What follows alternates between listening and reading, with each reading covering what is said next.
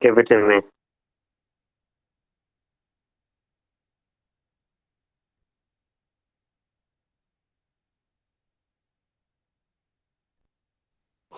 There it is. Hello, how are we? God, that was terrible. Hello. Hey. No, it's how are we? I fear you're attempting a Web3 accent. Oh, is that what y'all trying to do? Oh, well, let me talk No, more no, natural no, no, then. no, no, no. Come on. Yeah, give us Get some it. more I training just data. got through passing through Hamburg, Arkansas, and it's a beautiful little town. So, you know. I just got through passing through Hamburg, Arkansas. I And just it's got through passing through gorgeous. Hamburg, Arkansas. You see, I can't do it. It's too fucking like. I like I it. can feel that it's You too sound like much. a cousin visiting. Uh, An accent can begin with the cousin first. You know what I mean? Like, this is the cousin that's supposed to. I like this one. Hold on. It goes like, bought a new pickup truck. yeah. Too like aggressive. No, Oh man, I can get it. I had it earlier. Fuck. you need a sentence. Like, Yeah, I was having yeah. trouble a while ago. I tried to start that space. Next thing I know, it just went bloop. So Yeah, I think it was the internet connection.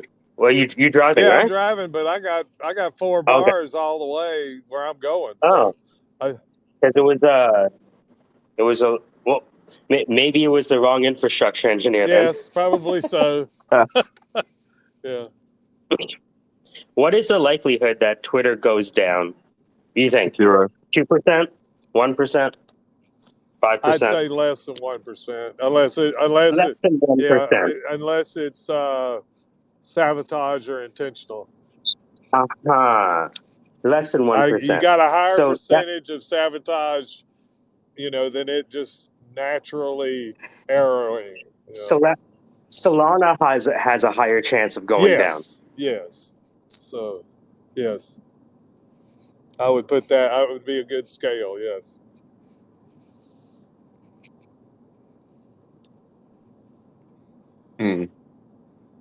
Rating things against Solana in terms of their probability of going down. I like that scale.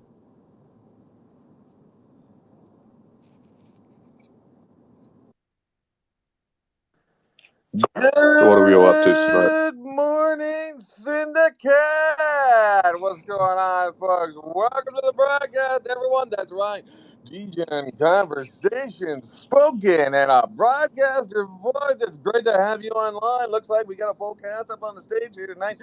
Peter in the house, Web3, and Jeff in the background. So you is on the decks. Whatever you need to know. What's going on? How's Dan? Pretty good. Good morning, Dan. Morning. I kind of like that. Good morning, Vietnam on the Syndicate side. I have to practice that. Oh, man. And Rich missed it. Yeah, that went pretty good. She totally missed it. Well, it's just the way it is.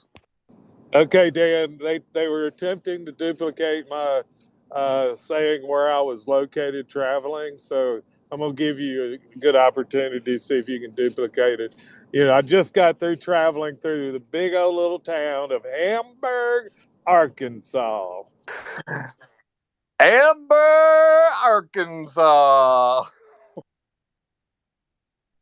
You did good. You have to. Christian says, channel the character, not the voice. If you get the character, you'll get the voice. Yeah, that's totally it. And that's why today we're wearing just simple white leather coats here at the Syndicate. He said Hamburg, just not with Amber. and keep things rolling. Amber. You know what was funny yesterday? I'm with Ahmed, and Ahmed's like, "Hey, let's make a list of some of the targets." And he's like, I went to this webpage, and he like highlights the webpage, and then I bring it over here, and now it's an Excel spreadsheet. I'm like, "Oh, what just happened there?"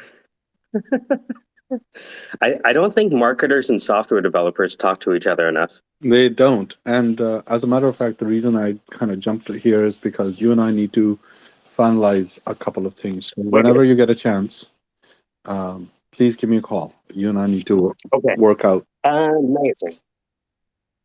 Oh, what did you think about the message I sent you? That was good. So just for context for everyone, uh, he Michael and I have been working on some outreach with respect to my Resiliate solution that we have created in Safe AI, and just identifying the pain points and just outreach, just simple outreach with no bullshit is the approach, right?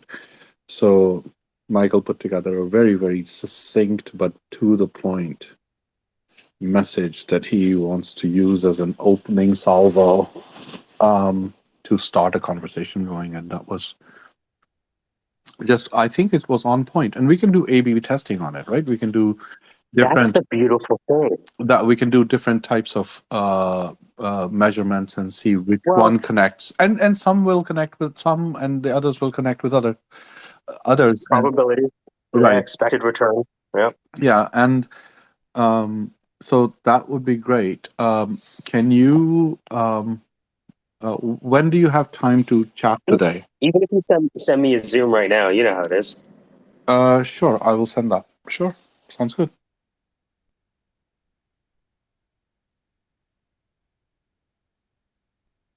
Cybersecurity, cybersecurity. What's the latest from the cybersecurity desk, Dan? Yeah, let's see. All right, you see? Looking into some cybersecurity, eh? Uh, It's the Russians. It is kind of the new age Russians. gumshoe, right? Cybersecurity. It really is. yeah. Yeah. Cybersecurity is basically, what is it's the equivalent of trying to manage a commune of people that live on a houseboat. And the issue is they're surrounded by water, and they may or may not be floating. We don't know if their physics are like matching reality. And I've gotten completely lost on what I've been trying to say here. And I'm looking for a way out. But Something the voice, about a commune. the voice isn't really letting me do it. So I'm just gonna Yeah, just deep silence would do. yeah. Well, what I'll try to do is I'll use my And time. now for a message from our sponsor. How's that for a segue? Now a message from our sponsor. Are you feeling down because you're low on fentanyl? That's right, America. We're all running into issues. Get online and open up a Twitter account. Enjoy Twitter while you can. You Twitter, see, the digital fentanyl, fentanyl. fentanyl is just recapitulating interpersonal emotions on demand, and that's why we created Twitter Spaces. Interpersonal emotions on demand, without all the fuss of getting together.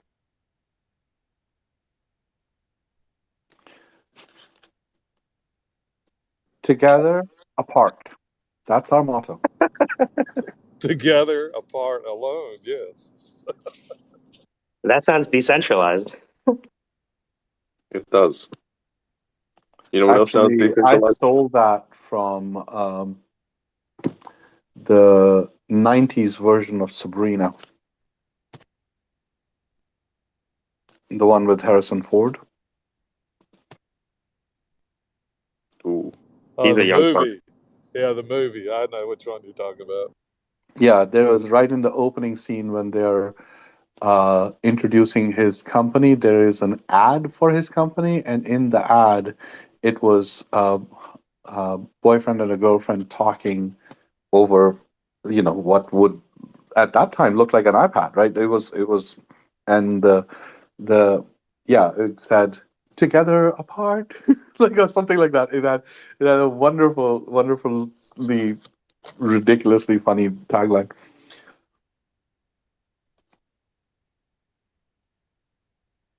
Check your DM there, Mikey.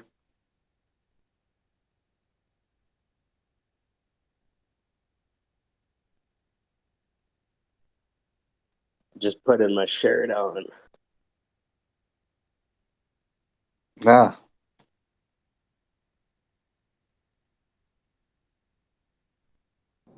Log truck So in am I front of. trending? Go ahead. Right, be careful of those log trucks in case they drop those logs on you, mate. Speaking of people dropping logs, in my trending list right now, Elon, rest in peace, Twitter. Goodbye, Twitter. Ronaldo, of all people. And a happy birthday in the mix. There was a completely different happy birthday in the mix earlier as well, but you know.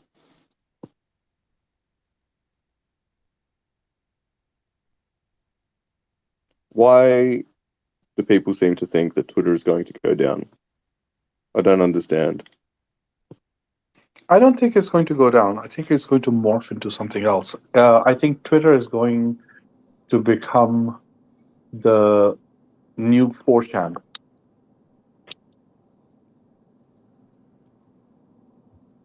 That's Wait, very what? hard to imagine. We're gonna be the new 4chan? Yeah, we're going to be the new 4chan because if you look at what was trending this morning, it was literally anal dust. The biggest hashtag on Twitter was anal dust, and American Marketing Association has left Twitter because people What is don't anal know dust? how to like. Can you imagine trying as a marketer trying to come up with some type of a message that you can tie into hashtag anal dust? It's What? right. I mean, Charmin, avoid anal dust. Right? I don't know. It can be rather odd. So I think that definitely it's going to be chaotic, but Twitter is not it's not going to go away. It's going to morph into something different. I'm just I curious. know that people are kind of going to Mastodon, but playing with Mastodon, I find it very much lacking in the type of core capabilities that uh, people from Twitter want. Like, um, so I don't know. I don't know. We'll see. Ah, Anal dust? What is yeah, anal dust? I don't know. It was trending. It was Anal hashtag anal dust. dust.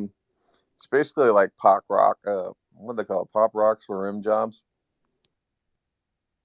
Wait, are you serious? Yeah, and it's between the sack and the fun. It's like that fungi highway, that little space area between your.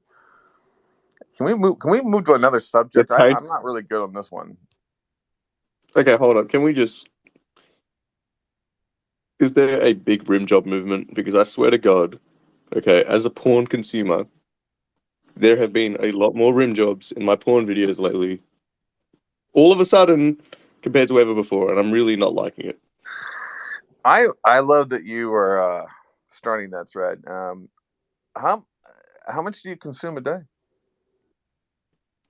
Not that much a day. It's just like you got to look at it regularly, like when Right, you're I when see you're a what you're young saying. 27-year-old single tradie male. It's Oh just a yeah. thing. Holy shit. Carpenter turned AI expert. And I swear, there's got to be a movement here in the porn industry where they're just like promoting the rim job. And honestly, I'm not down with it. Man, seems like Friday I don't need morning any of this turned anal really dust stuff, interesting. man.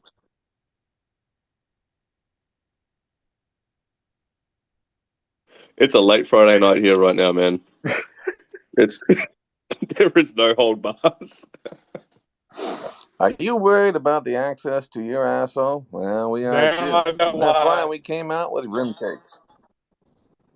Now I know why he's out touching grass a lot. Okay.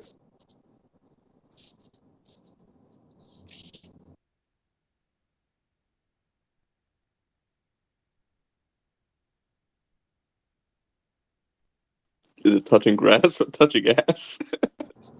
Well, I mean, you go out and you've been touching a lot of grass lately, so you know, where was the hand before you touched the grass?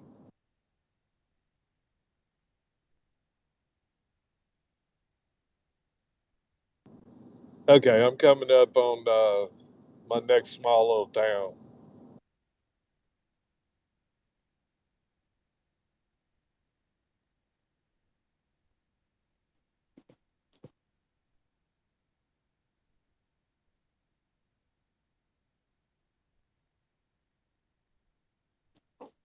If we can be honest, where the head was at before touching grass is a very depressed kind of place.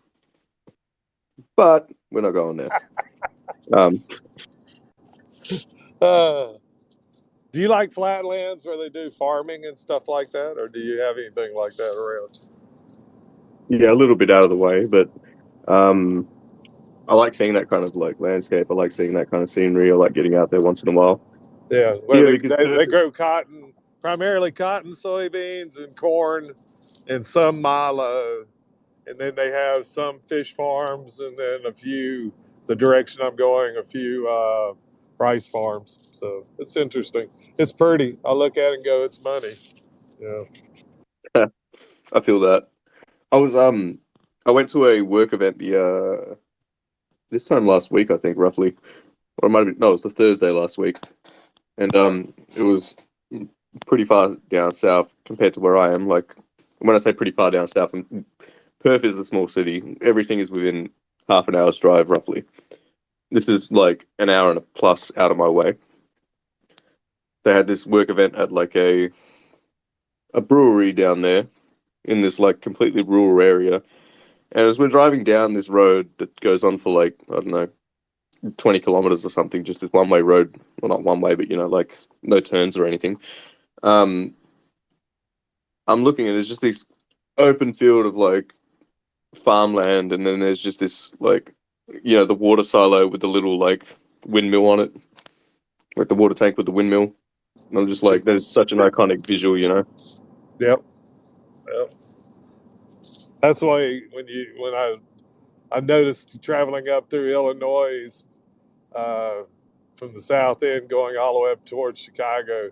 Once you go through the middle part of Illinois, that's kind of like it is. And you had all kinds of little varying sizes of farms. So you could tell who was the big farmer and, how much space he had, and then a bunch of little farmers, how close the houses, we're talking miles. And here, it's like you drive for 10 minutes and you don't see anything but farmland, and then you come up on a little town, and then you drive for a little further and you don't see anything but a few buildings, and then another little town. So it's kind of like the farmers concentrate sometimes in the little communities, and then they go out and play in their fields. And it's just pretty. It's relaxing. I like it. I've traveled this many times.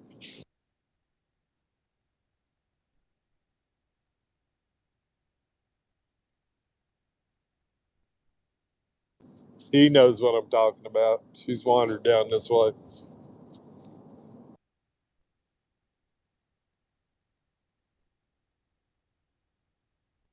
So the hot topic is Twitter going down. I've seen a lot of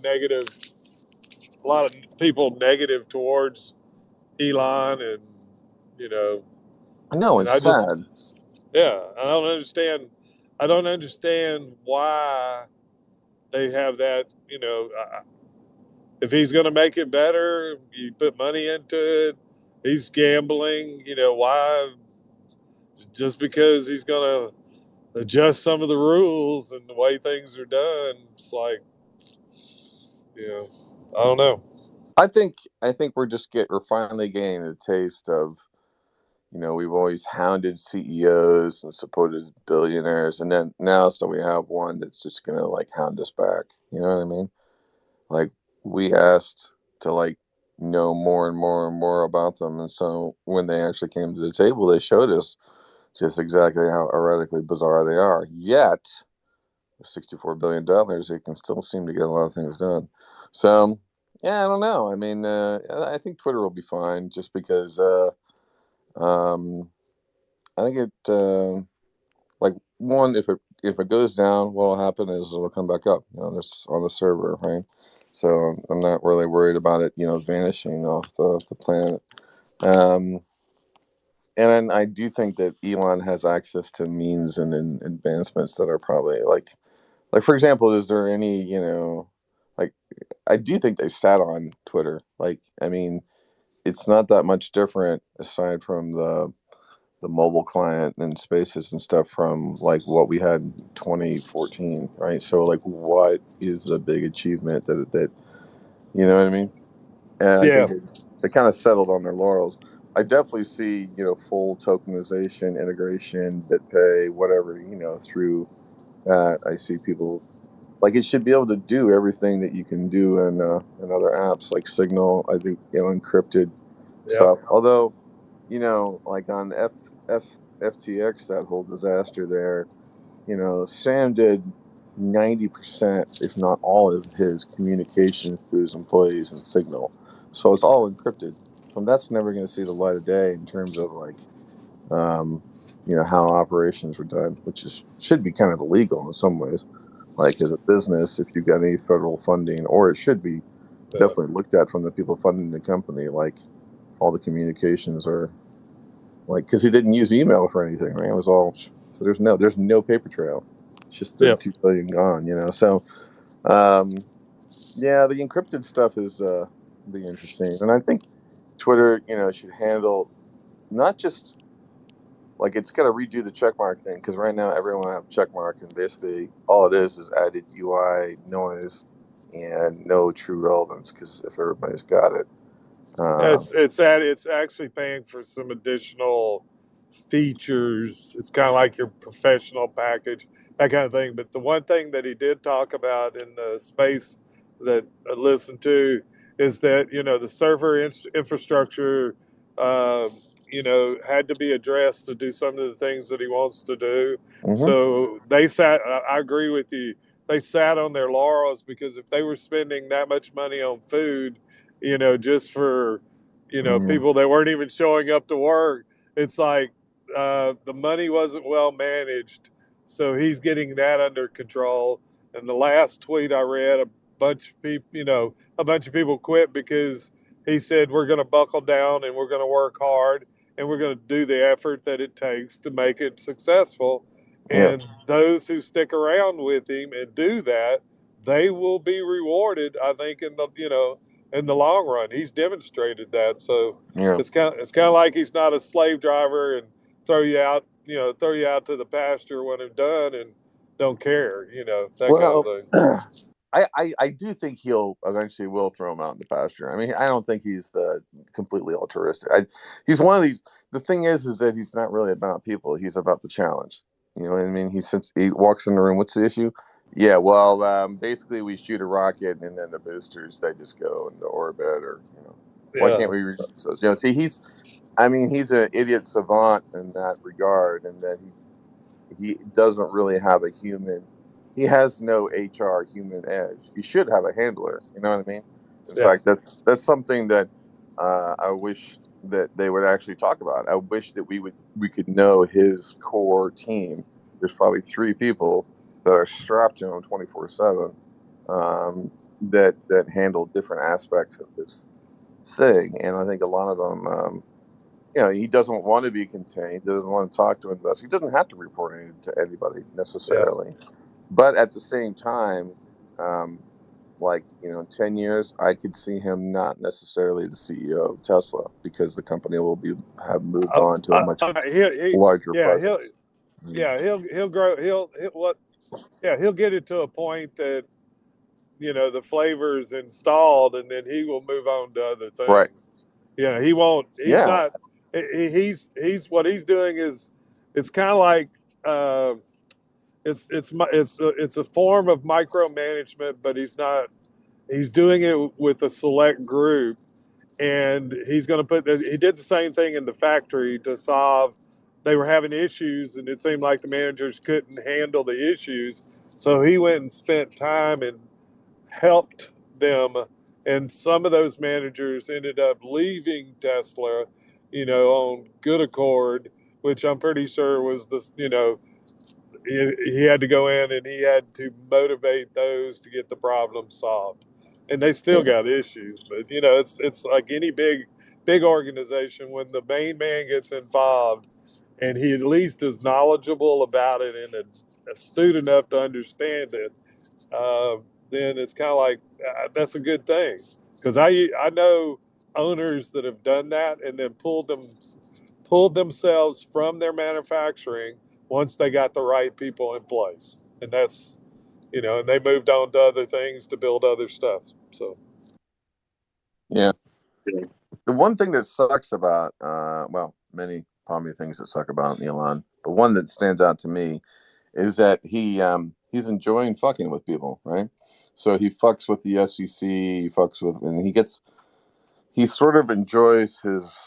Twitter is more of his mirror. He just likes to stand in front of it and and pose and hang out and laugh and talk. So he's all like, he spends more cognitive time sort of fucking with us versus maybe really addressing the innovations that he's working on. But then again, keep in mind, this is a guy that took on, and didn't invent the gigapress. He acquired the company out of Italy, Hydra Designs or whatever, that made that technology. But he is adding up the patterns in the fastest and most efficient way compared to any of the other sort of billionaires.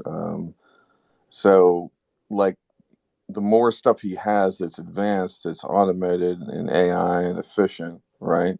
I can stamp a car out in 3 presses, and then God knows what that technology will allow him to do later on when he applies it to e-bikes. And it's like the IKEA machine. It makes whatever you want, complete done.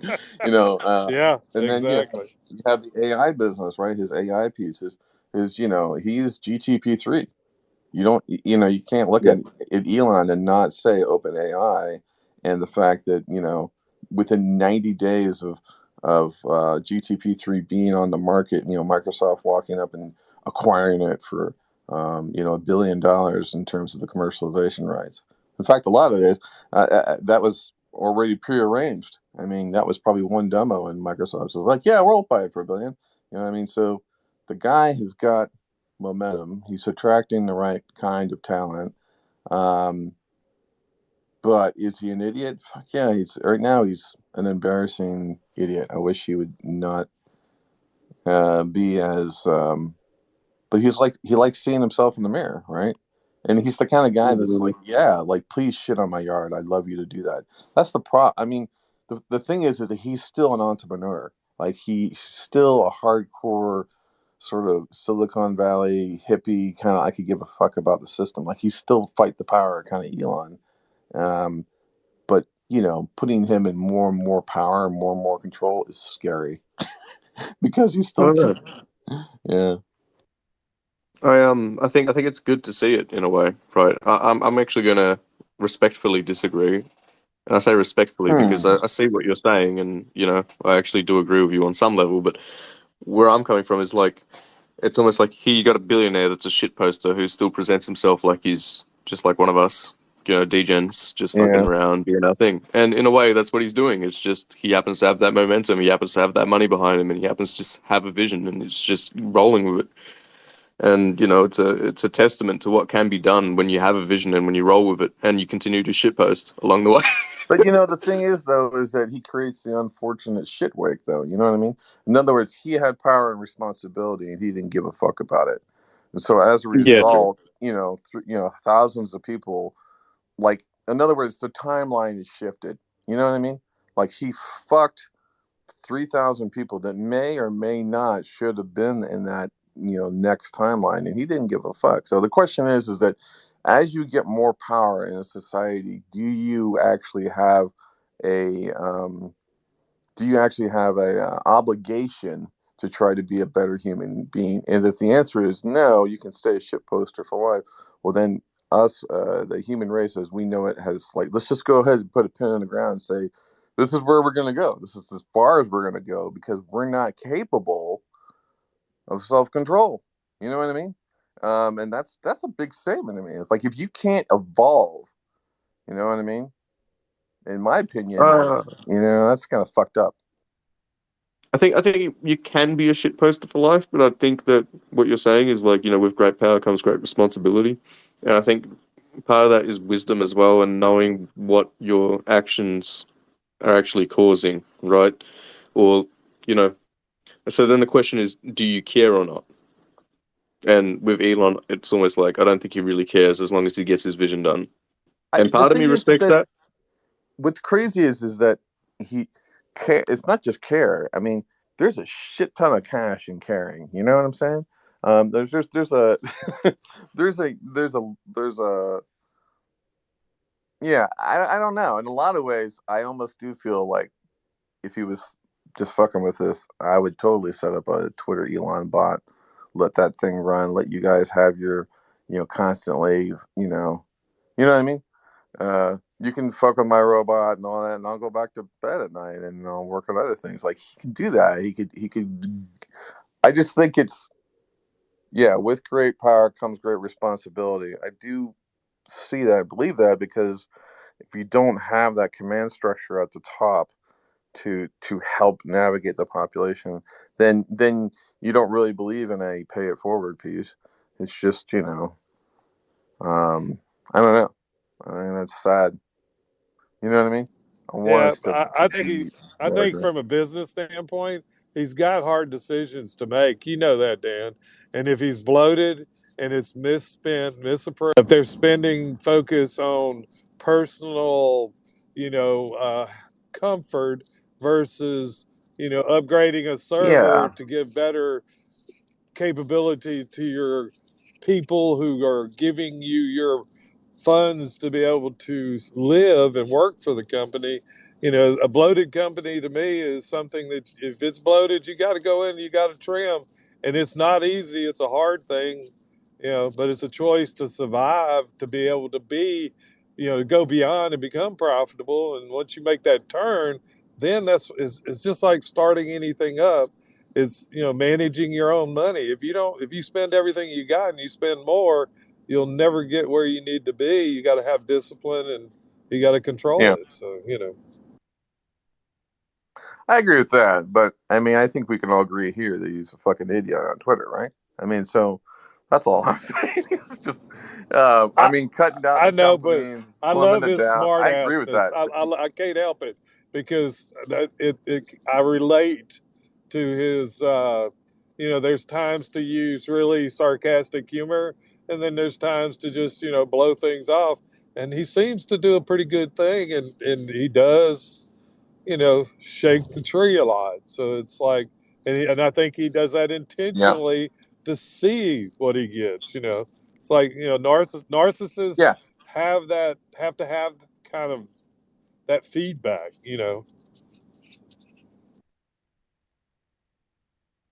totally. That's what I think about. Yeah, I got a With guy that oh, Elizabeth. not Yeah, Elizabeth, not Elizabeth. She is she's one of them. she's totally a She's one of those narcissist, man. Southern belles. Don't let her fool you. Okay. Yeah. Yeah. Yeah, completely. She got a I mean, knife in the back pocket. I promise you. So, yeah, exactly. Well, that's a typical lawyer. You know what I mean? Oh yeah, come on in, and then they turn on the lights, and then like all the dogs come out. oh no, Oh wait, that's you more hear cops. click click, and you can't get back out of bed. Right. But click. You're listening to the Syndicate. That's right. We're a disaster of a podcast. Every episode is filled with racial slurs and conversations that no one should listen to. However, this is episode 7, and we are enjoying a smooth line of intellectual thought that only can be found in the cerebral cortex of your inner goodness. It's Friday. Try to be great.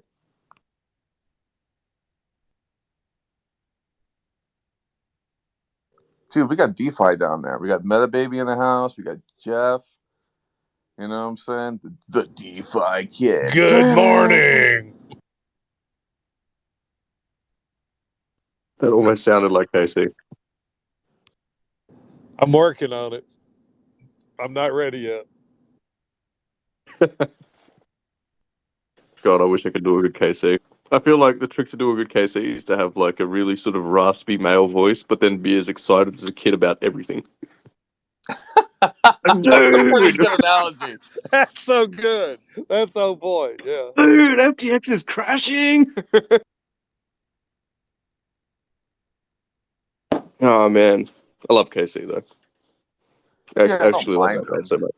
I mean, this is being recorded, and he'll probably never hear this, but I think Casey could be having some serious issues. I don't know what with, but I'm just saying. Well, he'll be sick by Saturday because of his kids. So, nobody would take me up on the DM, so I predict Saturday. We'll be hearing him going, I feel. But he'll be excited about it. Yeah. Be like, Yeah. Lord, I'm sick. Oh boy. I cannot do the voice. He's got a very unique voice. I love it. Yeah, I can't really. I can, but I do love that one where he's like, "Hey, you know, hey, how are ya?" Yeah.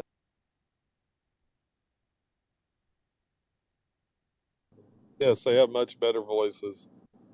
I just got an old Southern drawl, and I like y'all making fun of it because y'all try hard and y'all come close, but y'all never will get it. So. No, I know I don't get it.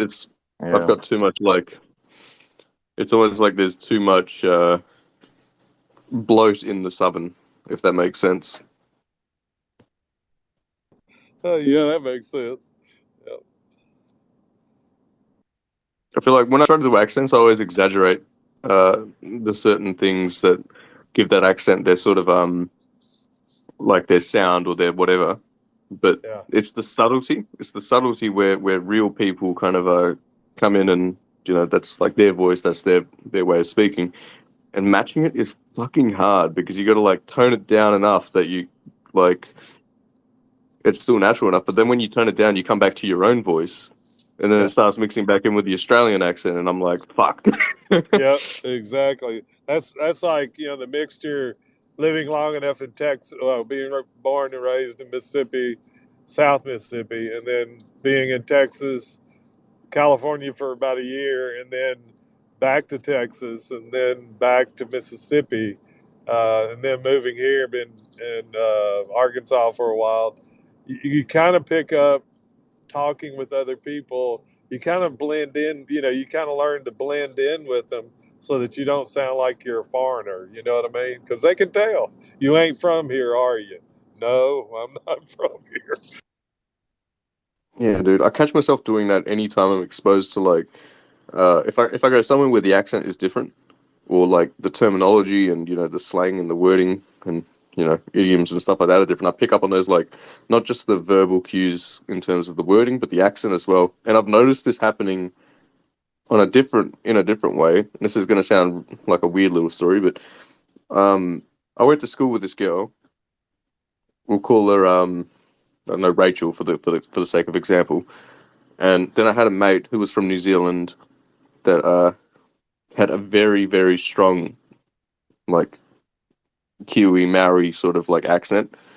Uh, we'll call him, like Jeff for the sake of argument.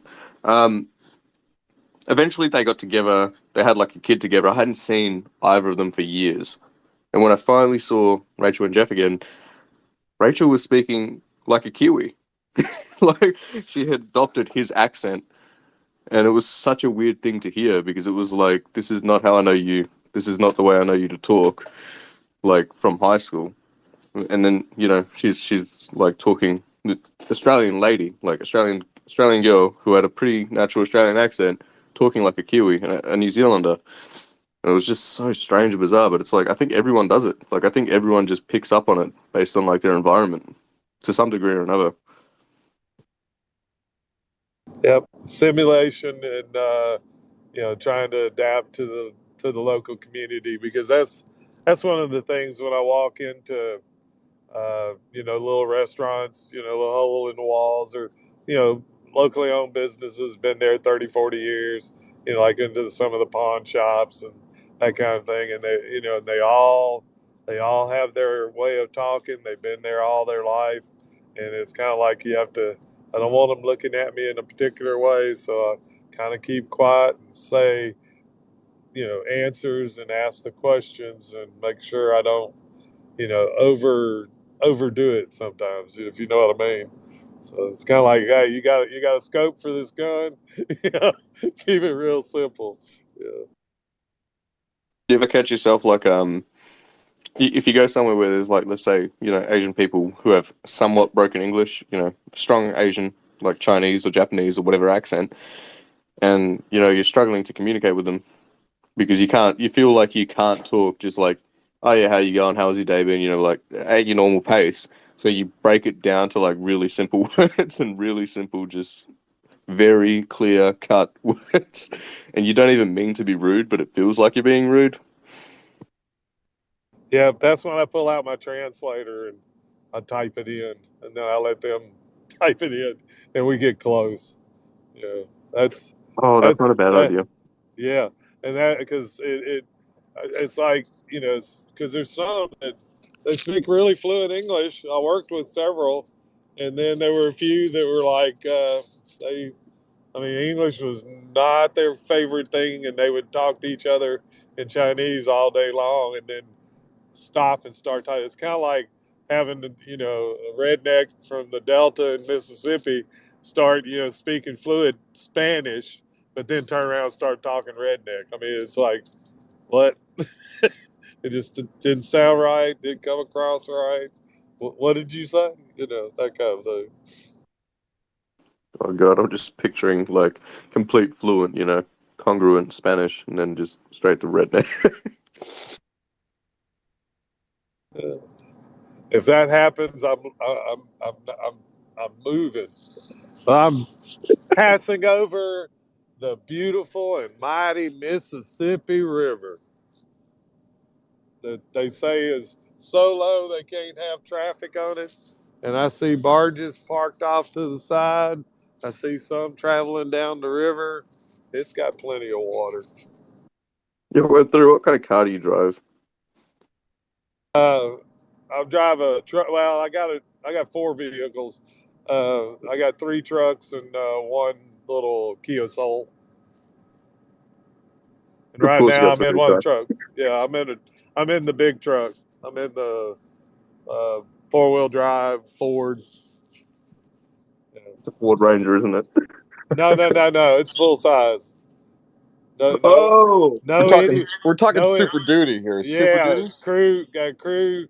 I can put seven people in there, and plenty of And a stuff in the gun rack? back. You got gun racks and these things? No, don't put gun racks in the back anymore. That's a bygone day. But I have access within reach several weapons, and you know I can defend myself. So, Nice. and I'm there's okay. legal. I'm legal. I have a card says I can carry it anywhere, even though I don't need it anymore. But that's That's neither here nor cool. there. Yeah. Is it a Nice. shotgun? No, I have several pistols. Ah, yeah, that's all right. That's okay. Yeah, That's fine. yeah, if I can't take care of it in 28, you know, opportunities to project lead, then something's wrong.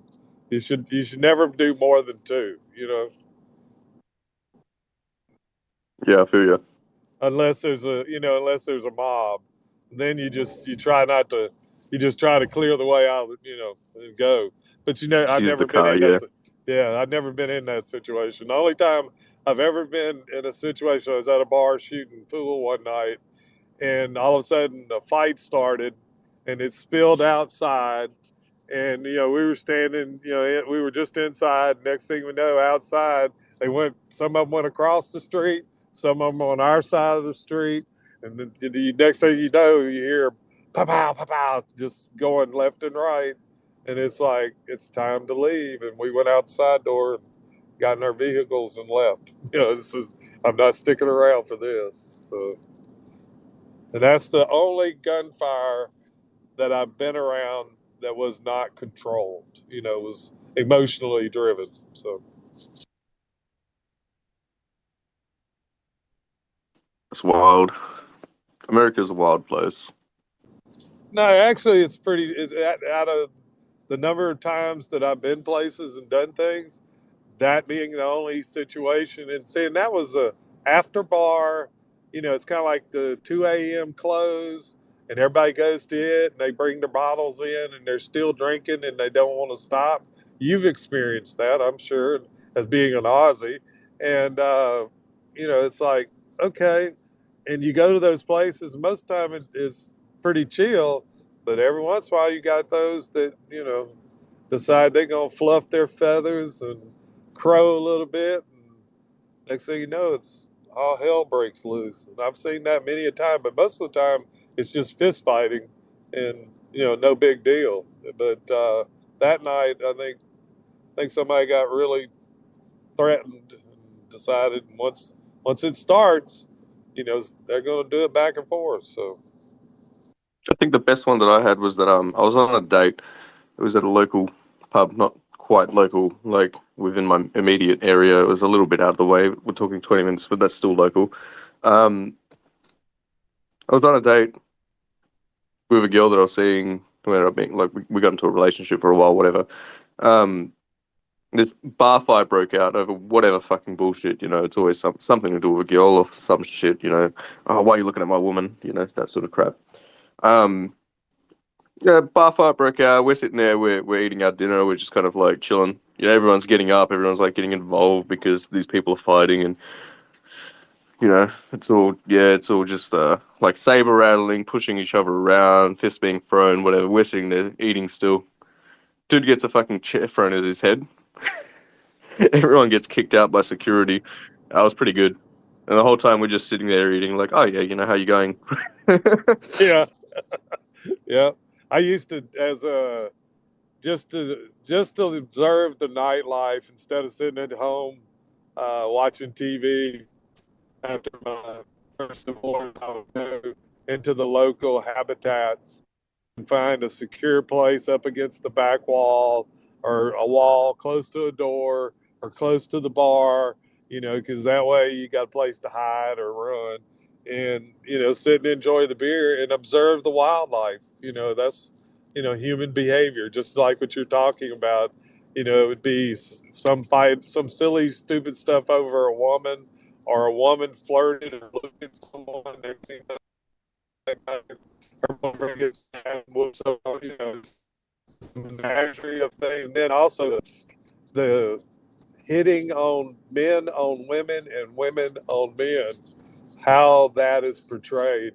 And it was funny to watch how all that, and some of them would get, I don't understand how they could survive, but get drunk as Cooter Brown and just, I don't know how they were walking and breathing, but they would be. So But the best is when you can see that a woman is hitting on a man that's not yourself. But anytime it happens to you, you're completely oblivious. Or is that just my experience? I don't know. uh, that's happened a few times in my life, but most of the time I'm on point. So I've definitely been on point a few times, right? But I'm yeah, like, I look back yeah. on a few things and I'm just like, wow. It's like years down the line and I'm like, you're an idiot. Yeah, that's like now the wife I have, she's not the jealous type, thank goodness. She, ex police officer, ex sheriff's deputy, truck driver, whole 9 yards, sweet as can be. Uh, but we'll go places, go to dinner, we'll go out, do things, and she just says people just like to flirt with you, and they do, and it's just, I don't know, it's just, I like to be, fun loving and, joke around a lot. And, I don't know, but that happens, and it happens a lot in front of her. And she just looks at them and smiles. And she said, I can't believe they do it. But I said, well, that's just the way it is. And I said, I go home with you, baby. That's all I've been good. I go home with you.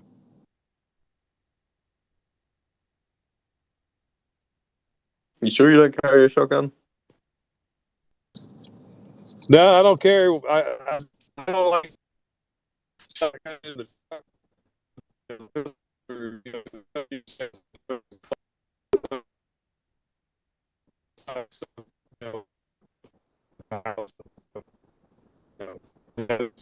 we boxes, okay, stuff you know,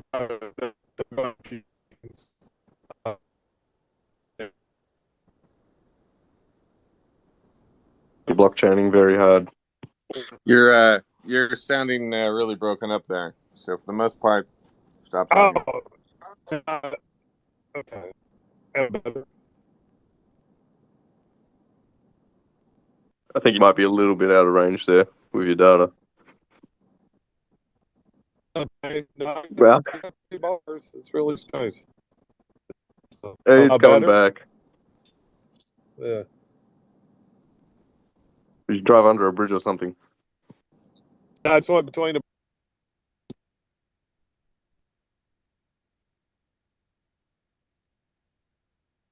And he's gone again. Mike, it's been a hot minute since we've heard from you. You're just sitting back, listening to this dumpster fire that you've created.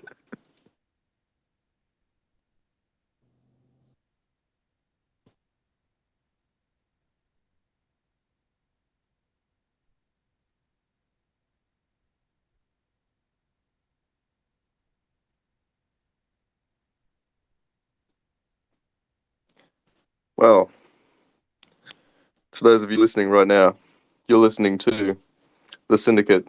Might this be the last disaster of a podcast? Season 1, Episode 7. Right now, it seems there is no one else on stage except for me. Web3 Spider is currently driving, and he is absolutely driving through the blockchain. Dan Rockwell is sitting quiet, listening and laughing, judging me secretly. Yes. Mike is doing what Mike does best. He's set up a space for people to just go absolutely nuts and is sitting back listening in his narcissistic little way, enjoying the chaos that he has created. We got E-Rich down in the listener section, also judging very deeply. We got Meta Baby, Alice Koshier, and Jeff Obney. I don't know what you guys are all about, but please feel free to come on up and just relieve the situation a little bit. In the meantime, silence.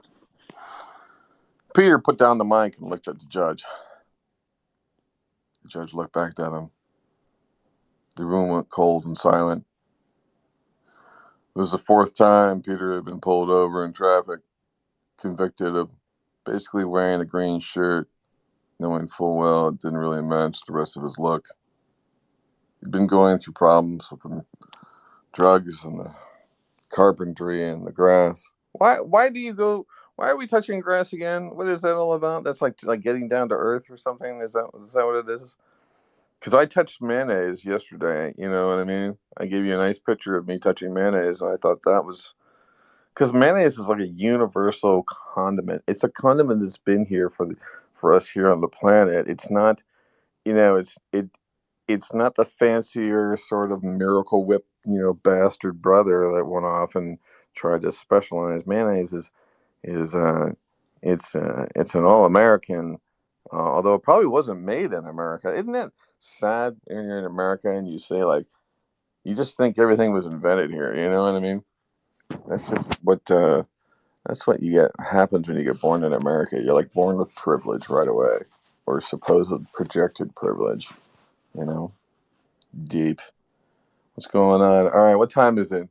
It's 11:11, which means that we're quickly coming up on a lunch time frame, and I could wrestle with the air fryer and try to make something, which is probably what I'll do. And then I got to send out 20 emails today to random people saying, please be my guest. Please be my guest. Hey, how you doing there, so-and-so? I haven't talked to you in a while. I know we're close, good friends.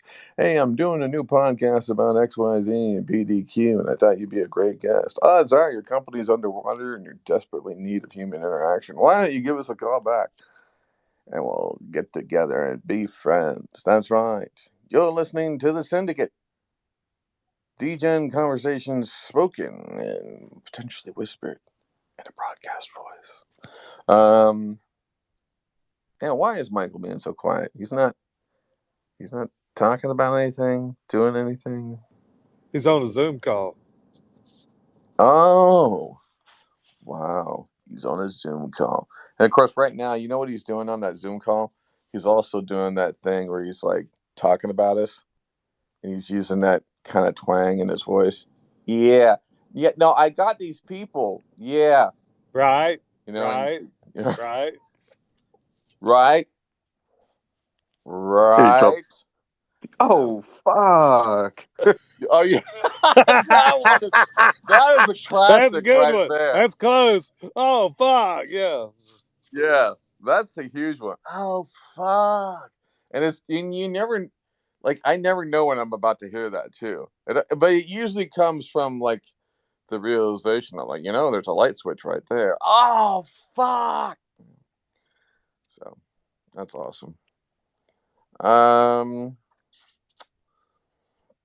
I really need some kind of breakfast thing, so I'm debating air fryerness of something, but gosh, I don't that seems yeah, I should do that. I should do that. I gotta commit to that. I gotta eat the food in the house. This is a big thing. Fuck DoorDash. Because DoorDash really took over my life. I have to say it made everything just super easy. And you would start it's one thing to DoorDash and it's another thing when like your wife DoorDashes and then you DoorDash separately. And then there's like two cars hanging out in your front yard. Like that's when you have a problem, right? You had two different people come to you. One person brought you donuts, the other one brought you hot dogs, right? I mean, that's just not good. Um, so I'm trying to come Wait, wait, wait. You're you know. saying that you don't have to spend money for someone to deliver you food. You can go to the shops and buy it. Oh fuck! That was good. Nice. Sorry, I had to do it. Yeah, no, that was good. That was good. Yeah, so that's going on. Oh, I saw. Here's a little bit of augmented reality stuff. So I was checking out the. I saw it was like an ad on Twitter or whatever, or somebody talking about Engadget magazine was talking about the Nreal augmented reality glasses, and I was reading up on them and everything because I kind of do want a pair of glasses that is lighter that I can just put on and just watch Netflix. You know what I mean? Just kind of chill. And it's not always fun to really do that in the Quest, just because I don't know. I just like the Quest is something you have to like get into. I guess you know what I mean. I don't know. I'm just out of the loop. This happens to me all the time. I get technology, and if it like falls out of my routine of using it, it becomes more of like an ancient artifact in the house because I'll never use it again.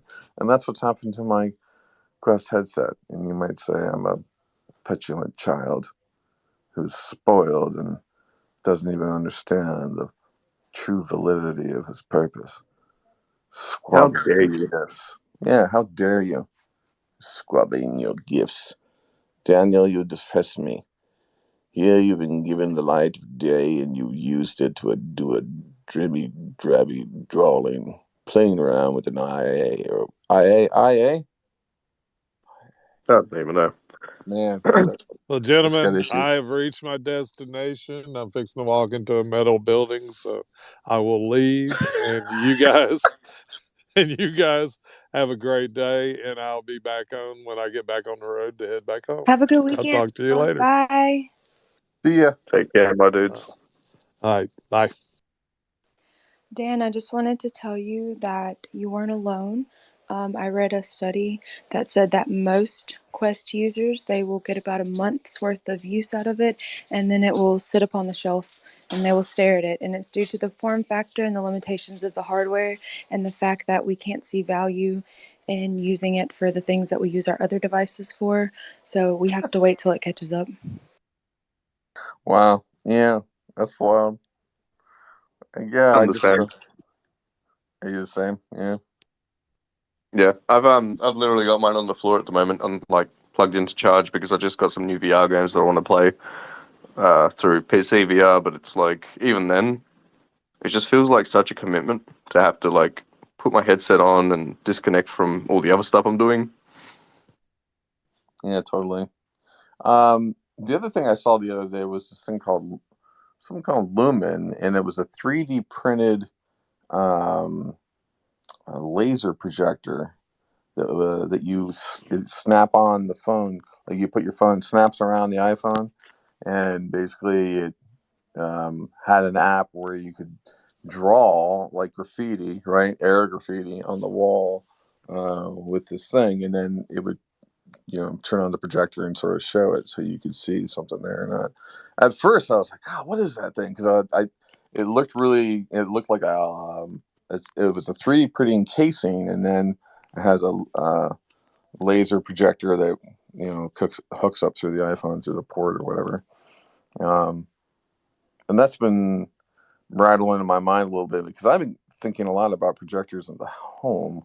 Kind of gonna get like, sounds weird, but it's like I want to get an omnipresent like robot in my house or something like that, so my friends can like just like log in and like come and find me, like, what are you doing over there? I'm like, hey, what's going on? Whatever. There used to be a company out there that made them that would, they were like on the Segway wheels, and they would, go around the house or whatever. But the other thing I've been thinking about a lot lately is having like a projected space in my house. I don't know why projector. Something with the projector lately, just lighter. You don't have all the screen. You don't have all the heaviness of a screen sort of setup. But I have a friend that is like just a insanely tech consuming kind of guy. Anyways, so at night at his house, he has this brilliant like quantum projector from hell where he's like projecting movies on his house or whatever. It's kind of fun messing with projection, especially if you do it as an art piece, and you're kind of like showing like the faux 3D and projection where you project on buildings and stuff like that. I don't know where I'm going down that path, but I feel like I want the immersion. I just don't want it in the Quest, and I want it lighter. And of course, Apple's glasses will definitely be an instant, like, yes, of course. But it's interesting you're starting to see all the other companies like, LG and Qualcomm. The Snapdragon thing looks pretty cool. I need to look at that some more. That one I just feel really intimidated by because I don't know the history and the lore of all that, like how it came to be just yet. So it's like, I don't know. It's like walking up and looking at BMW and going like, who is this company? Like, I don't, I want to read up on it and figure it out before I get into what it looks like. It's definitely a high end set of glasses, and I hear Snapdragon XR VR talk all the time on Twitter. It seems like.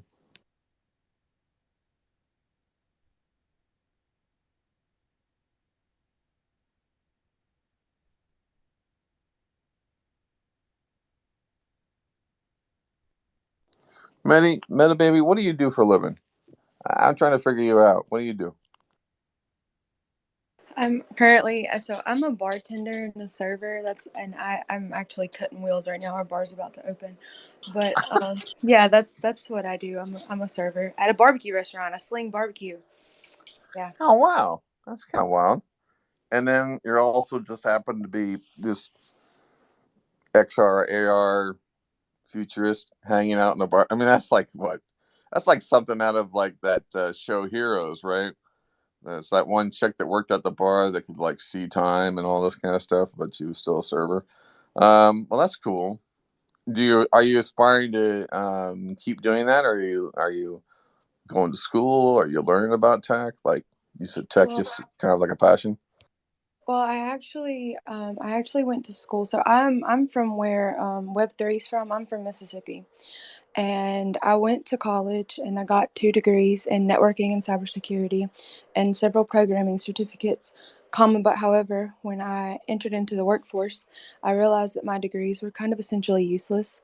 And then like they never taught me about like Node.js, like nothing, right? Like literally everything was so behind. And I tried to get a job working at a credit union, and I did get the job. I managed a database for them, but they were so far behind technologically. Like they were, and I tried to use Python for some stuff, and they were like, okay, I made pie charts and stuff like that for them. And I was like, look at all these use cases, I can do this and let me play. And they were like, no, no, no, no, no. And they weren't going to do virtualization for like 15 years.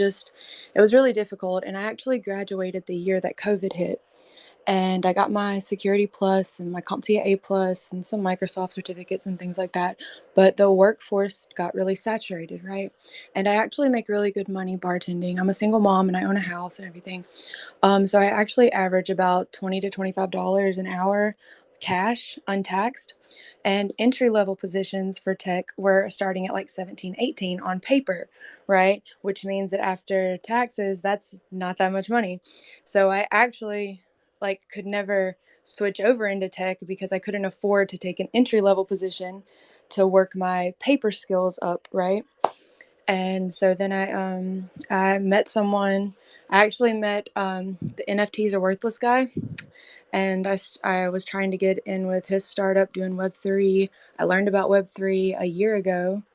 I didn't know a processor existed until like 2017, 2018, right? That's when I went to school. But yeah, it's crazy. It's been like the craziest journey, but I never settled because I was like, I knew that that wasn't the end all be all, right? Like I was trying to find what's most current, what's at the end. And when I got into Twitter, in the Twitter spaces, that's where I found that AI, XR, all of that. So because I don't want my skills to be obsolete, and I really do it a lot for my son. My son is very intelligent. He has a buildy brain. He's all about computers, and that's just going to be the workforce that he's going to enter into. So I want to make sure that I'm able to prepare him with the skills that weren't given to me. So yeah, I just try to. I don't really know where I'm gonna land at, but that's where I am now. That's a And great wow. That's a great story. I mean, it's I I just love the way you kind of broke it down. Like, no, I can make more money doing barbecue in a day, and I'll be a mad scientist at night. And I'll train my kid to basically save Alderaan in Star Wars when it hits, and you know what I mean. It's like, right, yes, I want him to build. He's gonna make mama money. He's been talking about building all of these. I mean, he talks about like these spatial navigation thing. Like he sees it already, like robots, different types of just ways to improve upon things. And I'm like, I want my baby to make me $1 million. I'm gonna try to get there, but it almost makes me think, you know. I don't know why you guys going on and on about AI. I've had that in the house forever. Son, get over here. Right? I mean, I'm, that's something my father would say for sure. My father would go, he would definitely be like, Dan, I don't need AI. You don't understand. I have complete dominion over you. I invent something that I already have in the house. I mean, you know what I mean? That's what, and by the way, go get some firewood. I mean, like, yeah, that's hilarious. Okay, so barbecue, that's awesome. So basically, you're a brisket girl deep down. You're all about brisket. What do you like on the barbecue spectrum? well, funny, I was a vegetarian for 12 years and I'd never eaten brisket until I started working at this barbecue restaurant. Are you still a vegetarian or no? I'm a pescatarian. I kind of eat like a toddler, honestly. I like chicken and yogurt. Eggs. You were talking about eating. You should eat eggs, Dan. Eggs and sweet potatoes. Okay, sweet potatoes are a superfood. They're great for your brain and your eyes, and so are eggs. So if you want to advance in life, you need to smash eggs and sweet potatoes daily. All right, I like that. Eggs and sweet potatoes. Good deal. Yes, sir. Touch some grass with Peter and go grow a garden. That's what I want to grow a garden too. And I really would Mm. wish for like AI and AR to help me do that, right? Like if it could monitor the soil levels or monitor what would You go need to get a better. farm bot. So farm bot is an actual like CNC like garden machine. I've seen. I'll try. I'll get it and I'll post. Yeah, no, it's totally amazing, and it's you can do the plot. You know, you do the garden plot in your land, and you can get an upright one that's like elevated or whatever. But yeah, it's just like a 3D printer, but it works your garden and it'll plant, it'll water, it'll weed. Um, What? yeah, and it'll do like the soil analysis that you're talking about. Yeah, it'll do all of that. And you can get a small one. It's like $1,500 or whatnot, and then you can get like the pro version, and it has software for the iPad and for the Mac and web. and other stuff. Yeah, I'll post it here in a second. I've actually wanted to get one forever, just because of one, I suck at gardening. My sister's really good at it. I keep kind of tempting her, like, but she's the older we get mean. Like when we're younger, we're not as mean to each other. But the older we get mean in the sense of, like, my wife, my sister would say, Dan, I'll get this, but I know what this means. You want me to do all the work? No, I'm not saying that. I just know that I wouldn't use it in my yard. Although the whole point is that it gardens for you, so probably should get it. The other thing too, I think about is getting it and donating it to a neighborhood kind of garden, where they do like a community garden type thing. I'd love to see it sort of be used, and actually used for education, to teach kids STEM education about you know, growing and all that kind of stuff. And it's not hydroponics either. It's all like standard, like how you would normally kind of grow. Although I do think hydroponics is really cool. Like, I love going on Kickstarter and looking at all the people doing really crazy, like, grow systems. Like, they look like weird sculptures that you'd put in the corner of your house and then, like, grow all kinds of stuff. And I got into like one or two projects like that. Although my wife has, like, she forbids me to buy anything related to agriculture, because I always, like, get it and not complete it. But yeah, hold on a second, I'll find that. It's really cool. Yeah, I would really love that because you know how Oma was talking. I think he said it a couple times, but he was talking yesterday about, if the grid went down, like if the computers were gone, if they were out, he could still build, right? He could still do calculations. um he could still be effective, and that's a lot of people can't do that. And the same goes with food. I think about that. I'm like, if agriculture and everything, if it imploded, if something went, or our food wasn't sustainable, could I still eat? Could I still do this? And I really want to learn how to do that. That was a skill that humans possessed for a very long time, and it's fallen out of favor with us. So if we can integrate technology into do that, community gardens would be amazing. I really want to read that. So I'm definitely all about that life.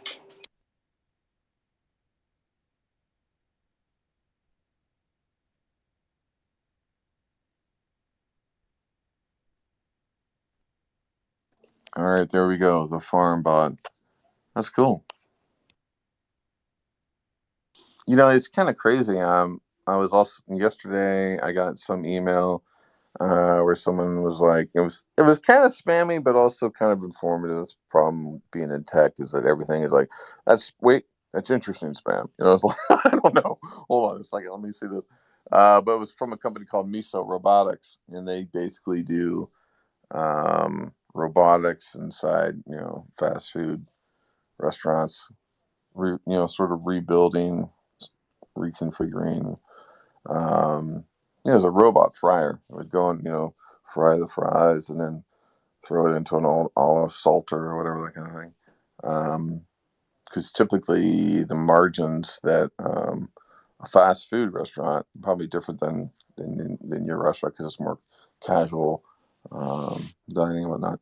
But the margins are like just super low, like 3% or something like that. But anyway, so it's interesting to look at that food space. I have another company that I consult with called BHEX, and they sort of do 3D printing food systems. So it's kind of funny it's just cool to look at that space. I love to see the automation kind of enter the food space, but at the same time figure out like, not just like the pure automation, but where is tech also showing up? Like, for example, when they started smoking all the cocktails, that was kind of a new thing. People were getting these smokers and sort of smoking, cocktails, and then making smoking drinks, and even smoking food and other weird things. Wait, what? They were smoking the drinks like in a smoker? Not in a smoker, but like getting essentially like a bong, and they would burn whatever that's, and then have like a glass shield that would go over the cocktail, and essentially you'd put bourbon in a glass in there, and then you would smoke that whole you basically infuse it is what you're trying to do with, I don't know, say it's winter peat or whatever, some pine wood or whatever like that. Yeah, so like it's almost like a aromatherapy for cocktails, or something like that. Kind of bizarre, but it's interesting to see how food sort of it gets innovative in different areas. Like, you know what I mean? Like things get more modern, but then the chef kind of gets elevated as well. And so it's just an interesting trend because there's so many people doing. Like I was thinking about buying a cookie printer. Yeah, you basically put 12 sugar cookies on this thing, and it prints, perfect, graphics. And I was thinking, well, I got this AI, artist hanging out with me all day long, right? Well, let's make some Sid Mead cookies. You know what I mean? We'll do space satellites here. We'll do whatever. And then I was telling that to my friend, and he's sort of biz ops guys, and he's like, well, I could probably source cookies for $1 a cookie. And I could print out them. What's the print cost? We figured out all that, and so it's like we're always scheming. Could that be a business? And then, of course, at the end, it's always like, Dan, go get that printer. I'm like, why do I gotta go buy that printer? It's your business, you idiot. I'm like, all right. But then I think about that, and I just look at my wife, and I think she'd be like, you're gonna do what? We could get a cookie printer in the house. Are you serious? We have like 5 appliances that we haven't opened yet. Like a grown-up easy bake oven. Yeah, that's what it feels like sometimes. That's really cute. I really enjoy y'all. We open at 11. I really need to go be productive. I can't help it. See, I love the idea that in the information age, it makes more sense to serve food than serve or develop. I know that's right. That's wild.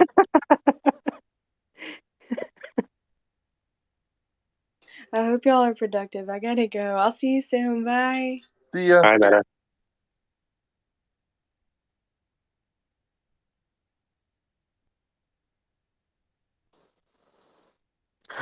Just got off the phone with Ahmed. Nice.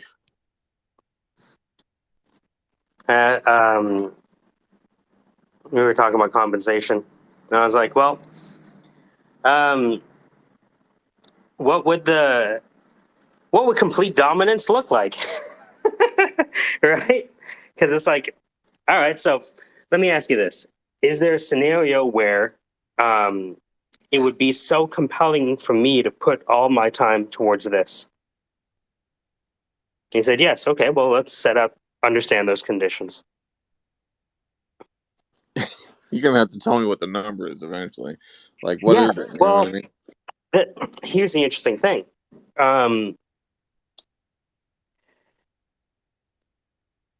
It's more than just sales that's needed, right?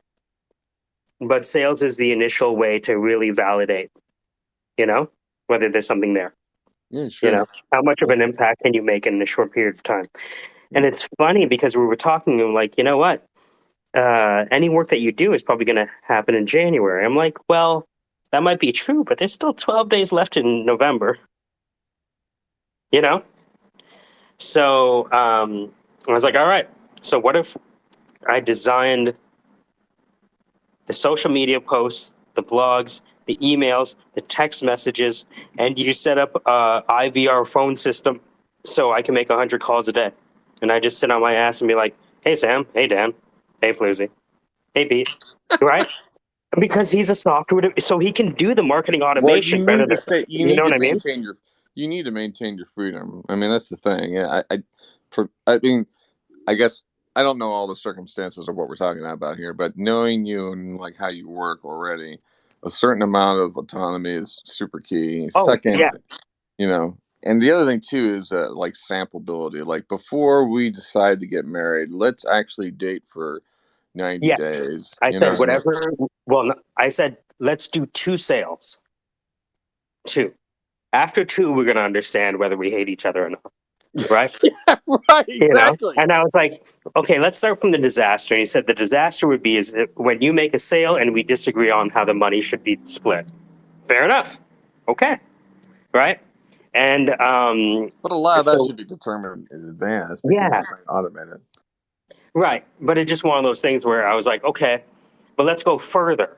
Because I was talking to Ahmed about the syndicate and blah blah blah before, and he said, you know what, you're thinking about this wrong. You have to think back from the IPOs you're a part of.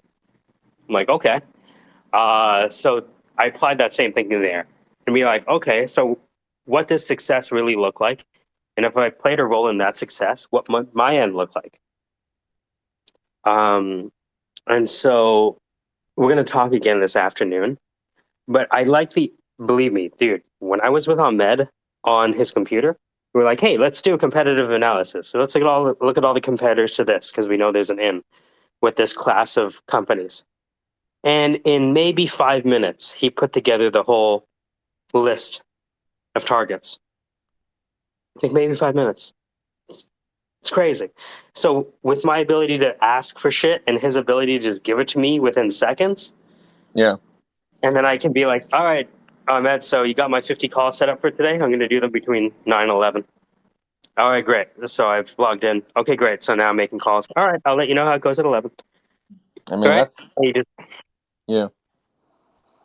No, it's and interesting, then I man. was going to like put people on the Zoom call so they could watch me die doing phone sales. You know? That I would be want actually right? good. Yeah. Yeah, that should be twitched out or whatever. Yeah, I would. yeah, that should be a good Twitch commercial. It'll be like Michael failing at sales on the phone. Michael getting hung up on TV. Michael the Resilient. Okay. Yeah, I mean that's tough, man. Oh, that's interesting. Yeah. Well, it's a good test to do because it. Now, in this is this. What are you selling for on that exactly? Like, is it his product or his service as a company? So he has safe.ai, and it's a restore solution. So sure, you have a backup, but if you can't restore that backup for whatever reason, you're still as fucked as you were before. You're not failing to back up your data. You're failing to be able to restore yourself to transaction level capability. And, you know, Ahmed can do it in minutes, if not seconds, rather than days or weeks. Yeah, but So, aren't a lot of these users going to be demoing that? I mean, how many people are going to? I mean, that's a tall ask. It's kind well, of like knocking on the door and going, "Hi, yeah, no, I'm not Jehovah's Witness. Are you backing up your life?" I mean, it's that's every sale. Every sale phone call you make, you're a Jehovah's Witness, right? And so the idea is that with his ability to create software on the fly, we can do the email, the SMS, the phone calling, the social media between us, just like quick. Like I'm probably going to write 6 to 10 blogs right now, right? And then go out there and you better see be if we using can an reduce. AI tool to help you do that, or you're an Oh, idiot. AI is always a part of it, right? Okay, good. Yeah, AI is always a part of it. But the idea is that I've been able to set up one sales call that went in the right direction. And so we're like, okay, so we know that this class of buyer is a buyer, then let's go after the whole class of buyers, right? Yeah, As a that's really single great. I experiment. mean, dude, hey, if that works, I got a second job for you. So go figure out the pricing, and then Yeah, well, you know. we're kind of building this in the air, right? But at the end of the day, you're just dealing with people, whether it's a recruiting and trying to convince someone to take a job, or trying to, because what you're doing in recruiting is trying to convince somebody to what? Do an interview. Sure. Both sides. So what's the difference between software and thing? In fact, software is easier because the software can't change its mind. Software never told you it doesn't want to work somewhere. Mm. Right? All So, right, that's cool. That's really good, man. so we'll see what happens, but it's Yeah. 12 days to December, right? Mm-hmm. And we'll see what Actually, happens. that's a perfect test if you have It's the a perfect availability. test. Dude, it's a perfect test. We have Yeah. 12 days to December, Yeah. at which point everyone shuts down. Yeah. Okay, so while Yeah. people are still in that mode, What can we do over the next 12 days? From video, Yeah. from audio, from podcasts, from So how's content. the compensation working? Is it an hourly rate that you guys are doing, or is it No, something? no. Right now we're looking at modified, incentivized, eat what you kill. No, so you get a percentage of the close. Yes, yes. Because That's that makes more sense at this point. Why that's take an true. hourly You're rate doing when there's steak calls on the and you're table? doing the whole campaign. Are you Hey, doing all the creative and he's approving, or are you well, doing most of the creative and you have control? that's what I want to work out in the next 3 hours, Yeah. which is I want to actually do the creative, right? I, And have the yeah. okay. So here are 2 tweets for the next You. 12 days. Here are one video for the next 12 days. Here is one blog post for the next Yeah. 12 days. Here are the people we're going to contact and how we're going to Yeah. contact them and the You know, SMS message. And yep. the other thing too, since it's you get a portion of X or whatever, Ahmed should consider you doing A/B testing of your own method. In other words, half of your campaign is going with this sort of mentality on the creative, and the other half That's, is going to that's the crazy part about Ahmed. I yeah, know that he can already do that, so I can come yeah, up with whatever fucking yeah, newfangled idea that I want. yep, And he'll actually, dude, when I yeah. saw him just like be like, oh, you want to target these people? Well, let me just highlight all of this on a website and turn it into, well, there's the Excel spreadsheet. And I'm like, Yeah, fuck, man, we need to work with developers more. yeah. Well, that's cool, man. Well, I'm excited for you, man. If that works out, there'll be a lot of other work for you to do. uh, yeah, that's awesome, man. Well, make sure for one thing that's tricky here is, without the hourly, you can be owned by your own hype and delusion for the happiness of what you're sort Hmm. of taking on. So make sure that you're doing I don't know, and just both pieces. Like if it is, you get a piece of the take, then you want to make sure you're doing super fast hustle and you're compressing the You timeline. understand, Yeah, right? totally. Be like, okay, so I'm going to call over Yeah. the next 12 days. This is what we're going to execute. Every day I want to make Well, up. you need And creative control if you're going to get a piece of the take. yes, So yes. And that's kind of the freedom of having an arm's length relationship. Be like, just gonna do what I do. I'll tweet what I tweet off of my platform, right? And it allows it to be separate. Your brand stays the yeah, same. it's cool. That sounds cool, man. See what happens. The nice thing though is it's a quick 12-day test. No, I love that. I mean, that's awesome. All right, I'm going to go try to air fry some wings. I'll be right back.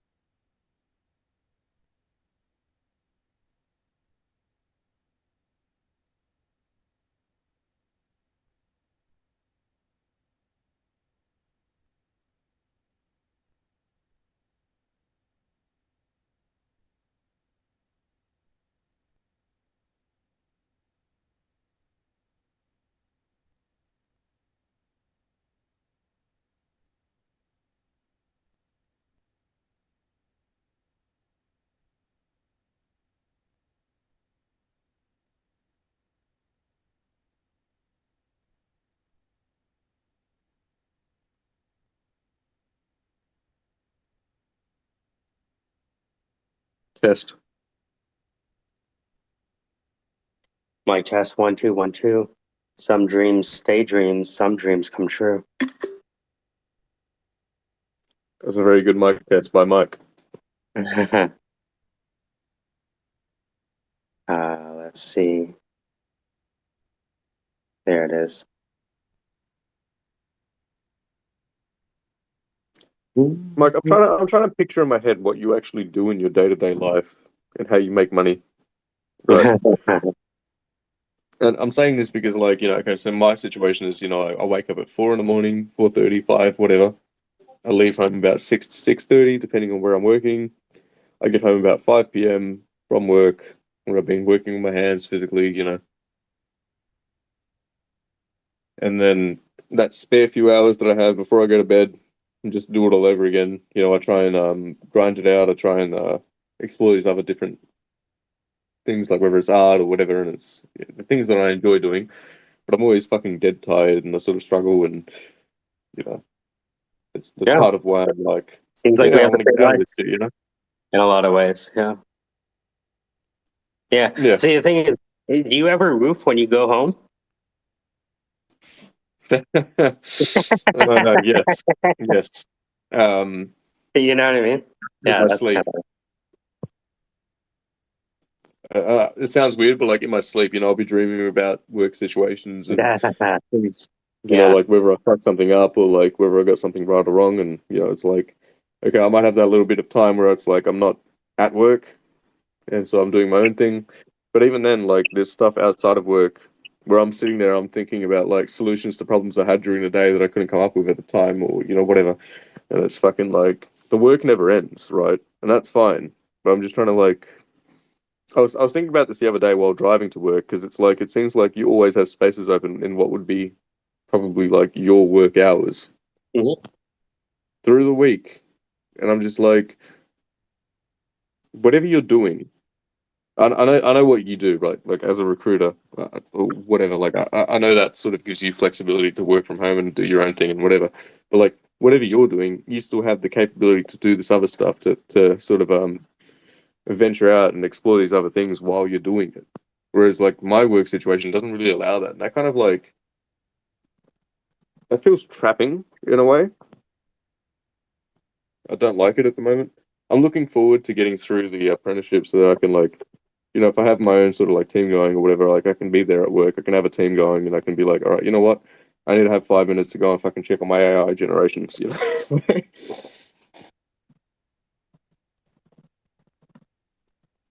Yeah, like imagine so as we're talking, I'm so think about the Twitter space we just had today, right? I started the Twitter space, blah blah blah. We start talking. Ahmed comes in, and Ahmed says, "Hey, I want to talk to you about something." I'm like, "Cool," and then I go on mute for the next 45 minutes to an hour. Then I come back and talk to Dan for a bit, talk to Pete, and even as I'm talking to you, I'm writing out the pitch for. I'm using the pitch format to understand what Resiliate does. So what I have so far, as we were talking, is for backup customers who are dissatisfied with their recovery time objective. Resiliate is a new approach to restoration that restores an organization's ability to resume transactions. Like it's still wordy, but I'm just putting things into format, changing it, blah, blah, blah, even as we're talking.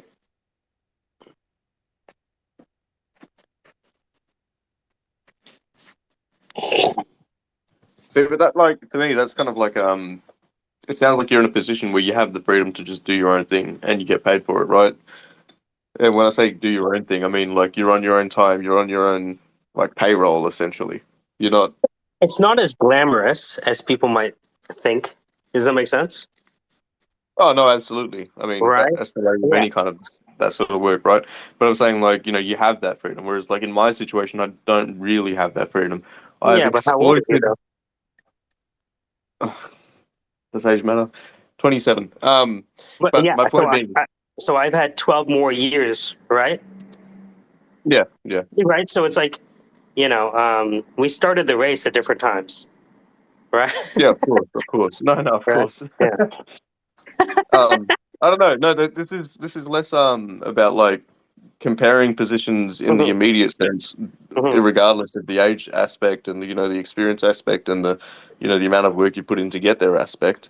It's more the like I'm just sort of I'm viewing my current situation and what it's like and what it could be in the future, without necessarily saying like oh no I can get to a position where I don't have to work, but it's more like I can get to a position where I'm working, but I also have the freedom and the flexibility to work on my own time and also at the same time do my own thing and just balance it at the same time, because it's like just sort of like you said, it's not as glamorous as you might think. Okay, yeah, I'm sure, the work still sucks for sure. But then, you have these spaces, right? Like, And you can come in I'll, here and you can just like bounce back when you're just fucking, nah, I need a moment, or you just got nothing to do well, for a moment. it's kind of the way I look at the space too, right? So the space, I don't look at me being on stage talking to you. I see, even though I might have been the person who starts the space, I don't look at the space as a space. I look at it as like a table in a bar. And sometimes I need to run out to take a phone call.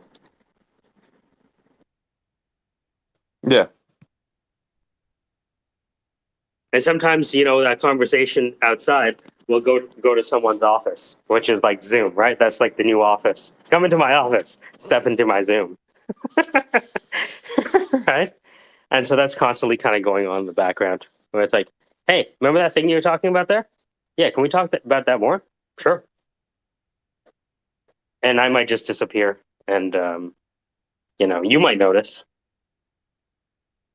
But at the same time, what you're articulating is the desire for more control, Essentially. I right? mean, I know And my so I current think, situation. yeah, so I think let's focus on that, right? Which is, what does your lifestyle design want to be? Hmm. If I could Right? answer that immediately, I would, but like that's definitely a So, ponder like, question, right? it sounds like a fantasy, but like, if you wanted to design your lifestyle, what would it be like?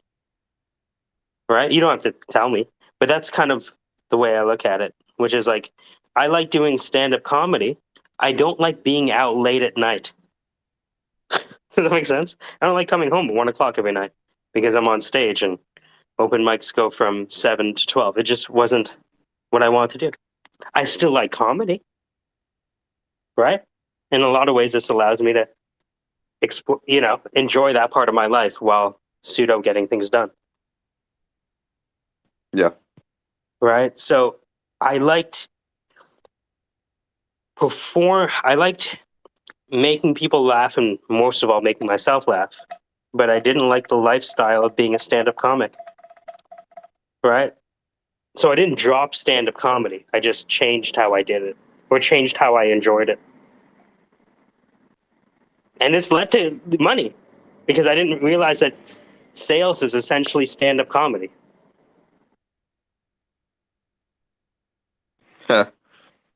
I like that. I like that. Like that direct analogy. That's actually, yeah. It's scary. If people are laughing, they will not disagree with you. It's actually almost impossible for them to disagree with you.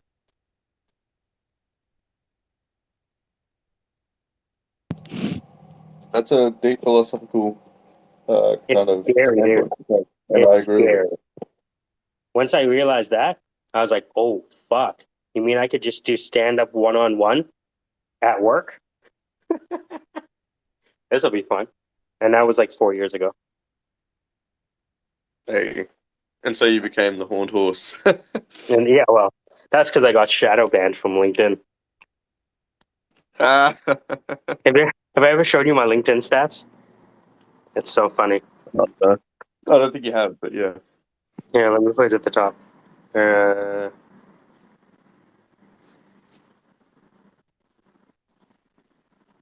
Of all every places time to that get like shadow banned.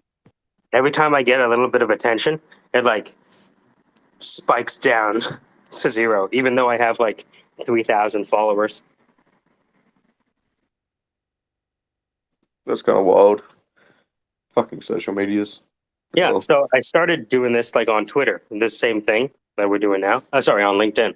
But then when I got shadow banned, I'm like, all right, let me just like not use my face and not use my name and see what happens then.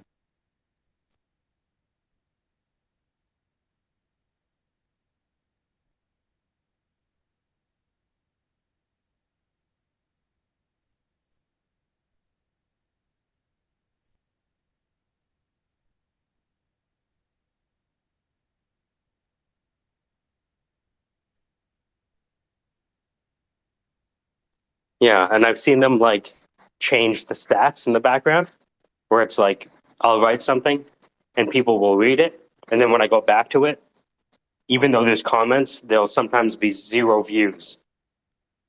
yeah, So I right. know that there's arbitrary things happening in the background. It's not hard to tell over time. That's so And I've been strange. on LinkedIn since like 2003, maybe, because that's when I started recruiting.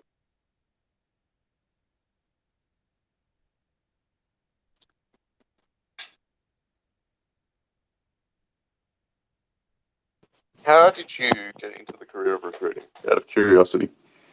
It was the only job I could get in co-op at U of T. The T-Fowl Pots and Pans company didn't want to hire me. And so the only offer I got was to be a recruiter for like less money than I was making at my call center job. Yeah, but fuck call center jobs. So you took it and you rolled with it. Yeah.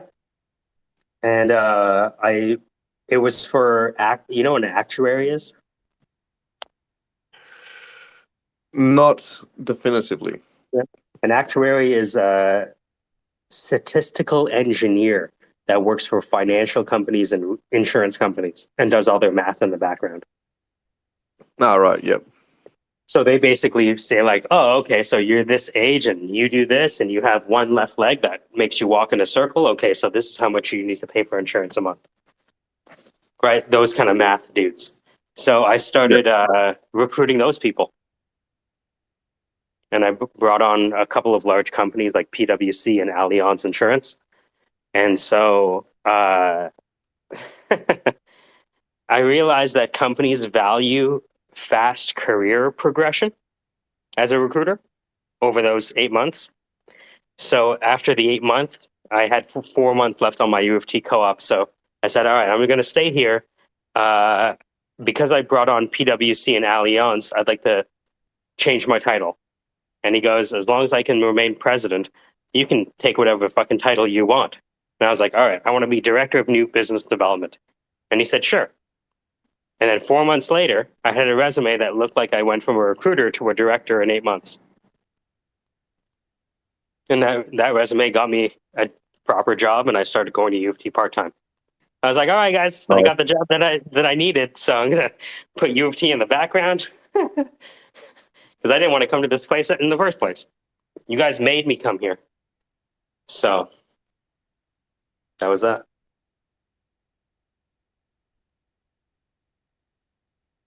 Dope. That's a nice business move. I like that. I like that whole like you made the analysis on what's valued, and then you made a way to make it work. I Yeah, like that a lot. because as a recruiter, you learn to learn what resumes work, and you learn which resumes don't. And I noticed that if someone went from junior accountant to senior accountant to manager of accounting, on paper, that communicates superlative value, competitive value. And so I designed a resume that would look like that. Nice. I don't get me wrong, like, be careful what you wish for. Like the next job was fucking tough as shit. Right? And in a lot of ways I succeeded at it and I failed at it. And how long were you at the next job for? 4 or 5 years. Damn, man. Yeah. I think. See, I've been doing what I do for like, give or take 6 years now. I'm doing the apprenticeship so that I have something to fall back on, and I can make good money out of it because I can start my own business, I can start my own team, whatever, like in the industry once I have the apprenticeship done, right? The thing is, in my mind, right now, when I finish the apprenticeship, I'm gonna go and do something else. Like I'll have that option there, I'll have that employability there, and I'll still have a means of making money. I have people that I know that will always hire me, which is good. But my mentality is like I'm just gonna go and do something else because I'm kind of tired of being in this role with my life. Like just in general, like I want to go do something else. I want to go experience something else. Like wildly different.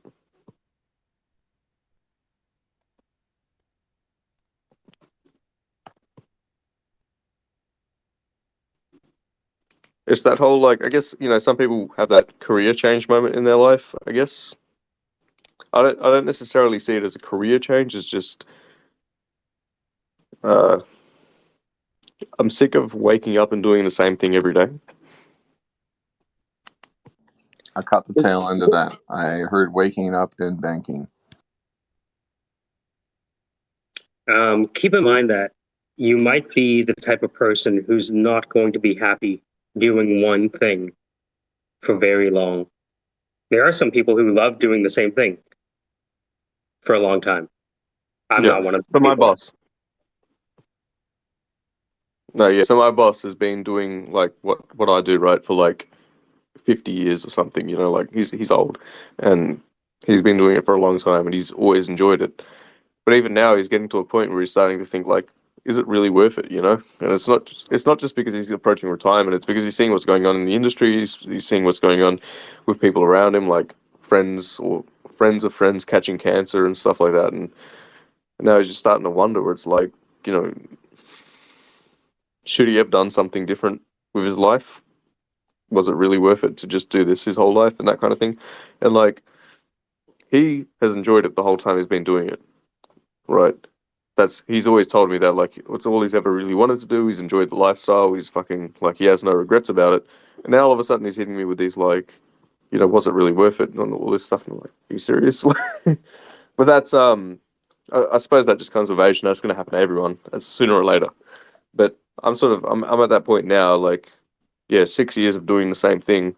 I just want to go do something wildly different. I don't necessarily want it to be like a career change in the sense of all right, I'm going to pick something up and pick it up as a career that I'm going to do for like the next 20 years or something like that. It's just I want to have a different experience. I want to break away from it. But the reason I'm doing the apprenticeship is so that like even if I break away for it for like 6 months, and then I realize that whatever I'm doing next I hate, I can just come straight back. As a qualified tradesman, it's so easy to walk back in. It's like I have the connections there, I have the people there, I have supervisors on my back. They will instantly take me back up as long as I have the tools to do the job. So that's like why I'm doing what I'm doing now, right?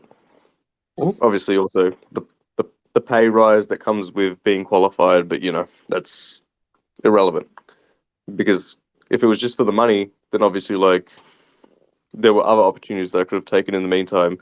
But it's also just that long-term employability, like and security in life as well. That's a big factor.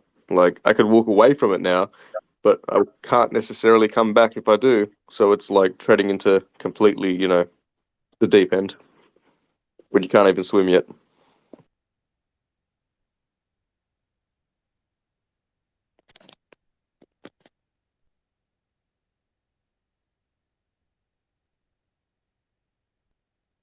It's a living question. Yeah.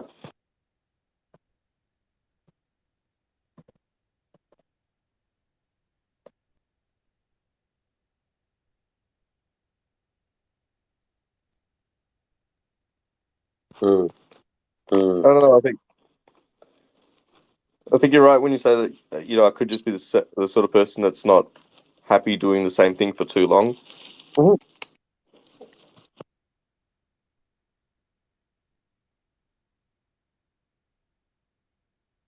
And the beautiful thing is that even though I'm still recruiting, like when I'm doing sales or I'm doing any of this other shit, to me it's just still talking to people and having fun. Sometimes we call it recruiting. Sometimes you call it software sales. What's the difference? Just talking to people, chopping it up as a service, right? That's the kind of the way I look at it now, where it's like there's this thing that I enjoy doing, and now I'm at the point where people are asking me to do it for them, and that's nice. Now, not everyone is going to want me to remain me when I work for them, and for those people, they can fuck right off and suck my left nut. Does that make sense? Hey, someone else that says suck my left nut. Yeah. Right? It's like, oh, okay, so it looks like we don't get along. And that's fine. Right? If you have a brain, you should not get along with some people. That's okay. Right? But if I can find people that I get along with and then work with them, then all we have to do is make sure that the compensation is aligned so that if things go sideways, that's okay. Everyone's protected.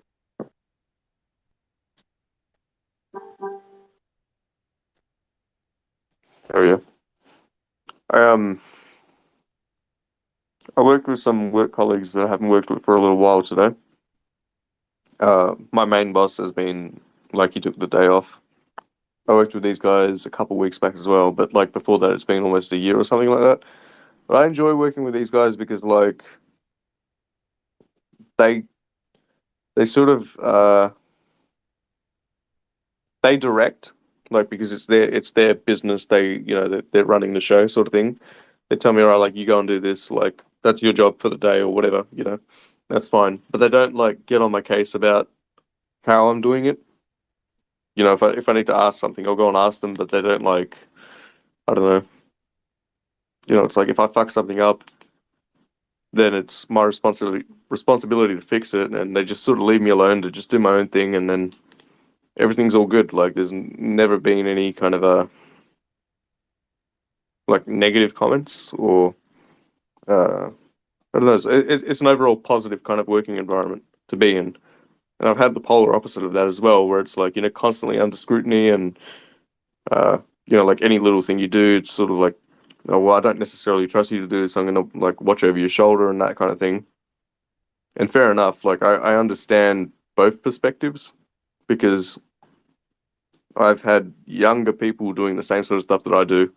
Right. And like, I wouldn't sit there and like tell them that what they're doing is necessarily wrong, but I'll sit and observe and then like, if they fuck up something bad, I'll be like, hey man, like, look, you shouldn't do it like that. You should do it like this. If they fuck it up bad, if it's sort of just like, you can see they're sort of struggling a little bit, but they're working it out and they're figuring it out. Just kind of leave them to their own devices as they figure it out. Has been my mentality. Whereas I've had people that have been like, like if you even slightly go off of what they expect, they just like, rip into you. And it's like, I don't know which is the best approach either. Like, you learn from all of those different experiences. You sort of you pick up different things and you create a kind of like, I don't know, People a want to mashup. think people want to think managing people is all roses and sunshines and flowers. It's not. We want There to are so believe that. many different there are so many different kind of managers in terms of the ways they operate, and there are so many different kind of people in terms of the ways that they respond well to managers, right? I'm just saying, like, in any time spent together working towards an objective, if the objective is in a competitive space, eventually people are going to get upset when things go sideways. Right? And I That's it. find that, as I progress a little bit, my tolerance for being in those uncomfortable positions is growing. Because Yeah. how could I do fucking worse than Sam Bankman-Fried or Steve Ehrlich or Suzu? You know what I mean? Like when you really look at it, right? And be like, yeah, you might fuck up. You know, a lot of people are gonna fuck up, right? So I've kind of given myself the freedom to make mistakes, look like an idiot, get things wrong. You know, I think it Yeah. requires that first because Right. even sales is like having a batting average, and the batting average in sales is not good. Even for really good people, it's not good. Right? No, it's a numbers game, right? You can't like the average. Well, You can't it's win a every number. battle with It's a sales. number. I mean, you could look at being a lawyer as a numbers game, but it isn't, right? There are some lawyers that do better than others, right? So you can tip the scales, pardon the pun, in your favor, but it requires a lot of work. Absolutely. Okay, so in my sort of example here, right, I've been with another carpenter who has had a go at me for the way that I mark a measurement with my tape and pencil, right? So you get your tape out, you throw the tape out, you put it at the end of the timber, whatever. Say your measurement is 1560 millimeters, or whatever you guys have in feet and inches over there in America. Um, so I stretch the tape out, I get to that 1560, and then I mark it with a pencil, right? And the way I do it is like I stretch it out, I read the number, I put a pencil mark, like straight line down. That's just the You way know, I do it, you know you're a you know? walking TikTok channel, right? Think about it. Oh, probably. But anyway, Right? okay, It'd so be this like, other I carpenter, have a disagreement with my friend. He says we should do it this way. I say we should do it that way. Which way is right? And then you'd have a bunch of people like responding to you. oh, dude, it's funny because like, okay, so his way is that I put the pencil against the tape and then just swing the tape measure up and down, as opposed to putting my right hand up and down. Apparently, that is meant to be more time efficient, and I'm like, that is literally not going to save me any time. But then I've been doing that in practice because he had a go at me about it, and I don't know. It's like if I'm just trying to do a quick rough measurement, sometimes it does save time, and or at least mentally, it feels like I'm saving time. So it's kind of like even those hard sort of managers that will have a go at you, sometimes you pick things up from them that are just kind of I don't know, you still learn Yeah. from them, right? The As it- the people who were the worst to me were also the smartest. I didn't like it to be that way, but the people who were really good at their job, they were really mean to me. And Get not so back much. down. Sit down. Shut up. It's like I Sorry, I remember. was trying to fulfill that role. No, it was unfortunately like really smooth. I remember like I had the guy who was making a $500,000 on a chair, and he was like, "Oh, it sounds like that deal fell apart." And I'm still on the phone trying to save it, and I can hear him just out of the corner of my left ear because I have the headset on my right side. Like, "Oh look, this deal is falling apart." It's you guy, and I'm like, "Hey, what the fuck?" And he's like, "Yeah, I can hear the deal falling apart on my side. You don't have any candidate control." I'm like, "What?" "Yeah, remember when we told you about candidate control 4 months ago? That's what I mean. You've lost so much respect from this person that they're not even listening to you. Get back on the phone." And it was like, it wasn't even like angry. It was just like, "You're a loser." And now he was a loser once too. Does that make sense? I yeah, remember in the beginning, he would be so nervous about speaking on the phone that he would take his phone into a different private room and do his calls from there. That's how nervous he was in the beginning. I mean, now he creates chief counsels like they're fucking baseball cards for medical device manufacturers like Stryker and Draeger. you know what's So, funny, right? about The people who I've seen conduct business best in my line of work anyway, they will take their phone calls on loudspeaker in front of everyone around them. dude, I used to record this guy who was like my hunting mentor. I used to record his phone calls. Be like, because I couldn't, because he would say shit and be like, first of all, how the fuck do you say that to someone? I thought they were an executive, and they were. He'd be like, bitch, where's my money? I'm like, what? How'd you say that? He didn't say that, but it was like the equivalent of bitch, where's my money in headhunting speak. And I'm like, I can't believe you talk to someone like that. Whereas like, I did my job. Where the fuck is my money? How come every time you want something, you get it, but then when it's time for me, you're nowhere to be found? Fuck you. I'm like, well, that makes sense. I don't know how you have the confidence to say that, but you did.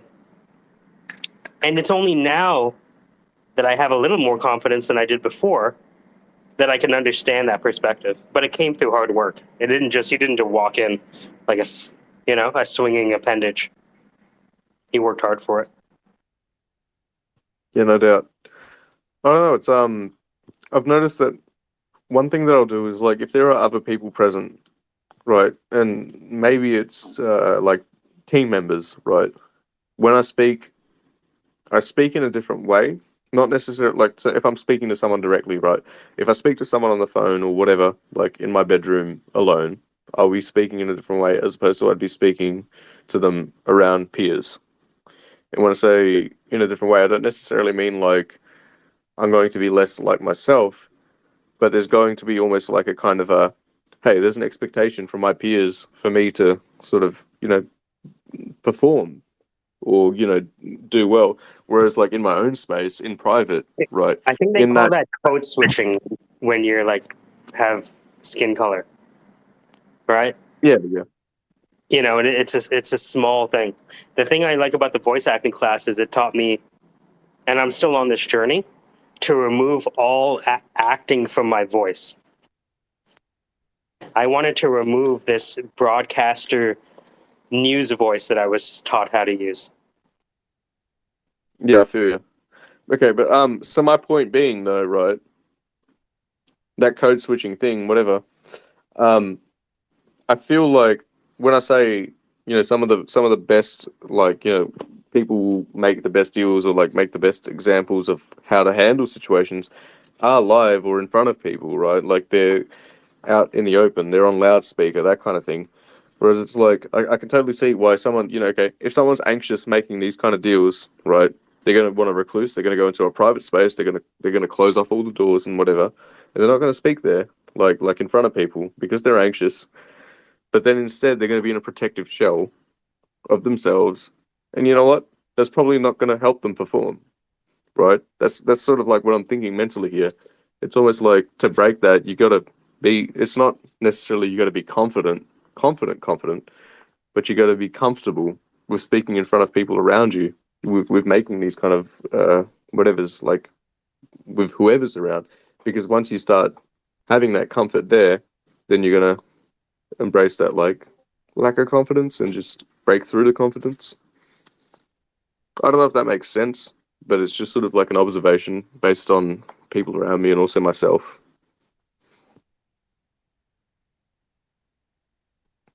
Just, late night thinking things. I hear everything you're saying. Yeah, it's you ever do? There's this exercise that I found somewhere where you bubble sort your values up. So you have a list of 30 values, and then you compare the bottom two, and then you move whichever one you prize most to the top, and you keep doing that until you have your top five. I've And I definitely found, never done that. no, it's fun because it's like, what do you prefer, authenticity or family? Right? What do you choose, justice over compassion? Which, you know what I mean? So you're forced to kind of think through those things. And It depends. of course it does, right? It's always a balancing act. But, Yeah. do you have a bias towards, truth versus compassion, for example?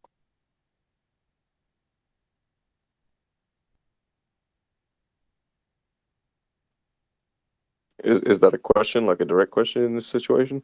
No, it's just like a hypothetical, right? Because we're all constantly making that balance between our values.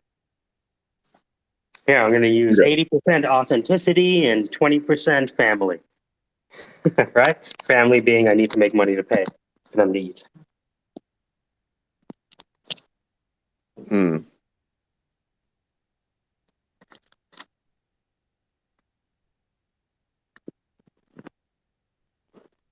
And people will choose family over authenticity in the end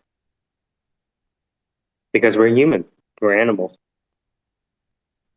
Yeah, I think I've definitely noticed that in a lot of people. People Mhm. definitely tend to pick family. And that's okay. It's don't be mad, just know it, is what my brother-in-law says. Don't be mad, just know. I like that. Yeah. Don't be mad, just know it. Okay, you're right. That's sort of the approach to take towards dealing with like any new manager or like even my own boss. It's like my boss will sometimes, lose his shit over like simple things. I've sort of learned to not take it personally because I know that at the end of the day, if I do fuck something up, because it's the first time I'm doing it, and he does crack the shits or whatever, or I do something wrong because of whatever fucking reason, and he cracks the shits. I know it's just one person, and I know he has his reasons for it. But at the end of the day, we're still working together, and it's not like he's gonna fire me. Like when I say it's not like he's gonna fire me, it's I've been working with the same dude for like 6 years, right? So I know that like if he's gonna fucking just lose the plot or whatever over something, it'll be okay in about 5 minutes time. But like at the when first confronted with that, it was a bit intimidating. Mhm. But he's definitely not as hard as some people can be on some people, right? I've seen like I've seen some pretty funny situations, funny from an external perspective, but then I think about like how the person is possibly interpreting it internally when they're at the like receiving end and that sort of thing. And it's yeah, I don't know, it's like it can be pretty wild out there. But as far as like the whole working environment things go and whatever, like I was saying earlier, like the people I was working with today, like we worked through a rain today. We were up there putting up these steel roof trusses with a crane, and I'm on top of this wall, like single brick wall, holding up these roof trusses, or holding them stable while the other dudes are like screwing them into place. And I could have probably been doing more work at that point in time, but they're not having a go at me for not doing more. They're just like, just hold it stable, like you're still being a hand. There was 5 of us there, so it's all good. Uh, we're working through the fucking rain, so that's sort of like who wants to be working in the rain. At the end of the day, they buy us all drinks. They're like good people about it, and it's that makes a very comfy sort of working environment. It makes you almost feel valued as an employee, right? It's a simple gesture, but it's nice. And I think like those little things kind of make a huge difference. It's sort of it's rare in this industry though. Like, you know, especially for apprentices. Look, one of the things that's hard to recognize early in your career is when you have a good boss. Because the only way you know you have a good boss is to have a bad one. And sometimes early in your career, you'll have a good one and not realize it was a good one, or she was a good one, or they were a good one. Have I covered all the Yeah. bases? Have I missed any pronouns? Um, right? But I had a really good boss early on in my career, and I realized how much I took him for granted.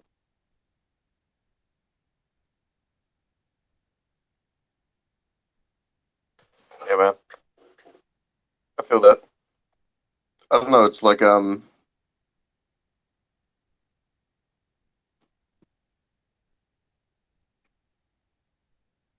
it's very interesting just having that different kind of dynamic in the same kind of like line of work between different kind of bosses, right? I've had a few different bosses or whatever people running the show, and I've enjoyed them all for different reasons. But it's very eye opening to have those different kind of experiences. But when I say I want something different, like once I'm done the time, it's not so much that I want to work with different people and just keep doing the same thing. It's like literally, I just want to go and do something else. I want to go and experience something else. I want to go experience a different line of work and just something fresh, something to, yeah, mentally just not be doing the same shit.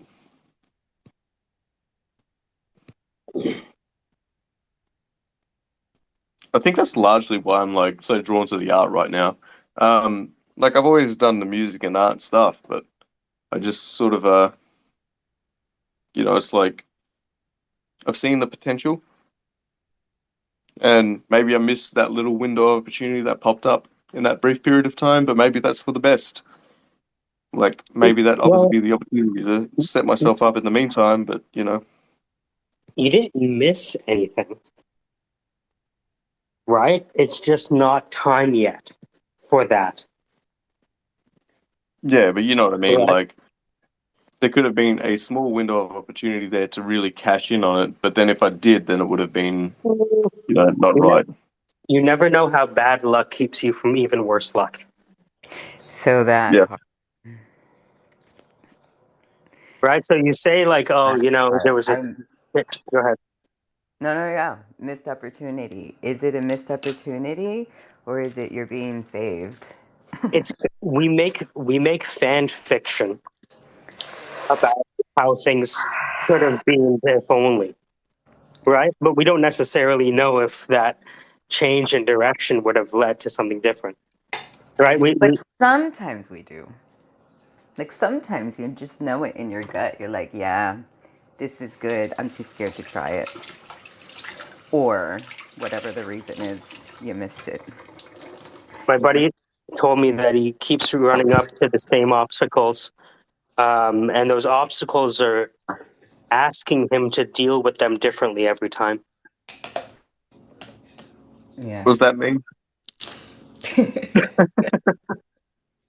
So it's like all these things that I've noticed this. Like, if there was an easy industry, I would have found it already. Does that make sense? Yeah. Mm-hmm.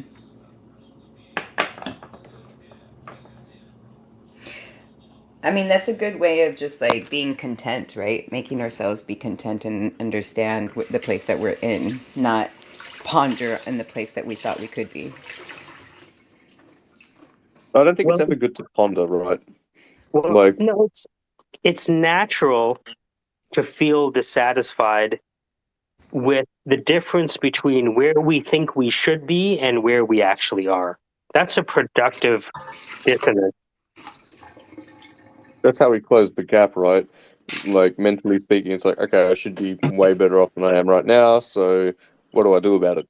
But at the same time, it's not so much that I feel that I should be in a better spot, so much as it's almost like I had a taste of something greater, and that taste was so short lived in a way that it's like almost just teasing me and reminding me to get away from this when I have the chance. And it's like now I'm mentally perked up and just kind of like looking for all these different opportunities, which is a good thing in itself, right? But it's almost like a distraction. It's almost like I don't, what's not Achilles heel, fucking just like the thorn in my side that's sort of constantly picking at me now because of this thing that happened. And it's like, okay, I know there's potential there. I know there's something that I can achieve that's greater than just fucking throwing up roofs. Not that putting up roofs isn't an achievement because, it's putting roofs over people's heads, it's like in the literal sense, you're doing something good for the community. But it's like there's almost this like there's something deeper there that I've always wanted to do. And I know that there's potential for me to achieve it. But I'm stuck in this situation for this period of time and trying to achieve it in this period of time, even afterwards, how am I going to do it? It's like that's what's constantly ringing. Like Well, keep in there's mind, you're not ringing in going my to ears know that how is to actually do it. sentence. You're not going to know how to do it until it's already done. And then you're going to point back to what you did and say, look, that's how I did it. Yeah. And they say the problem with the goal setting is just you spend 99.9% of your time in non-attainment. True. Very true. So you just wake up and be like, well, I haven't hit my goal today. Guess I'm a loser. Right? And you just wake up, well, the gap is still there. Guess I'm a loser still. It's like this project I'm working on. I'm doing this like I'm working on this AI generated music video. I'm going to do a bit of post work on for a local artist. The music is spot on. It's very, very good production. It's like professional level production. Everything sounds amazing. The song is fucking catchy. I still haven't gotten sick of it listening to it over and over again. I've actually started enjoying it more as like the more I've listened to it, right? So I know the song is good. I know the music is good. It's a local artist, so I'm very happy to be supporting local with what I'm doing. But she wants to release this thing soon, and I'm sort of like not on a deadline per se. I've tried to set a deadline, to like get it done today, but just life getting in the way, me being a little bit unrealistic in terms of time expectation with myself and struggling to manage my own time. Like it's gonna be tomorrow or Sunday, right? But that's fine. She sort of said like 2.5 weeks is roughly when she wants to release it. But I don't want to go on that because then I'll procrastinate it. So I'm sort of like, I'd prefer to be late by my own deadline and my own expectation as opposed to someone else's if they give me more time than that sort of thing. But I'm sitting here like, and every day that it's not done, I'm just like, it's not done yet. It's not done yet. It's not done yet. Like it's at the back of my head, just sort of Well, fucking with me. I don't know. I might suggest looking at the artwork you create like individual companies that are subject that you're like a venture capitalist of, right? So you're investing your energy into creating a company in a video. The challenge is hedge funds and VCs are subject to the power law, which states that most of your investments are going to go to shit. But 1 to 3 of them are actually going to return the entire fund and make you your money. I used to spend too much time on individual videos because I set the expectation that I needed them to do this or go viral or blah, blah, blah. And I found that stifled my creativity and my investments. You're going to have to, like most artists, you're going to have to create. Look at Dave Chappelle, right? Dave Chappelle has written a lot of material, and people will only remember 3 to 5 jokes. That's it. His whole artistic career, for most people, are going to be reduced to 3 to 5 jokes. And that's just the way life is. You actually don't know what's going to hit musically. The music might be good. Maybe people don't care. Good music isn't enough. And so you're dealing in a probabilistic space where the input-output relationships are unclear. So rather than, maybe spending a lot of time on individual projects, it's the idea of doing a lot so you can learn a lot in the process. And then work more efficiently and work better. Because I'm with what you're saying. there's no assurance that anything you create will eventually get released by the person who commissioned it. We know that now, right? We know that for a fact. That just because you work hard in a video doesn't mean they're going to release it. Yeah. And so in that world, it's like, man, I really have not that much control over the stuff I do for other people. Right? That's the challenge with working with other people. So you have to strike that balance. But more output than less. I wouldn't necessarily create 3 videos a year, right? And be like, okay, it didn't work out. No. Create 50. That's the only way you're going to know. And it seems like a lot of work, and it is. And it should be.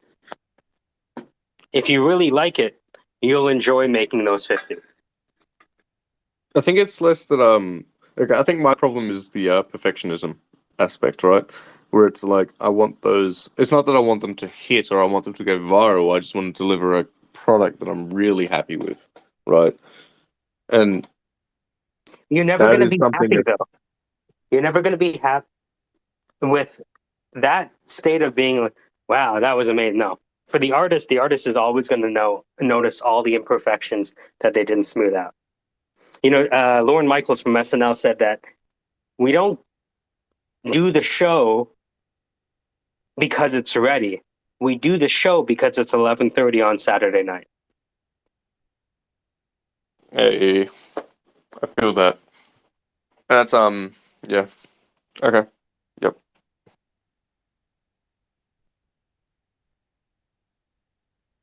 Now, people will say, oh man, SNL fell off, and SNL did this, SNL did that, right? They will get criticized when the sketches suck. That's also a part of content creation. Is people saying, hey, that thing you created, it's a piece of shit. I find if people don't react and say it's a piece of shit, then you haven't done your job. Great marketing should make someone upset.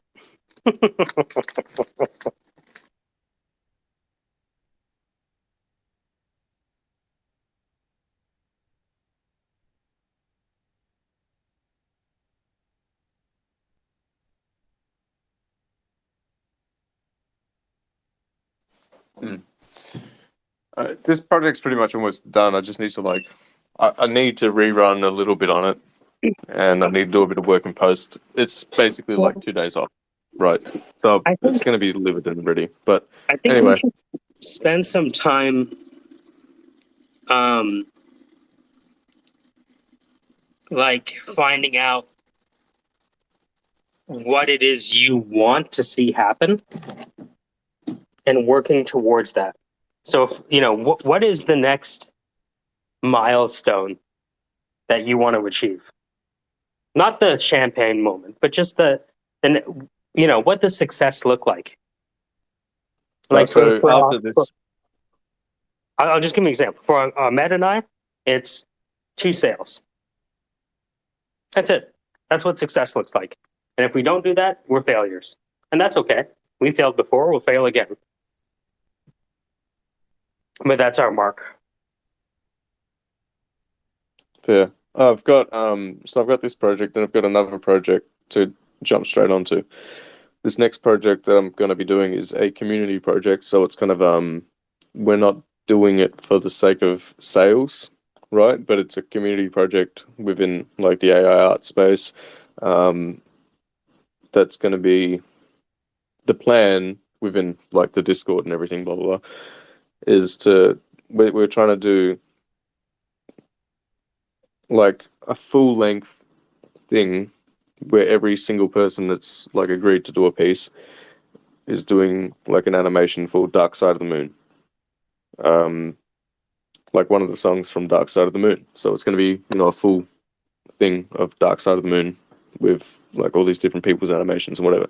So that's the next thing they're going to be working on after this. Beyond that, I've got like a few little things like. Do you like working with musicians and making music videos? I think it's a fun time. It's just it's hard to find the ones that I can synergize with and get Right. the right kind of Of feedback. course. Of course. No, it's good. While you were speaking, I messaged E for Echelon because you know how they have the Yobi project and, you know, they've been able to achieve some degree of success with the sales. Yeah. Right. If there was an existing NFT project that was open to doing, having people doing remixes of their existing projects, would you be down as an experiment? As an experiment, sure. Yeah. And the reason I picked them is because they're already selling. Does that make sense? Yeah. People who have sales tend to get more sales more often than not. Absolutely. So I'm just thinking, like, what are the base hits of this? Right? Of course, we're going for home runs and this and that and blah, blah, blah. But what are the base hits? See, I think with what I'm doing at the moment, there's no like sale target, right? This is the one thing that I know I need to learn from you guys when it comes to like, okay, what are you doing and why are you doing it? As an artist, it's kind of like I do a lot of what I do for fun. I do it for self-expression, and it's not really money driven. The money side would be nice, right? It's like it's the cherry on top for a successful project, if anything. It doesn't define the success of a project. Yes, the success of a project is a weighted average of a number of outcomes. For me, the success of a project is that I fucking got it done. Like Well, I mean, I did the project, I got it done. at the same time, if someone sold your art and made a bunch of money in it off of it, would you turn away the money? No. No. Right. So there is an aspect of the money that you want to at least be able to monetize that which you're creating, I would imagine, as opposed to giving it away for free and letting other people make money from it. Well, yeah. Like I you're mean, not a fucking, you're not an ideally, right? open, like you're not an open source developer, are you? Oh, open source art, you know? Just Yeah, the you're next just an big open, thing. you're a fucking open source artist. There's nothing else to talk about, just write good code and you'll be one of the forgotten people who made the Linux kernel stronger. God, that's actually a really sad way of putting it.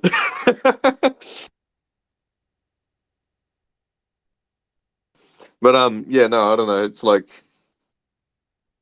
fuck, I don't know. I'm doing these projects at the moment because they're kind of like full in one sense, it's almost like portfolio building. So Yeah, portfolio building, okay. yeah. So that is an outcome. Like I'll give you an example. KC. KC's building a portfolio of spatial projects. And he has about 4 or 5. Yeah. Dude, he's killing it as well. Like he's doing awesome So work there. now he's having a fucking blast doing it. And it's not to say it's going to necessarily lead to money, but when it does come, he's not going to push it away and say, no, no, no, I'm an artist. I don't make, you know what I mean? He's going to be like, fuck yeah, pay me. Yeah. He'll, But see, look, he'll enjoy the money if and when it comes. I'd like to say I'm the same.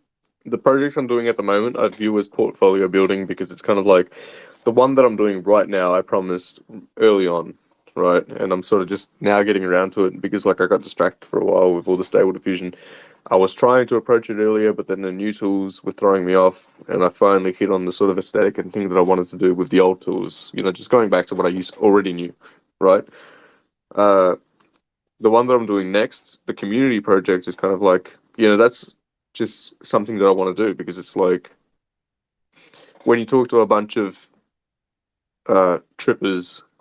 tripper artists, whether they're, in like AI art or whatever, it's like, why wouldn't you want to do a community project on Dark Side of the Moon? It's just like, you want to do it. Like, it's just fun. That's just like a fun thing, right? But these are all portfolio building things because then it's like, look, I've done this, I've done this, I've done this, I've done this, you know? And then from there, it's like, okay, if I can make money off of it or if the money comes, of course I'm not going to turn it down, and maybe something will come of that, which is good, but it's just, I don't want it to be like, why aren't I just making money off of it right now? Why aren't I just charging right now? I'm sure I could be, right? But at the same time, I'm just trying to Well, I think you could figure have like myself out.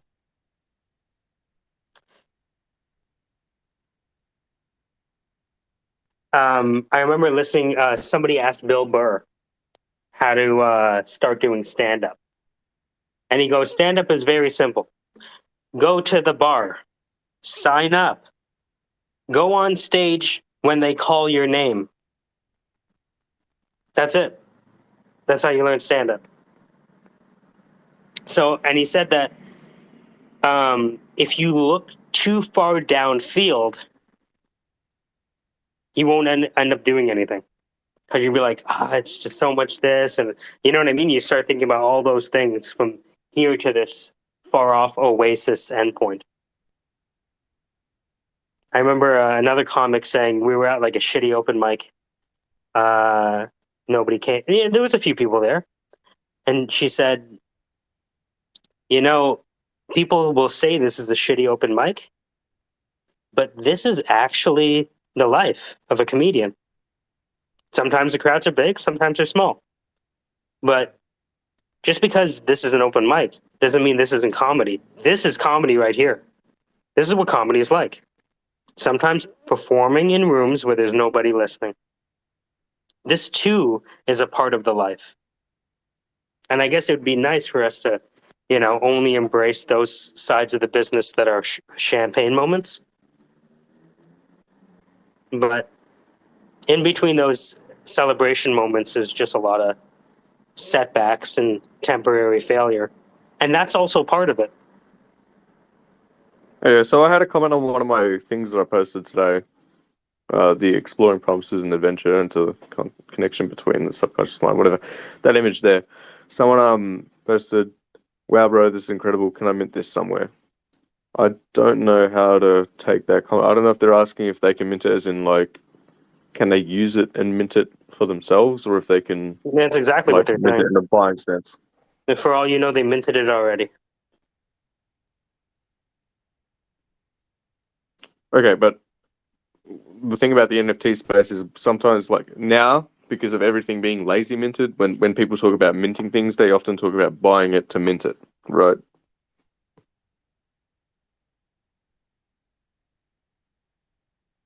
So I'm just wondering if that's sort of that kind of thing. And the person, Sashi, Life Giver to Souls _NFT, that account has like 142,000 followers. So I'm not sure if that's like a, I don't know. So It seems like they yeah. wouldn't be the sort of person that goes and steals something to mint it. It seems So, like yeah. they might be So asking if they can mint what? it to like as in buy it. Well, or you can come to an agreement.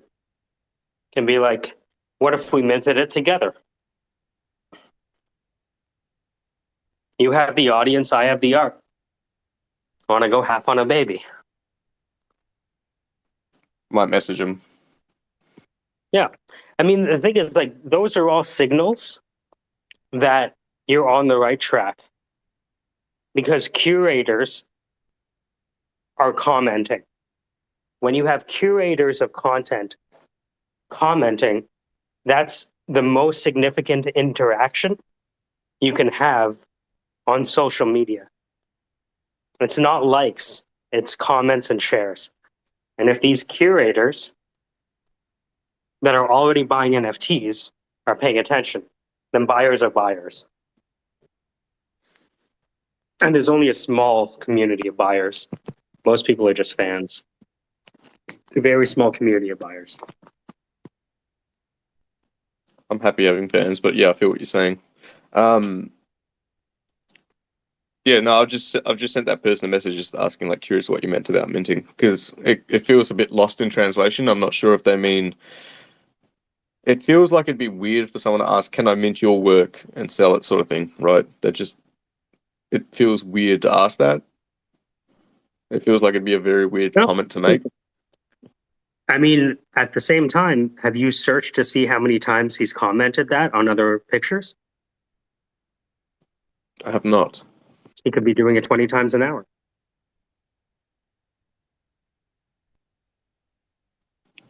Could be. I've had some strange profiles like that. So usually I do my look into it, and it's usually like just bullshit. But this one seems a bit different. I don't know.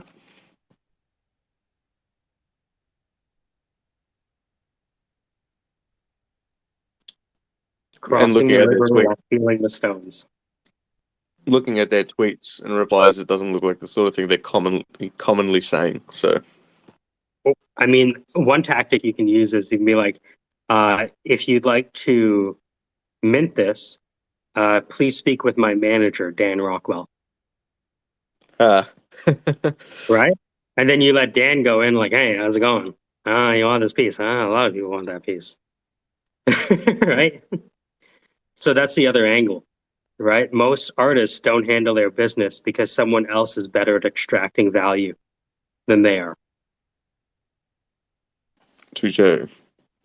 I don't know any artist that doesn't have a manager.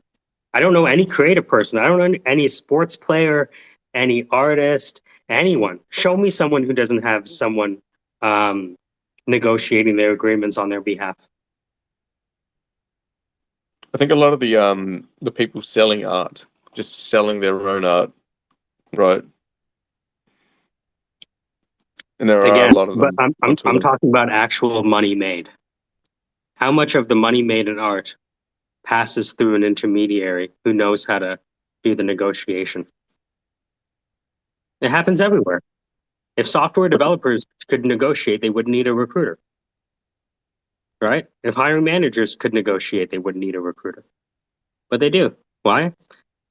There's some things that just require a degree of separation. We don't want it to be like that, but it is. You know, an NBA player isn't a lawyer. It's not a knock on the NBA player. They're very good. They just didn't spend their time in law. But if you're going to sign a contract for $1 million, you better understand what the small print is. The creator is the product, right? The creator is the brand. Michael Jordan is a brand. And you're selling the brand and the status that goes along with it. People could give a shit about Yeezys, but they like Kanye West music. And even with all of the stuff that came out, I haven't seen anyone burn their Yeezys yet. Have you? Nope. I saw people burn Nikes to support Kyrie Irving, though. The shoe isn't the shoe. The shoe is the brand. Brand is the person and their signature and the status that they confer.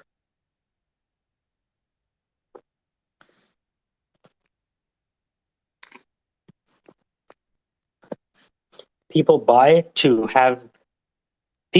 be seen buying. And they wouldn't have bought unless their neighbor bought it first.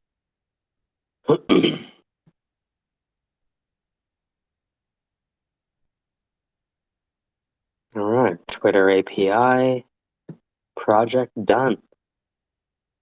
Send this to Web3.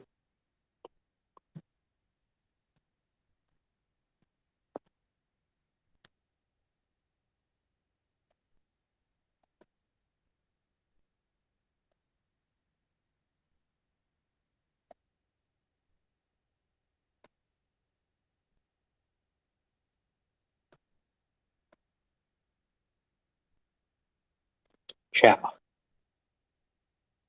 Wow, that's so good. Okay.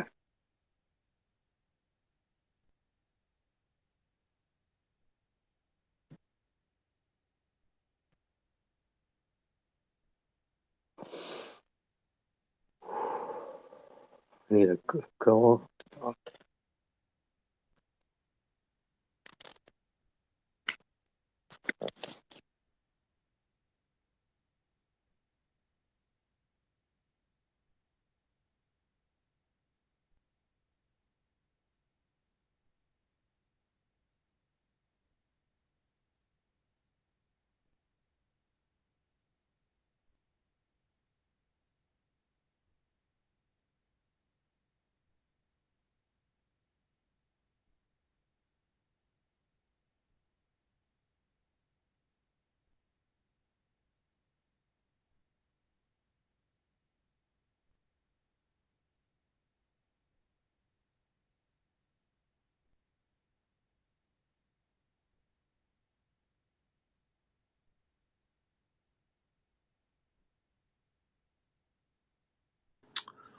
Hey, everybody. It looks like we have a slight Twitter malfunction with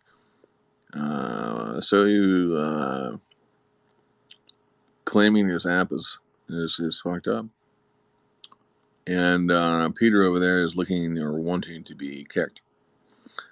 So we have a good sense that the channel may close. We don't know. If not, just get back to work.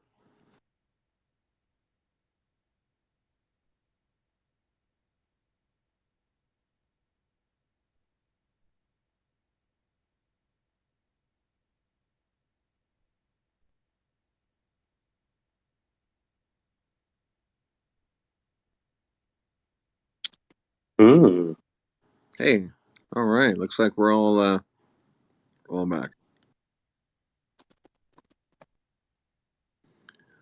Today's midday weed strain is Pineapple Express. We're gonna just enjoy a little bit of this and see if the wife has fixed up that yummy steak. That's right. We have a woman in the kitchen cooking a meal for a man, and there's nothing wrong with that. That's just that's. Well, she cooked it for herself mostly, but I mean, I'm still around, so it's all good. Things are going pretty well. Things are kind of groovy. Peter's back in the house. There he is. Gonna bring him back up on the stage. Let's have a big round of applause for Peter, everyone. Peter, that's right. Peter, I would really like if you could just get a new face or something. That face is not great. Yeah. Wait till I start dropping the breast on the collection, mate.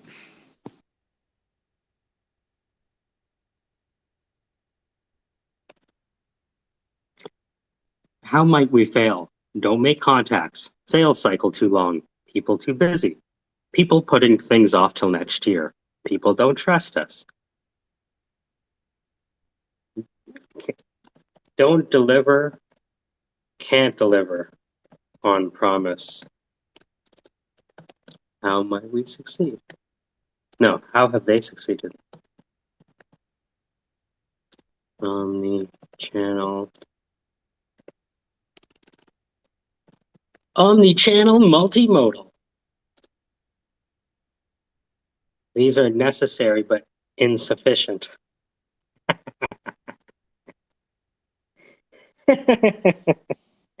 Necessary but insufficient. Are you feeling the need to get down and get multimodal? I bet you are. You come on down to the Syndicate every Tuesday evening just before 8 p.m. and we do the lumbo with Python. That's right. Get down on your knees and squeeze under the compression.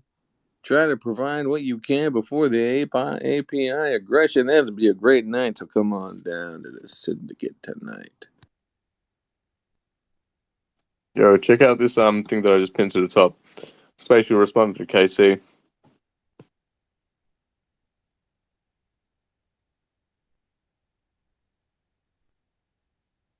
Nice. Talking about him. Shiny. I'm feeling shiny. Ooh, ooh, shiny.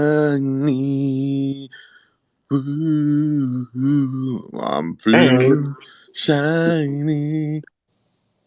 I'm just getting recognized by the largest metaverses. Thanks. Like, Using my art too. Hey, could you imagine though if KC actually fucking just becomes the go-to guy for spatial? exactly. Couldn't have happened to a nicer guy. I don't disagree with that. It's just so wild. Like when I met KC, it's just he wasn't even into AI art. He wasn't into any of this stuff. He was just kind of like I that know. dude. Well, it's your fault and Dan's, really. How is it our fault? Think about it. We kept making art and then prodding people. That The was an rabbit fault. hole. The rabbit hole. We can look back, and it was Dan was. We knew Dan before we knew you, but Dan was using Midjourney, and you're using who were you using? Dolly? I can't remember. I was on like Disco Diffusion at the time. I think Yeah. Dan was Exactly. liking my stuff. Like I knew Dan before I fucking got into the Syndicate, like as a follower, I think, because I was What? posting stuff that I was making with like I was making stuff with like Disco Diffusion that was like processed from images that I made with like Dali Mini or something like that, and I'm pretty sure Dan was already like one of my followers We at the had time. this when we met you. We had this same conversation we're having now, which is I just got reposted by Joe Rogan. Now what the fuck do I do? Yeah. Right? And then I know we did the thing and we posted it and converted the Instagram to an MP4. You know, it didn't really do any numbers on Twitter, and Yeah. that went away. This isn't the same conversation. This is me saying like I'm pretty sure I had Dan there before any of that happened, right? Like I'm pretty sure that I already had Dan. Like I was following Dan, and Dan was like liking some of my stuff before any of that happened, and then that Yeah, happened, and then whatever. And but now I'm Don't saying fight like you're over me, blaming guys. KC on us. You're blaming KC on us. Like how is no, that a like fault? you I introduced agree. It is y'all's fault. I mean, it. I've See, been a how is it quiet a watcher fault? on this side. Yeah, you and Dan were like, okay, you need to use Midjourney and blah blah blah, and I started using it, and then Wombo, actually. It was Wombo. Wombo, I was Wombo was a Wombo. Peter key was more thing. You were sophisticated Wombo, than me. yeah, you were Wombo for sure. And we started with Wombo, and then Playground AI came out. Do you know the story behind Playground AI? The guy who created Playground was actually creating the Mighty browser, which is a browser that was supposed to speed up Google Chrome by 10 times. That was the idea. And recently he said, you know what? Because of these technical constraints and the shifting platforms of these browsers, we're no longer able to achieve the gains we thought we could. So we're shutting down our work on Mighty Browser, but I want to introduce you to something else I'm doing now. I'm the creator behind Playground. And I'm like, what the fuck? Really? So then we moved to Playground, and then I introduced it to Allie, right? Allie starts doing her shit, and then Allie and KC and Dan and everyone else start kind of piling on. And he created that metaverse. Now he's creating metaverses for Anna Mariah and Peter, and he's already done Allie's. We did a test recording for her today. Allie's, coming up with her shit. So it's been it's interesting to see how the tools flow through the network and I then just flow struggle to back see in. how it's a fault. Like the word fault implies negative impact, right? Mm-hmm. Mm-hmm. Wouldn't you say it was a? Well, you think it's all positive? How dare you? I think if Casey is exploring new ventures and having fun with it and he's getting recognition for it, then it's definitely not our fault so much as like, okay, maybe we appropriated these tools into his hands and now he's doing something amazing with it. Good on him, you know? Like, how is that Yeah. our fault? No. Yeah. We're saying fault to troll you.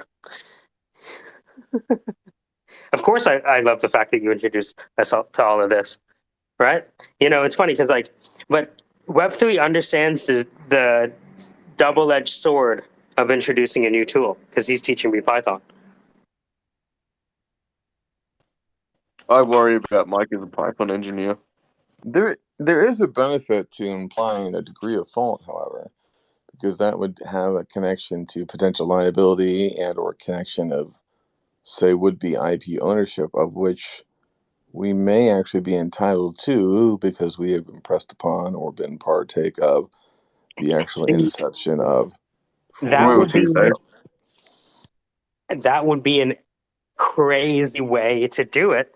But I think if we could figure out a way, like for example, Web3, and I'm doing this myself. So I'm creating little snippets of software and I'm about to put this course for sale, right? Now, what is the appropriate allocation towards Ahmed and Web3? And also, well, I mean, I'm kind of just thinking about it in the sense of almost like a commercial. Like, isn't it time? You the consumer should pay for being inspired. You know what I mean? I mean, Peter and I provided Inspiration a of the thought. service for KC. We elevated Mhm. his Mhm. state of notion into a higher sense of being, and we will extract the percentage needed. We're doing this as like any other capitalistic sort of society. We're not going to pounce on him now when he's in this early form of development where every day he needs the waking energy to matter, right? It's just that's not smart. However, as soon as he's popular and flush with cash, you can bet Peter and I will be right there with him, cheering him on and taking our 8%. I was going to go for 10, but I'll take 8. Yeah. Well, I talked to Ahmed about that, and we were like, okay, so how might our relationship blow up? Our relationship may blow up if a sale is made and we disagree on the money. We need to come to that agreement first, for at least the first handful of sales. And then maybe we revisit. But just in the context of me creating this, course, let's say it's $5, $10, right? What if it sells? What if there are like 50,000 buyers? What if there's 10,000 buyers? What if there's 10? Me personally, I would want to make sure that Web3 and Ahmed and even Manish are paid. Why? Because I want to incentivize them the next time I have a problem. Access and control. Will you look favorably on my next phone call? As a recruiter is my primary objective. Of course. You basically want to buy runway within people. The goal is if you can buy enough runway. And the other key, too, is for what amount of currency, be it energy, maybe an actual coin, or could be just a smile, but what is required to actually buy runway within this person so that I can convert. Now, what's interesting is that as time and society evolves and modernizes and gets online and is digital, it's not just buying runway, but it's non-linear runway. Might not actually access it in the first 3 years, but I'm buying it specifically for year 13. You know what I mean?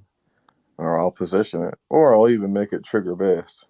You won't need it right now, except you get it when you conform and get an EV. Then you'll know to think of me. It's interesting. So, I mean, there's only a few things that can happen to a company, right? It can succeed, fail, IPO, go bankrupt.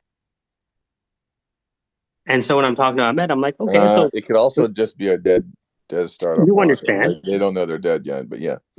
right? And so it's like, okay, so let's work from the champagne moment and the disaster moment backwards, which means what happens if the efforts that I put in lead to the company getting acquired? Oh, okay, well, that's more of not a account executive See, conversation, right? the problem though, Mike, is that you're kind of not a typical, like, there's a learning adventure. You're like a jester, you know what I mean? You kind of like show up and someone would be like, we can't get out of this room. And you're like, well, that's interesting. I could get you out of this room. Sign here, right? And it's contract. I mean, I just, like, there's some people, what's interesting is that people coming through the syndicate know that it's going to be a learning lesson. Like, this is a learning incubator. But in a traditional setup, people might not actually want that. I mean, there's a lot of high upper management CEOs, people that don't even tolerate someone even giving them the story of how things should be. But you're kind of a teaching, person, which is, it's cool, but I don't know if it scales across everybody. I mean, it's a good No, lesson for us, but yeah. no, I'm not saying this scales at all. But I mean, like, true salespeople don't scale, right? No matter how much marketing automation you have, a VP of sales is still going to be a VP of sales because of their relationships, not because of the software. True. Or their strategy or approach to it, I guess. Right? It's like, how much of the best salespeople I know make sales because of their 20 years of sales experience and the fucking monster of a network that they built, which It's quasi-political at this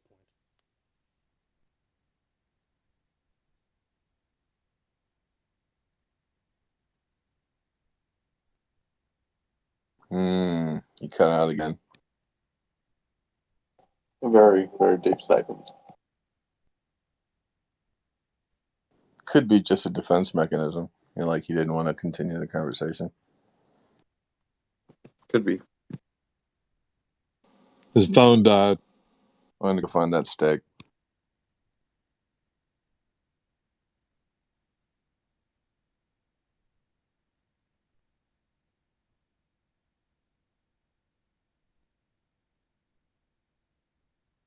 oops, gotta go.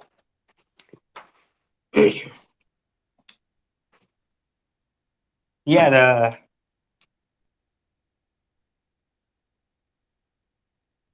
the scaling thing is a known unknown.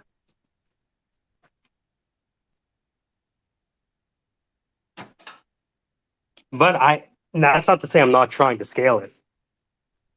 I'm trying to, now that I know Twilio can help me do phone, email, text message. I have Calendly and Typeform. I'm interested in creating this Kraken of a marketing solution.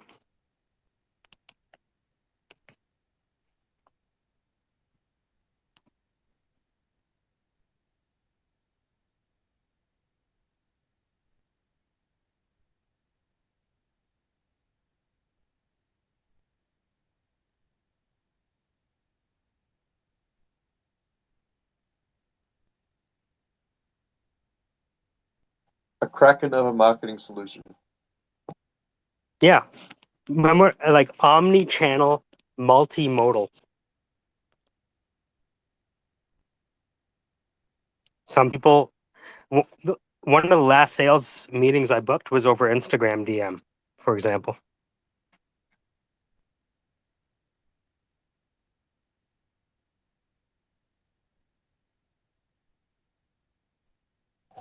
So I was meeting over on Instagram.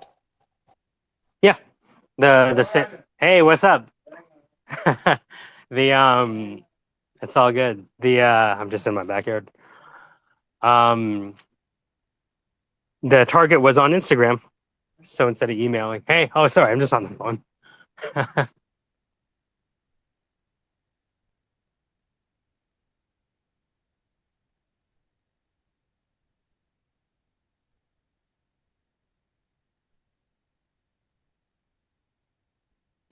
Mike seems preoccupied right now. Unfortunately. Sorry, I'm back. So last night I was in a space, or my own space. I was hosting a space, and somebody came in to say hello, and then I don't know what somebody else was like. Oh yeah, what are you doing, or what are you? I'm like, oh, something here in the Bay, or like the guy that came in goes, yeah, down by like in Berkeley. I'm like, oh yeah, Berkeley's where my business was. Yeah. And then he goes, yeah, right around, right downtown. I was like, yes, that's where it was. He goes, like on Shattuck, or like, I'm like, wait a minute, what? You know where my business was? He was like, yeah, I worked around at the coffee place. And I was like, coffee place? Where? Like there's, coffee shops around my downtown where my spa was. And so the guy's like, yeah, the copy. I'm like, copy? Yeah, I mean, what copy place? Like there's many. Like he's like, Krishna. And I was like, wait a minute, that's not coffee. That was a copy center. The guy, he's like, I know you. I'm like, wait, what? You knew my business? He's like, yeah, you used to come and make your flyers. I was like, oh shit. So this guy I knew from here in California in the Bay, uh, 2016, 2017, 2018,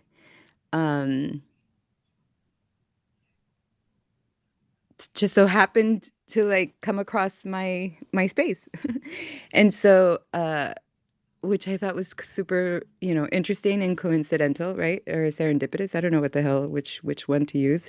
But the conversation was somebody asked me about what I do, what I work, and I was like, oh, well, I used to have this business, and the guy's like, yeah, I know her business, and I was like, wait, what? This is funny. What do you mean?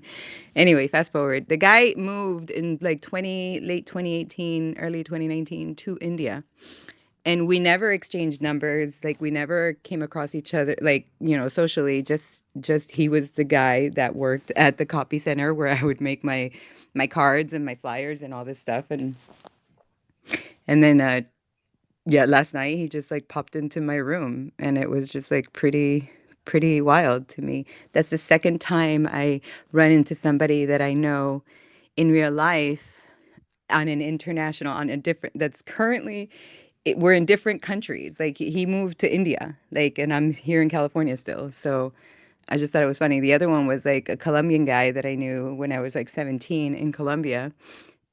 And then last year I met him. He lives in Chile. I live here in California. And like I was talking and describing like kind of like the same thing. I was describing of like the mountain that I lived on, the little, small village and stuff and this gorgeous place of Colombia. And he was like, "Wait a minute. Did you used to drive this car? And did you know?" I was like, "What?" So last year on Clubhouse, I met a childhood friend from Colombia that lives in Chile, and I'm in California. And last night on Spaces, I met a dude that I knew like 5 years ago here in California that now lives in India, and I'm still in California. Isn't that weird, or what is that? You never know how much of the serendipity is algorithmic, Well, that's the whole thing. right? We never exchanged phone numbers. We never exchanged emails. We never How long have you exchanged any information how to long have you had connect a us Twitter account though? digitally. How long have I had it? This Twitter I opened my old Twitter I opened in 2010, but I can't get back into it, so I opened this one last year.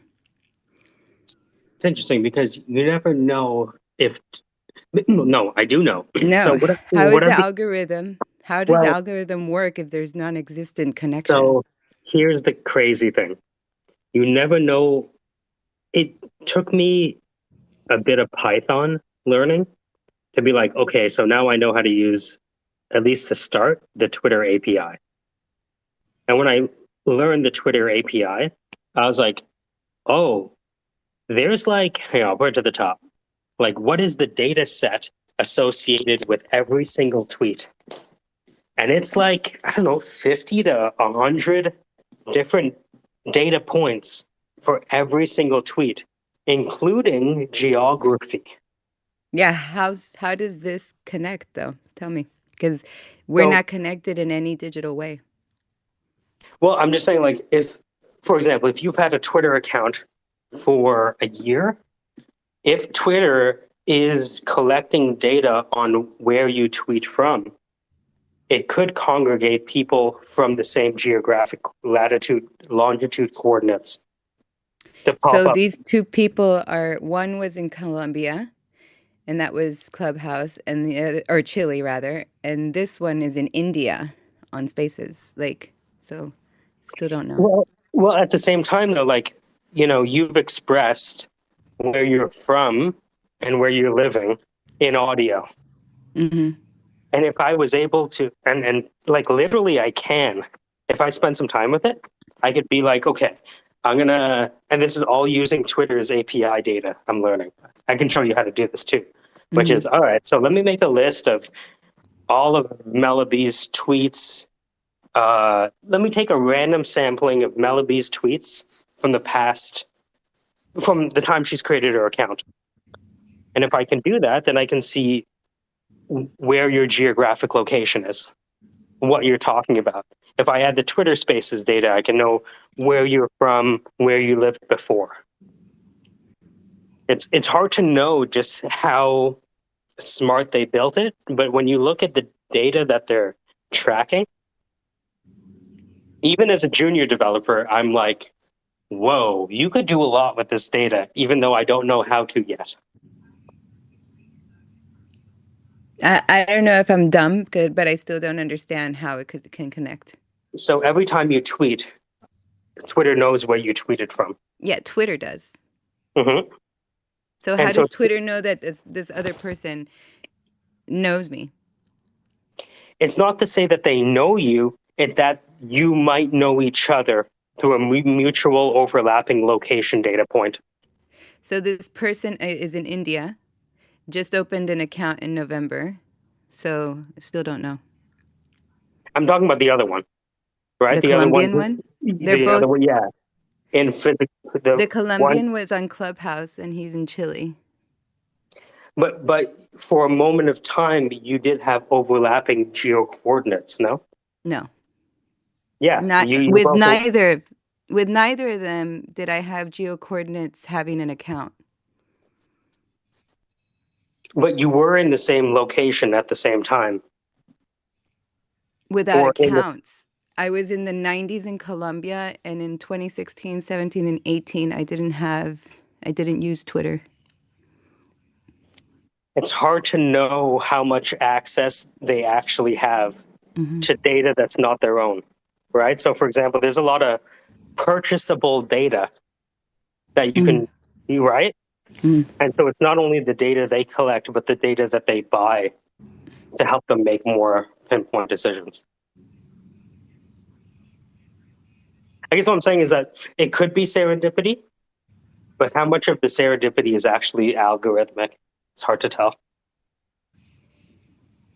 Well, I would say in order for something to be algorithmic, both have to be connected in an algorithm. And that's where the buying of different data sets come into play, right? So let's say Twitter bought a data set from Facebook, for example. Then maybe they can look back farther into your past to inform and update Twitter's decision making about recommendations. Like, I have the same experience that you had. The other day, we talked to a guy who's in Poland who used to live 30 minutes from where I am right now. I'm like, how the fuck? And you knew him? I didn't know him. Okay, so that's the difference. And you had Twitter, and he had Twitter at the same time, living 30 minutes away? You know, I didn't ask. Well, you know, what would be interesting to test this We did is not. what if I could design serendipity? So if I could take this Twitter API data and see if I can find more of your long lost friends, that would be interesting. It's interesting what you're saying. I mean, I completely understand algorithm and connection and data farming and all that, but like how these two instances are algorithmic, I still don't understand. I don't see it. Could be. They might not be. They could be. There's no way to really, really know. The only way to kind of know is to see if we could build it ourselves. And like I said, so if I could, with the algorithm, like you both have to be connected somehow, right? Like in the system at the same time, or even fishing it. Like if somebody wants to fish for someone, that's a different story, you know? It's even as we're talking about this, like I think of like when it comes to software, I'm a fucking idiot. But even as an idiot, I can be like, you know what? If I just take this thing over here, put it over there, and put them in the same place, I wonder if I can find your lost friends by you not telling me anything at all.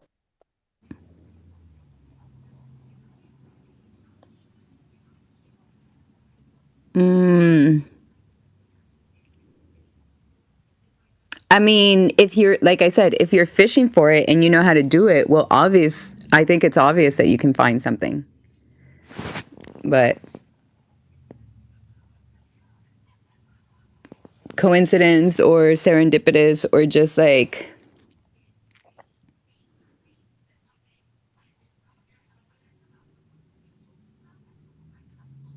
This stuff things that just come up. this stuff, I didn't realize how little code you needed these days to get information. And it's kind of, it has me in this kind of deer caught in the headlights kind of thing, where it's like, oh, I want to do these 5 things now at the same time. What about those other things you were supposed to do? Yeah, those can wait.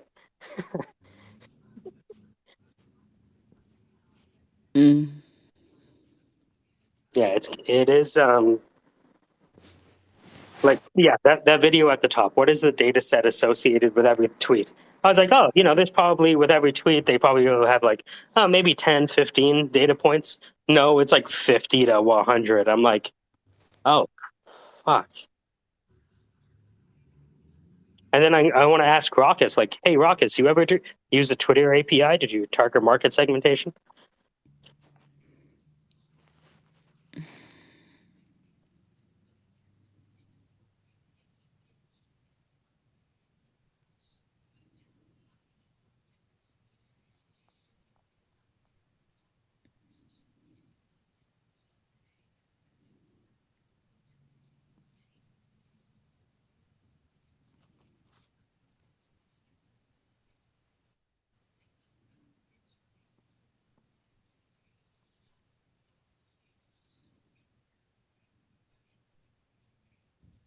Man. Yeah, so as I'm looking at the stuff I'm reading, I'm like, I don't know that any of this. Maybe because he didn't even have Twitter. His Twitter is November of this year. Because I'm like looking at the geolocations. It's like, Okay. all right, I'm from Berkeley. I'm in California. I'm in the Bay. Maybe because he lived in the Bay that it gave him.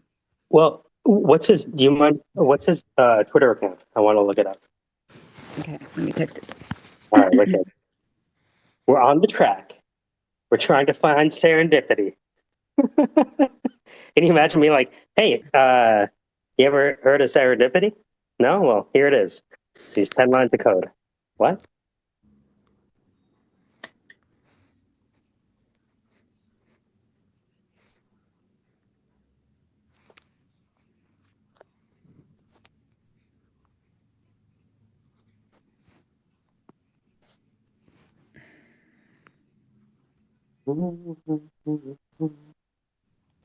Okay, sent it to you.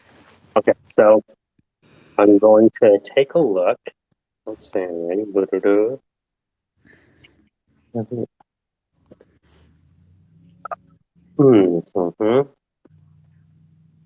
Okay, beautiful. So he has a fresh account, a new account. Mm-hmm.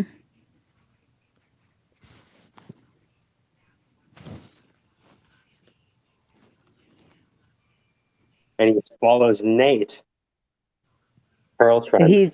Well, last night Nate came into the room, so he followed him. Mm-hmm. Following. I was in a in a FTX room. Mm-hmm. Not last night, but the night before when he first saw me. He saw me in that room. And then yesterday I had my own space, and then he came in. Then that's when we spoke, and that was funny.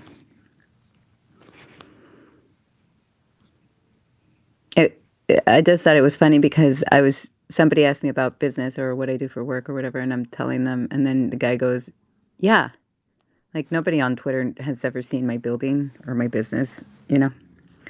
So I just thought it was like, wait, what? Are you stalking me? Who are you? Like, how do you know? But then,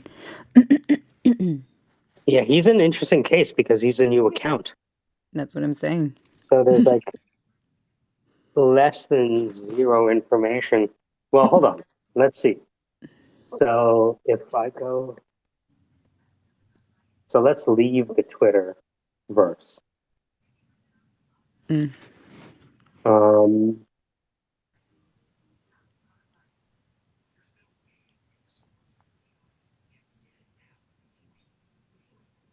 oh, shit. I wonder if you could do that. So if I took the image and I saved it, Google has this thing, reverse image search. Google reverse image search. Go to images.google.com. Search by image. Oh my God, can search by image. What a crazy world.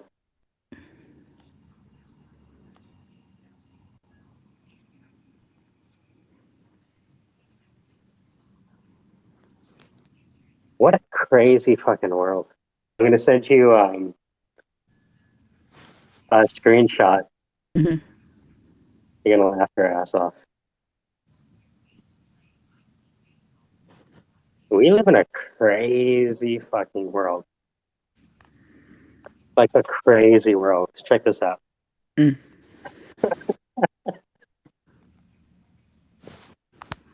Now have Come on, right? nice. How crazy is that? Well, that's just clear in the world we live in. Sell, sell, sell, buy, consume, consume, consume. So I'm going to send you another one just for fun. Here, take a look. No, that didn't work. Come on out. Oop-a-dook-a-doos. There you go. So I zoomed in on the face, and this is what it gave me. It's not giving me what I want, but it is kind of funny.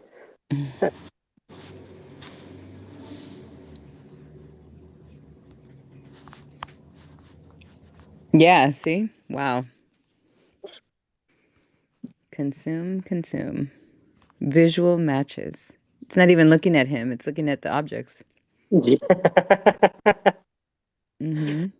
And what's scarier, dude, the internet is such a scary place.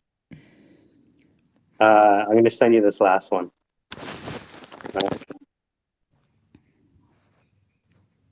It's such a scary place.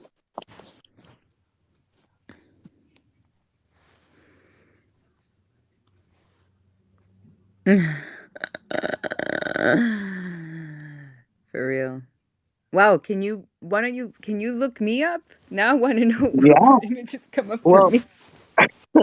so I'm going to walk over to my computer, but if you go to images.google.com, Mm. there's a little, so images.google.com, and they have a search bar, but beside the search bar, they have a little camera. You Oh, so click you on can a take a picture.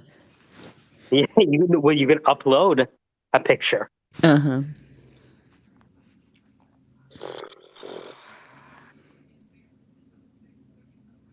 It's oh, and by the way, like I used one of these voiceover apps. Let's see if I can find it. It did a recording for me, and I was like, "Oh my God, where is it?"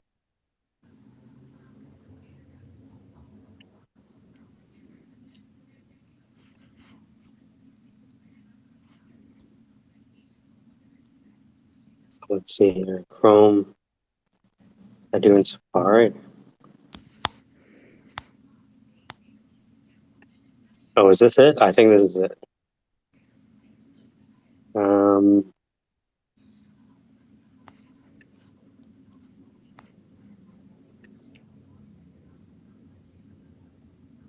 okay, here it is.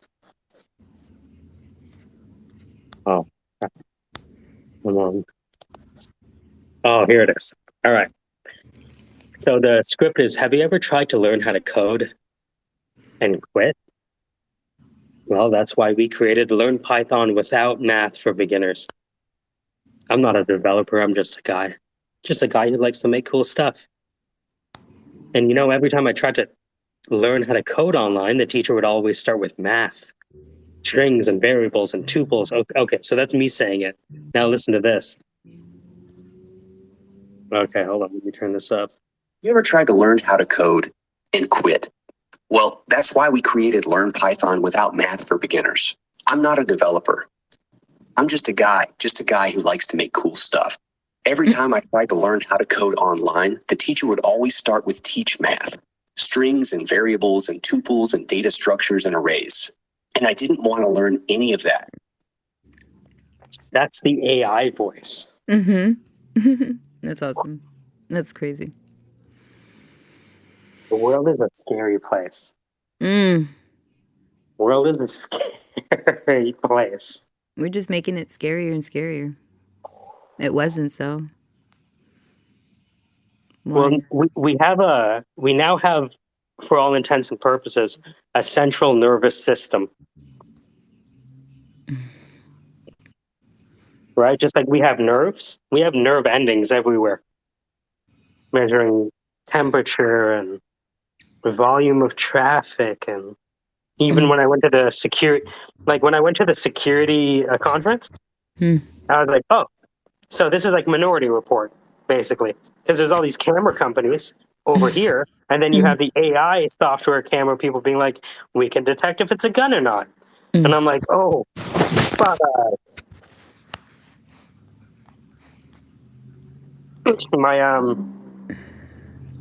My friend said that there's this idea of surveillance, which is like you have these cameras looking from above, but there's this idea of omnivalence where we're all surveilling each other. And he called that omnivalence. I'm like, oh, fuck. Tell me less. Mm-hmm. Tell Make me it more less creepy. things. Make it more creepy. Yeah. This was years ago. And I didn't know what the fuck he was talking about. You know, we were just riding our bikes. He's like, you ever heard of omnivalence? I'm like, no. And then I looked it up and it's like, oh, it's like that Batman thing where they use the, remember when Morgan Freeman gets pissed off because Batman hijacked everyone's phones to tell what's going on in the building? He's like, you shouldn't have this power. He's like, well, I'm trying to save lives over here. Fuck you.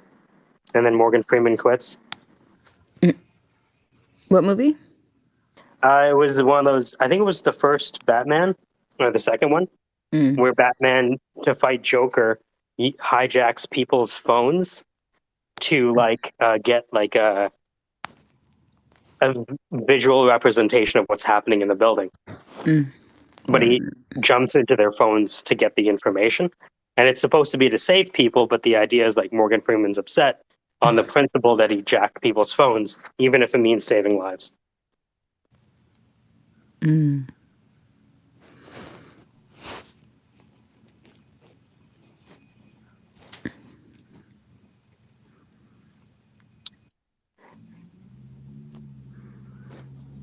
you tired of waiting for serendipity to show up whenever the fuck it wants? Well, that's why we created Serendipity as a Service, a new kind of software as a solution. Because why can't you just have little miracles whenever you want it? Convince him that it was serendipity that brought you together.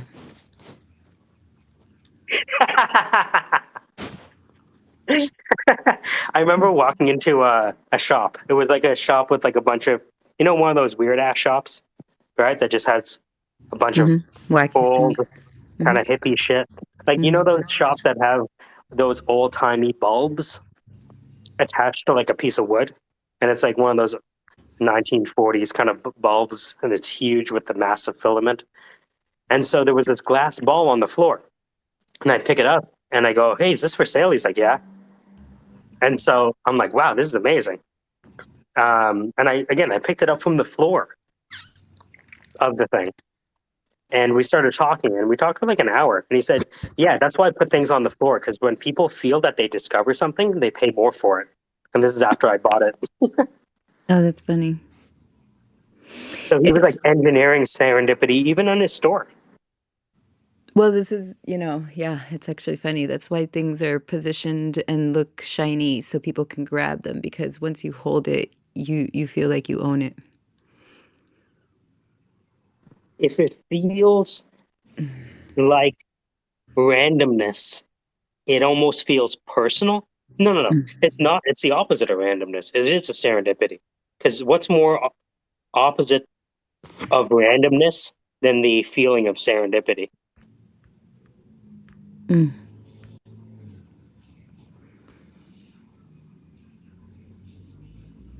Yeah.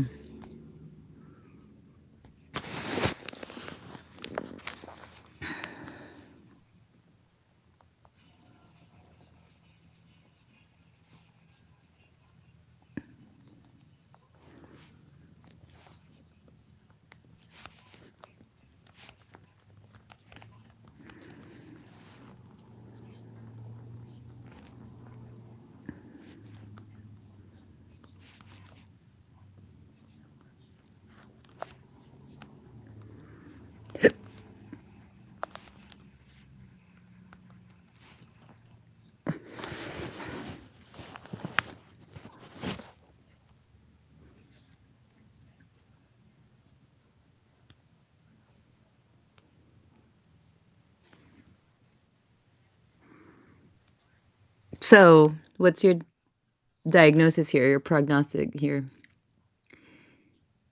Serendipitous? Twitter manufactured.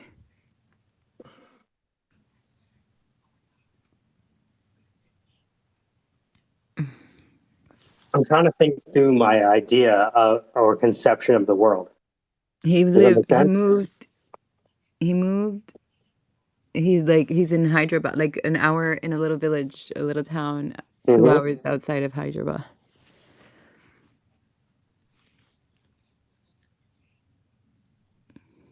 Let me click on this. Can I find this image source?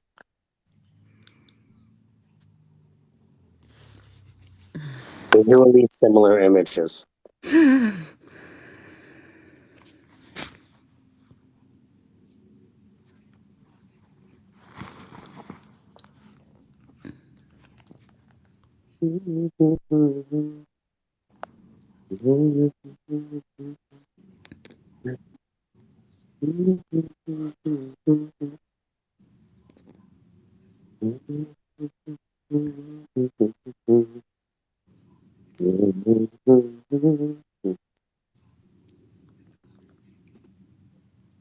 Guys are so fucking stupid on Twitter.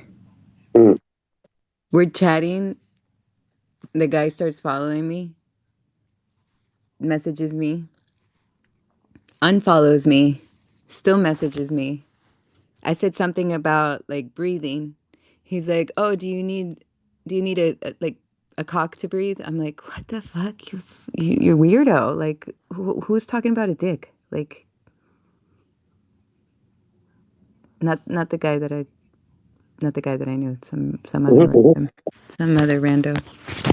Well, And then I didn't laugh at his joke. He said it. mm, He came 3 times with a penis joke. Did not laugh at it. And then he's like, "Oh, I guess it wasn't funny." I'm like, "No, it wasn't." And so my no wasn't delivered. He blocked me. That's so weird. Don't talk about your dick to someone you don't fucking know.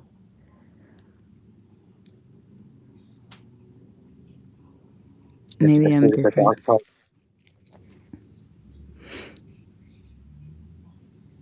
The dog. I'm trying to imagine the reverse scenario where if a woman came up to me and be like, "Yo, you see this fucking pussy?" Yeah, dude. I mean, that's the thing. It's like I know that they do it because they want her to do it. But no, Well, she's not going to do oh, that. Like maybe the reciprocation they're hoping for. I showed you mine, so you show me yours. uh-huh. It's, but I'm just like, Uh-huh. imagine a woman came up to you and be Yeah. like, "Yo, you see this pussy right here? You It's don't fucking, you you know what I can do with this?" I'd be like, "Okay, I know you're not supposed to use two condoms, but in this case, you know what I mean? Like that's Yeah. the first thing I would think. Be like, in this day and age of like, God knows what they're putting in people. Mm. Like, you know, if the one dude, I'm in a lot of ways, I'm so glad I found Allie, because it's like, it's when you consider like just the fucking obstacle course Yep. out there. Jesus. This. You know, she said to me, she told me, and this was a compliment, that I was the only guy who didn't send her a dick pic. I'm Exactly. like, is that where the bar is? Exactly. Exactly that part. So it's like what you said. I showed you mine. Now you show me yours. That's literally the intention with these dick pics. So many times, I'm like, I didn't fucking ask for it. Who said I didn't even offer my shit? Why are you out? Like, get the fuck out of like. So, yeah. No.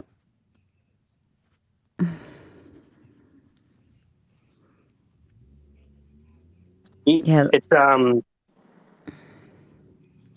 I don't think we realize the effect that pornography has on the way Mm-hmm. men think Mm-hmm. what women like. Mm-hmm.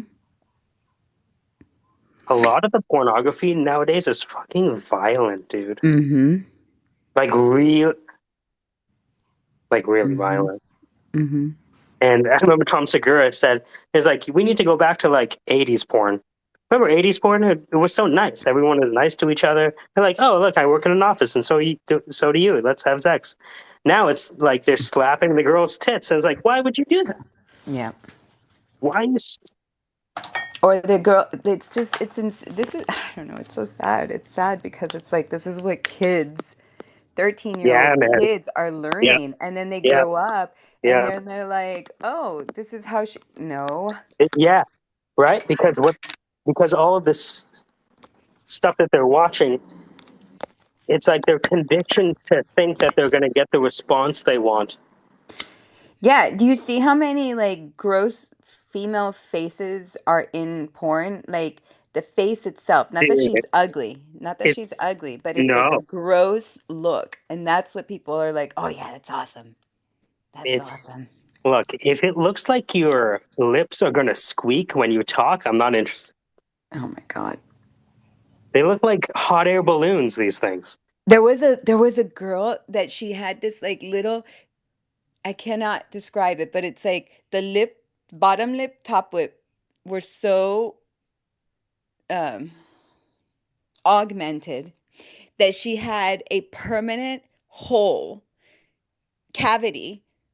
I don't know if it didn't, obviously it's sexy to some people, but this person was drinking soup and she has to look up or forward because if she looks down, that little hole in her lips never closes. And it's like, how is that even sexy? Your mouth is always going to be dry. You're always going to be almost spitting on someone. When you're talking, you're probably spitting. Like, ugh.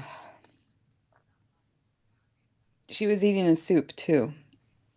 It's so scary to see that. And again, like I'm older, so I can see the influence on my own life, right? Like, you know, what did I think that a girl wanted when I was 16? When I was 16, boys were just like obsessed with boobs. That was about it. Like nobody was like saying nasty, like crazy things. Like I mean, I also was in Colombia. I also was like around a lot of more conservative people, a lot more tradition. Yeah, it's a different time right now. I don't know.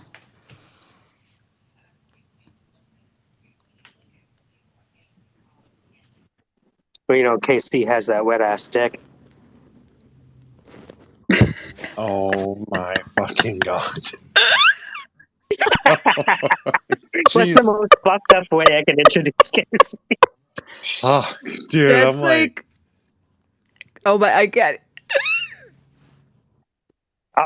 Casey, can I Oh commission my you to do that music video for me? dude, a what? The wet ass The dick song. what? It's the same video, but you have to do the dance God. moves. Boo. Fucking hilarious, dude. Hey, what The did fucking, you? your fucking knee gives up. Ah, Jesus shit. Christ! Hey, Gonna have to you reach. you sent me a congratulations DM. Oh yeah, because you got a reply from Spatial. I got a reply for. Oh, I did. Congratulations. Oh, sweet. Wonder- Read aloud.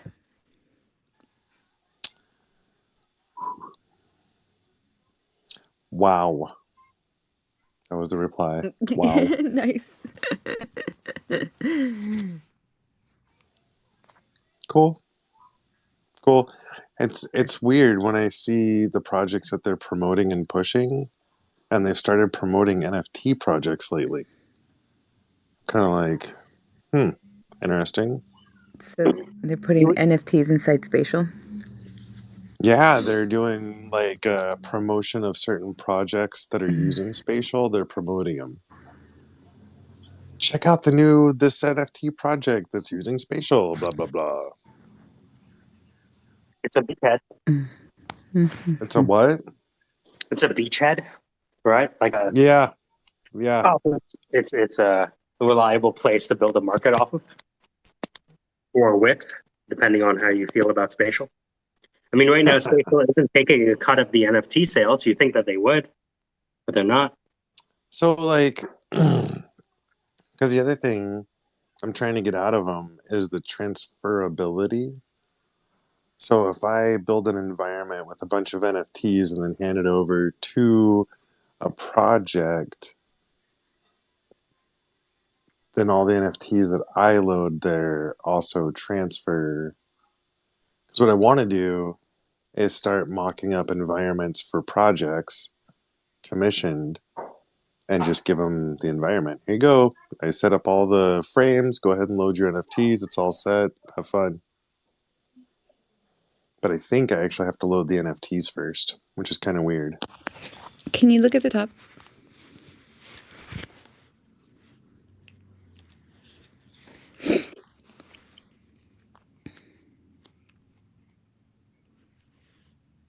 So that's a nice home. You see that? This is the how do you own this house and not have a small replica, right? No. Oh. Emerging No. transversal technologies such as applied science, applied in AI, bioengineering, immersive reality, and technologies, attracting billions of dollars annual investment. What impact will next wave technologies have on work and social order? Okay. So, what is spatial? Where is spatial in here? It's big. Oof. Exactly. Yeah, not. Nah. Well. No, it is. It's right there. It's Is immersive. spatial in there? Well, it's immersive. Oh. It's in the technologies, right? It is. It's category. It's in this category. What analogy can I draw here? So It says 44%. So I think the idea behind spatial is decent. The functionality and the graphics behind it are going to hinder it. Like in a lot of the metaverses, the way you navigate around is very smooth, and in spatial, it's kind of clunky. It kind of feels sim-like, right? Yeah, very much so. So like, I was listening to the guy talk about how they actually came upon it and why and how, and it was a dead project that was created by IBM or Microsoft, I think, and it was intended for internal use only, so that they could have meeting places. That's why like most of the environments are boardrooms or auditoriums. Is because it was intended as an internal business use platform. Yeah. And it died. It died. And this random artist was like, yeah, can I put some of my art up on there? And they're like, yeah, sure. And from there, it just started kind of growing. And it's getting better. Like they're doing stuff. They're onboarding other brands. They I got was just more. going to say they're going to merge. Like, especially, I mean, Are there who's its competitor? So all of the metaverses, be it so like Okay. the next step up is Monaverse Mm-hmm. is I'd say like maybe a slightly upgraded, and then from there you're going into like Decentraland, Sandbox, and then from there you've got like Roblox, Other Side, Mm-hmm. the big boys. Mm-hmm. So like the competitor field that it's in right now is relatively low end Mm-hmm. on the on the chain. Um, like I'm not hating on it. I'm working in it. I'm using it a Mm-hmm. lot, but I just recognize when I go into the other metaverses, I'm like, oh whoa, this is like the other metaverses. You can really interact with the environment. Like you can push obstacles around. You can like kind of do stuff.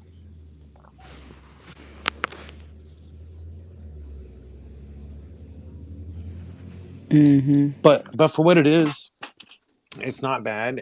And you're right. Like the industry in its total is certainly primed for a lot of onboarding. Mm-hmm. I don't mean to Is it sound a like a wave? hater. Is it a wave? Like a wave of adoption. Mm-hmm. I would say probably, probably is Mm-hmm. just for the fact that like look at like surgeons making use of video robotics. Mm-hmm. That's a form. It's a form Yeah. of use. It's a good use case. I just really early.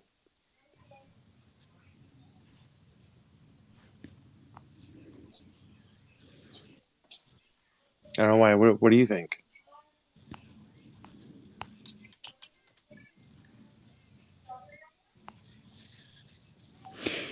Wow. Have you guys seen these things for air sensibility? No, what is it? I guess it's for people that have noise, yeah, noise sensibility. So maybe some people that are on the spectrum or like higher on the spectrum that have to avert from sound. Um, they're like little silicone. Let me see if I can share it. Yeah, it's a thing. I'm putting it at the top. It's a like silicone ear canal bud kind of thing.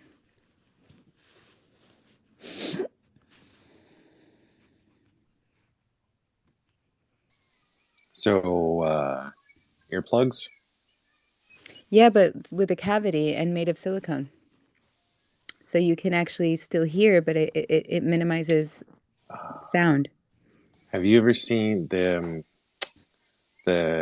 target ranges, firearm ranges? Have really cool headsets where it blocks out all outside sound, and then you can turn it on to hear those around you. Oh, that's cool. Yeah. Mm-hmm. Flare audio.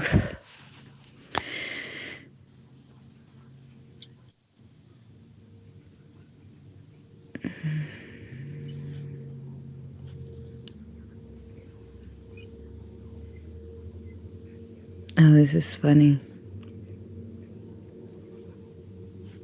Colombians, I don't know if it's all the Latins, but like it definitely is in South America, or definitely in Colombia. They do spam of butts, spam of boobs, spam of cleavage, spam of legs. I've never looked. I haven't noticed it in like in English ones, but all my Colombian like right now it's legs. It's leg spamming. So everybody's posting pictures of their legs. And when I say everybody, it's usually the women. uh, sex porn sells. What are they selling? They're really not selling anything. I don't know. Why do Hey, we? what you guys were talking about earlier about porn being so fucking horrendous. Yeah, Uh-huh. definitely. Like, Yeah. I wanted to make a joke like, Jesus, what type of porn you guys watching? But then, like, yeah, it's pretty fucking horrible.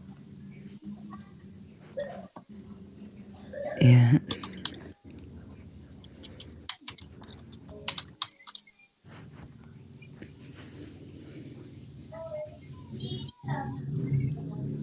I mean, I'm gonna put at the top some of the exampos of spam de Oh pierna, God, so you see what the fuck I'm looking at right now. Spam de piernas.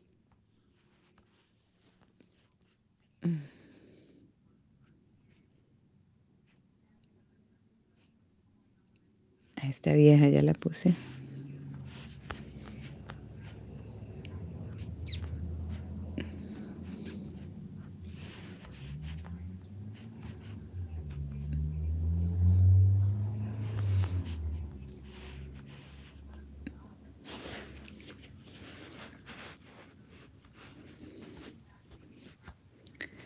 So some of them, is it porn? Is this porn? Is that the question? What we're looking at? Mm-hmm. The last Hmm. 3 ones, are those porn?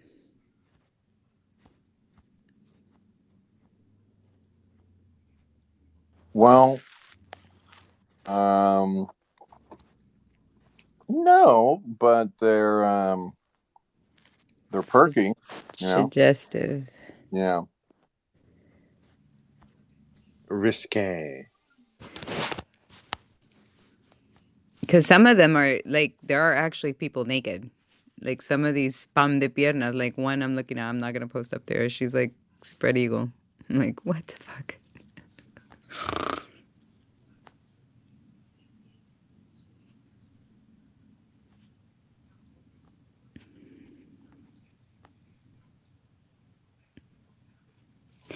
Interesting. I'll delete them all. I'll change them out.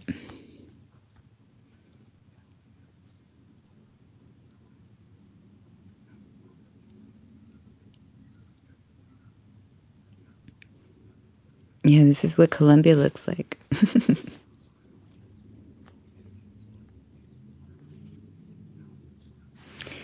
Beautiful Colombian towns.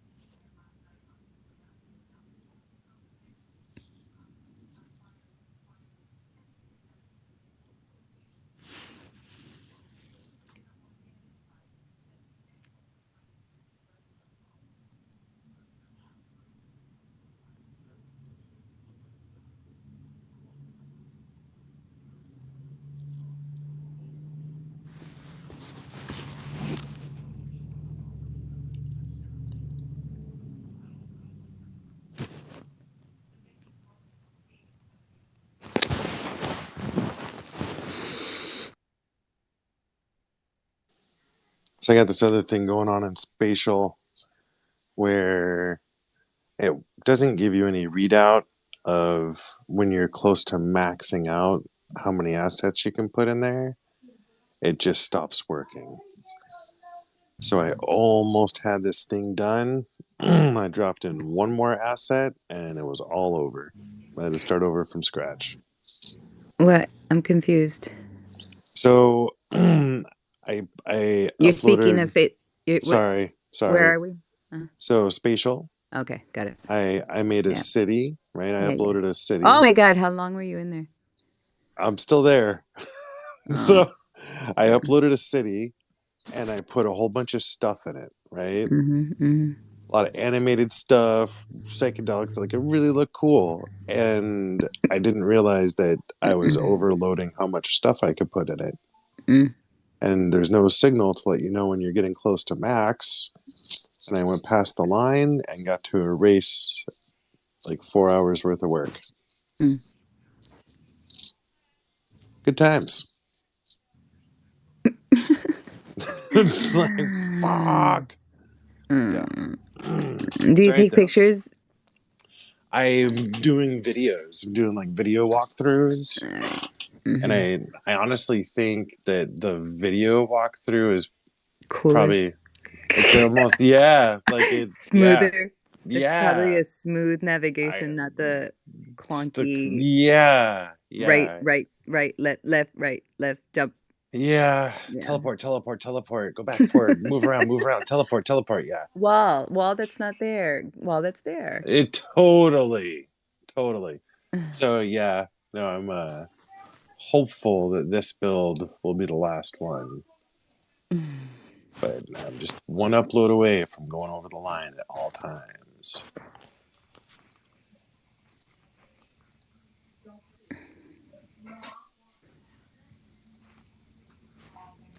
Spatial has a link to a place called Sketchfab where you can download a bunch of stuff to put in. They've got nudity in there. In where? It's called Sketchfab, so you can download like nude 3D stuff into Spatial. And it's not like overly suggestive or pornographic, but there's definitely nudity. Interesting. Yeah. It's everywhere. Lagatha would be laughing at us. You Americans, so prissy about your sex. Ha ha ha. That's my favorite one. It is, right? Everyone has their recurring jokes, right? You know, I have mine. Yep. Right? It's Oh, like, what's mine? I don't know what mine is. what the fuck is everyone talking about when they talk about Shut Web the 3? fuck Just up. shut up the already. fuck up. Like, I've never seen people walk into slavery with smiles on their faces before, but here we are. All these motherfuckers are talking about, oh, I want to be free. They don't want freedom. They don't even want a fair master. I think they like the pain. That was my Ding. Nice. Sting. We all have fuck? ours, right? Yeah. Wait. What's Dan's? What's Dan's? Well, you see, the notion of freedom is clearly icing on a rotten cake. You know, every time you open up the door, it's closed in your face. Now, you don't really feel the end of the door because it's an invisible glass ceiling that's just hit you. But give it a few years and you'll find lacerations all over your body. While looking from kinda a like that one. window. While looking from a window outside at the scenery and the girl walking by with the heels and the feather in the hair and As the red dress rippled with the waves. You know, in a lot of ways, a startup is like strip club. You know, you have a bunch of people who know how to write a bunch of code that can impress a bunch of VCs, and hopefully you can get them to take their pants off and film it so you can blackmail them into investing into your Series B.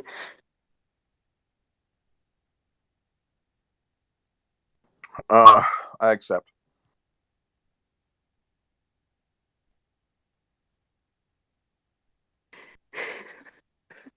I feel like I can write like essence scripts. You ever like there was a interview with Jim Carrey and Norm Macdonald, R.I.P. And Jim Carrey is talking about how he does impressions, and he talks about getting. He doesn't try to do the impression; he tries to do the essence.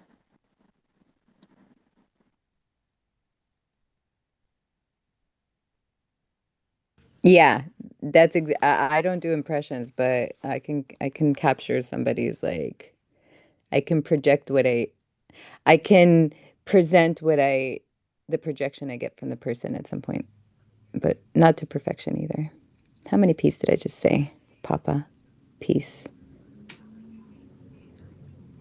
It's also like, I mean, Christian talks about getting the character and the voice will come. Mm. So I always think about like if you're going to do the character, then it's easiest to get the character when they're their most emotional. Right? So for example, like I tried to put myself in a position where Crow was talking for half an hour. We're like, what would the response be? Hey Hugh, we're gonna create the new Twitter together or what? Oh, let me go remove the legs so people don't think.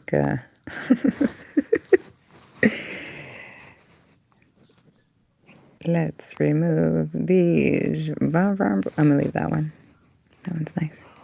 Hey Hugh, what if we created the new Twitter and then sold it to Twitter? What do you think? Is that okay? I'd say nice work, you can get it. Okay. I put at the top of the space the You're talking about data set. character development. Are you talking about screenwriting or novel?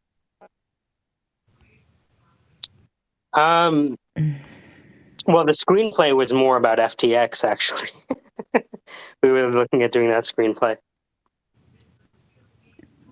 But I've been Ahmed and a Web3 and a few other folks like Manish have been showing me how to code.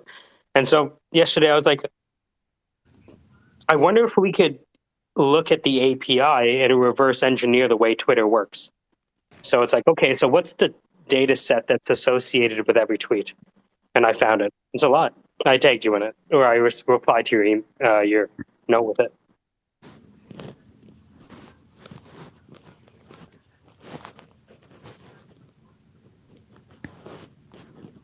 And then we were talking to Melody because we were like, I wonder what the algorithm for serendipity is. And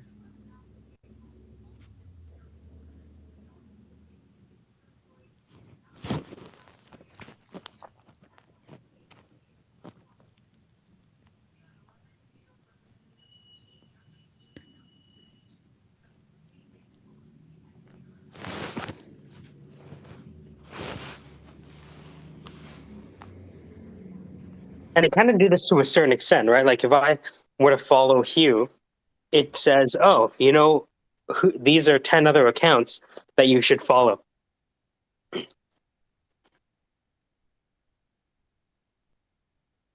Yeah, but going back to the actual moment, serendipitous moment, there's still no connection. Difficult. Yeah. Right? So I've had 2 genuine serendipitous moments in the last year and a half in audio social media.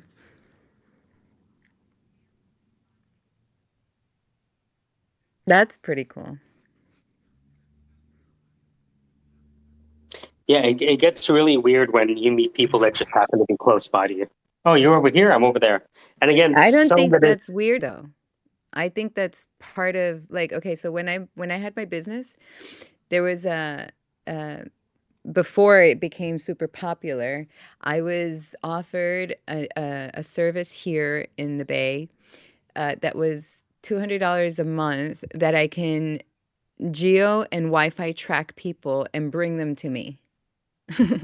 If I'd done that, then I would have like the first 2 years would have been even more so. I would have made more money, but so I understand that this technology, like I get it, but it is geo, it is local, it is like, you know, my spa was like top search in the Bay Area, so I understand this, but these 2 instances are definitely not connected, and I think that's cute, and I'm gonna keep it that way.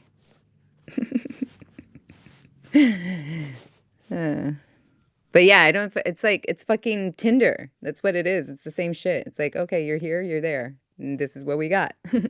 Here's the person that you may know. Here's the coffee shop that you want to go eat at. Here are the glasses that you looked at yesterday. They're right there at the 2 miles from your place. Go. They send you 3 advertisements from like similar T-shirt area or areas that have the shirt that you like. This is not. This doesn't shock me.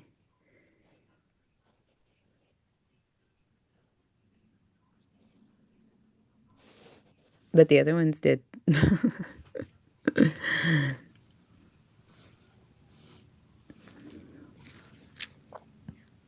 Casey, I don't think you were here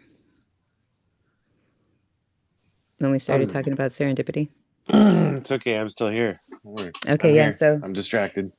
no, it's all good. So so I'm on. I host a space last night, and there's a few people in there, and then somebody pops in. We were talking about my business, they were asking about my business, and then the person that popped in goes, "Yeah, downtown like in Berkeley," and I was like, "Yeah, my business was downtown Berkeley," and he's like, "Yeah," and he's like, "The something else," and I was like, Where in downtown? Oh, he's like, I used to be at the coffee shop. Like I used to work, like he basically he knew me when 2016, 2017, 2018 here in Berkeley. Like he lived here and he worked at the copy center, um, where I would make flyers for my business. And so he just opened an account on Twitter, and the first room that he popped into was the FTX room, those trending rooms. I was in one. So he saw me, and then I guess he hit follow, or yeah, he hit follow because he saw my picture and he zoomed in and he's like, "Oh, this is Melly. I know her." And then last night is when he came into my room and said all this. So I was like, um, Mike is trying to figure out how the algorithm connected us, but doesn't seem that way.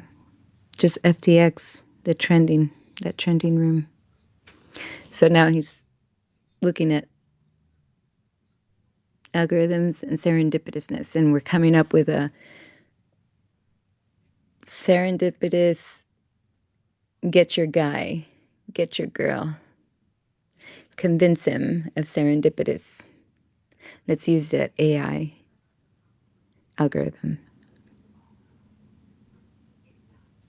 So you're gonna go with algorithms over coincidence, That's right? what he is. Mm-hmm. Okay. Okay. All right. Mm-hmm. Mm-hmm. These What's two. your what Mm-hmm. does your intuition say? Oh no, these absolutely. Like the other person was somebody that I knew in the 90s in Colombia. When I Whoa. was 17 was the last time I saw this person. And then I was in Clubhouse. The person lives in Chile. I had no idea. 17 years old, that's the last time I ever knew about the person. And I was in Clubhouse and last year, and we're talking, and then I'm speaking about like the little town that I lived in, the little village on the mountain that I lived in. And then he comes on mic and he's like, did you drive this car? And did you know this person? And I'm like, wait a minute, what? Who are you? Like, I don't answer these questions. Like, who the fuck are? And then he says, oh, I'm so and so's friend. And I was like, what? So he, we don't live in the same country. It was 90s. I don't have phone numbers. We don't have emails. So the fact that we were in the same space at the same time in an audio app, that's all that was. So I've had these two very moments. The guy that I ran into last night lives in India. He moved in 2018, early 19 to India. So my gut tells me it is serendipitous. Um, but the software computer side of young Python junior over here, Mr. Mike is like, oh yeah, the algorithm. Let's brought it together. So we're trying to figure out where there might be a connection. There isn't yet. Yeah, So, in looking at the Twitter data, I don't, even with the amount of data that they have for every single tweet, mm-hmm, I don't see how they could have made a connection with mm-mm, Mel and these folks. mm-hmm. The only way I think they could have done it is if they're buying access to other data sources that they're correlating. But even that is somewhere where my head is, there's a, like, what data could, if I was the CEO of Twitter, what data would I also buy to improve the service that I give to my users from a serendipity perspective? Would I buy Instagram data? Would I buy Facebook data? Would I ask for banking data? Um, do I have to buy it from Google, for example, to get location data on an Android phone? I don't know. But these data sets are available for purchase.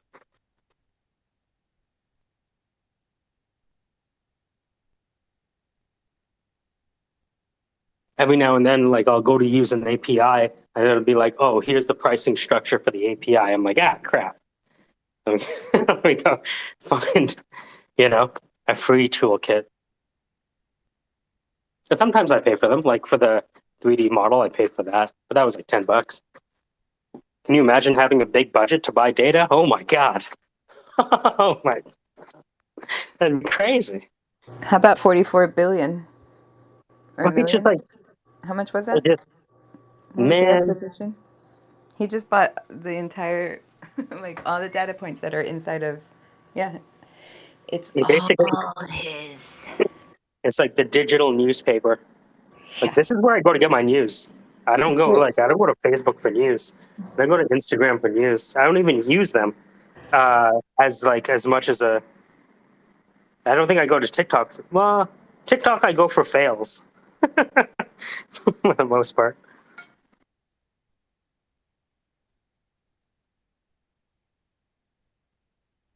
But like, if I didn't have Twitter, I wouldn't know anything. I probably wouldn't have ever heard of FTX, to be honest with you.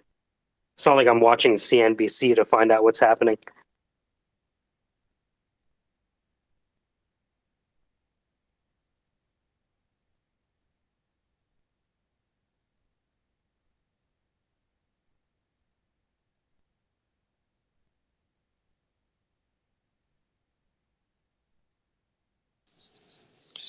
I need to quit my job. It's getting in the way of me learning how to use all the software. Yeah, that's how I feel about fucking coding. I'm like, Dude. even as we're talking, I'm like typing in this Python tutorial for Twitter, and I sent it to Web3. Or infect him with it. It is kind of like biting each other, right? Like the zombies. But we take each other's time by introducing ourselves. So, like, I bite you with Wombo. Like Dan kind of bit me with Wombo. And so, Casey, how did you get involved? We were trying to figure out who to blame. Like, is Peter to blame for this? How did you find out about this? Because I know I found out about it through Dan and Pete. Sierra was watching Dan do some AI stuff. No, it was you first. We're doing the AI stuff. Then I saw what Dan was doing with it. And then I don't know how I stumbled across Wombo. I don't know where it came from. But I know that you were the first one I saw use AI for art.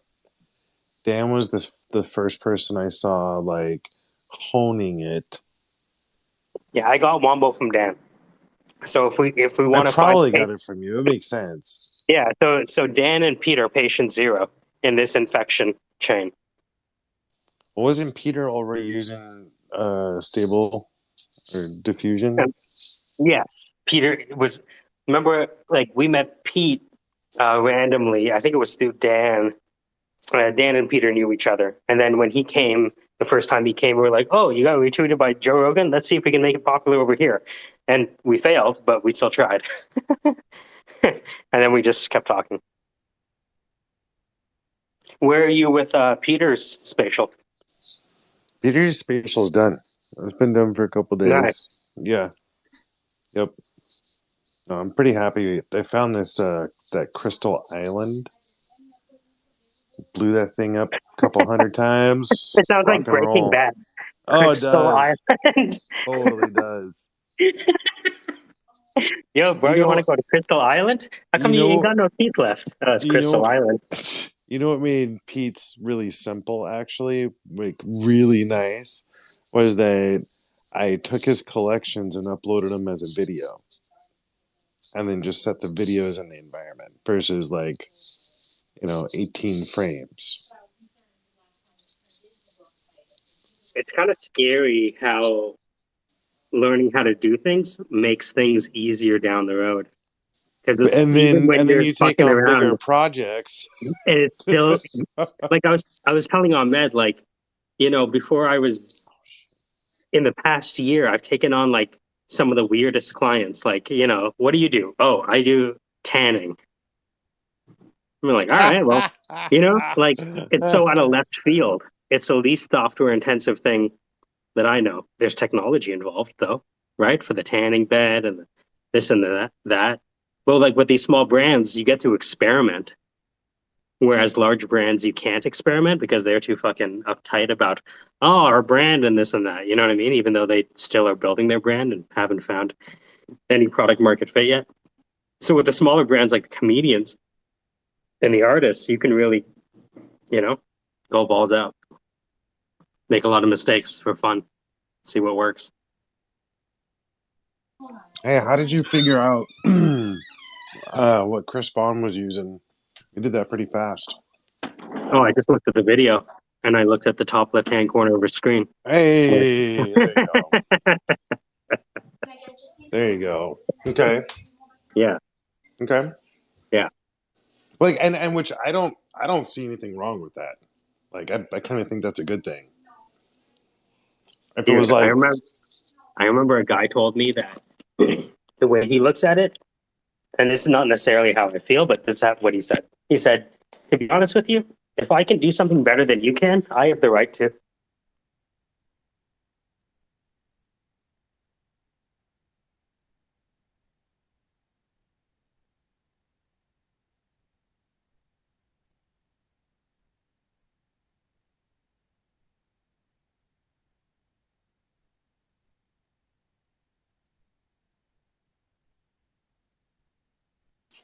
Jesus Christ, dude, we're back to monitoring oxygen levels over here.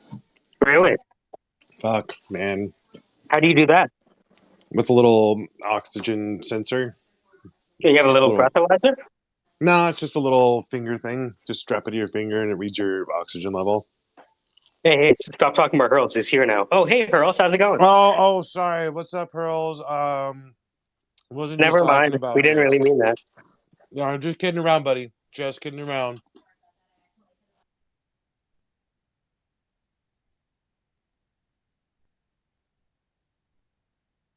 Hello. Oi. Too heavy. Yeah? Hello, how are we? I like it. Way too heavy. Way too heavy. I'm just working on my North American accent. Not sure how I'm going, but I'm going to try and speak this whole episode Okay. with my North So American accent. let's play the game, Web3. You say something and then Hurls tries to say it. Yes. What do you mean? I won't. Do I have to sound so garbled like that, or do I talk normal? Like, you know, I'm in Greenville, Mississippi. What do you mean? You mean I talk like that, or I take off goggles and all that like I'm Greenville, Mississippi? Web3, tell me about Python, and Hurls, so you'll try to say it. Let me tell you about the situation I'm having right now. I have a Windows server that I updated a printer, put a new printer on it, deleted a printer, updated some software, turned around and updated from the IE to Edge. And then all of a sudden, the primary program that my application runs under decides, hey, I need to be relicensed. Was that enough? It's like we're feeding training data into Hurls. Yeah, I don't have the short-term memory or the desire. Like I fell asleep during that. The Mississippi is not as low as they say it is. The Mississippi is not as low as they say it is. That was hilarious. I like it because I have this theory that we go from, to get the right accent, you have to start with like the person's cousin. Like it sounds like that with his Albanian cousin. Yeah, I should be putting the mic and the earphones on so I can hear what my voice sounds like. But yeah, North American accent is so I don't even know what that is yet. I googled it and there's this YouTube video that I'm going to watch. But hi, how are we, everyone? Hope we're well. Pete is asleep. Just hanging out in here. North American accent side is from Idaho. Oh, you're rugging. North American accent was what? Sorry. It's an accent from Idaho, state of Idaho in U.S. I don't know. It's a very Give us your neutral. best. It's a very neutral accent. It sounds like there's no inflections. It sounds like what you hear on Friends. Like if you if you watch, Oh, okay. right. Give us your best version, Ahmed. I cannot. I've got way too many things going inside me. I've got my Canadian comes out, my British comes out. If I keep talking to you, I'll probably end up switching to Aussie, and because I am a parrot, I cannot. I end up code switching, and my ear subconsciously talking to the I don't know. person in the accent. Is it a cannot? Is it a cannot or is it a won't? This is a syndicate. No, I cannot. It's not. It's not a. It's not a won't. It's just not possible for me. If I was listening to it, yes, I could code switch into it, but it's not easy for me to make my expression neutral. You always you sort of sound to me as a person like if I was one of your students and I was saying this back to you, you would probably say to your student, "There's no such thing as can't. There's no such thing." No, there are things that you just can't. For instance, you can't travel faster than the speed of light, given the current technologies that we have. You can't. But what about quantum entanglement? Leave that out. Quantum entanglement is still subject to speed of light. Yes, it is. Yes, it is. It is completely, the information transfer does not happen faster than the speed of light. You just have to. There's a subtlety there. In anybody who tells you otherwise is joshing you, or they're trying to make something bigger than what it actually is at the moment. So are you using according to the theory of relativity or the string theory? Like with my limited knowledge of. No, I'm talking about the quantum experimental results that were just found, where quantum entanglement was proven, along a long distance, and information transfer took place.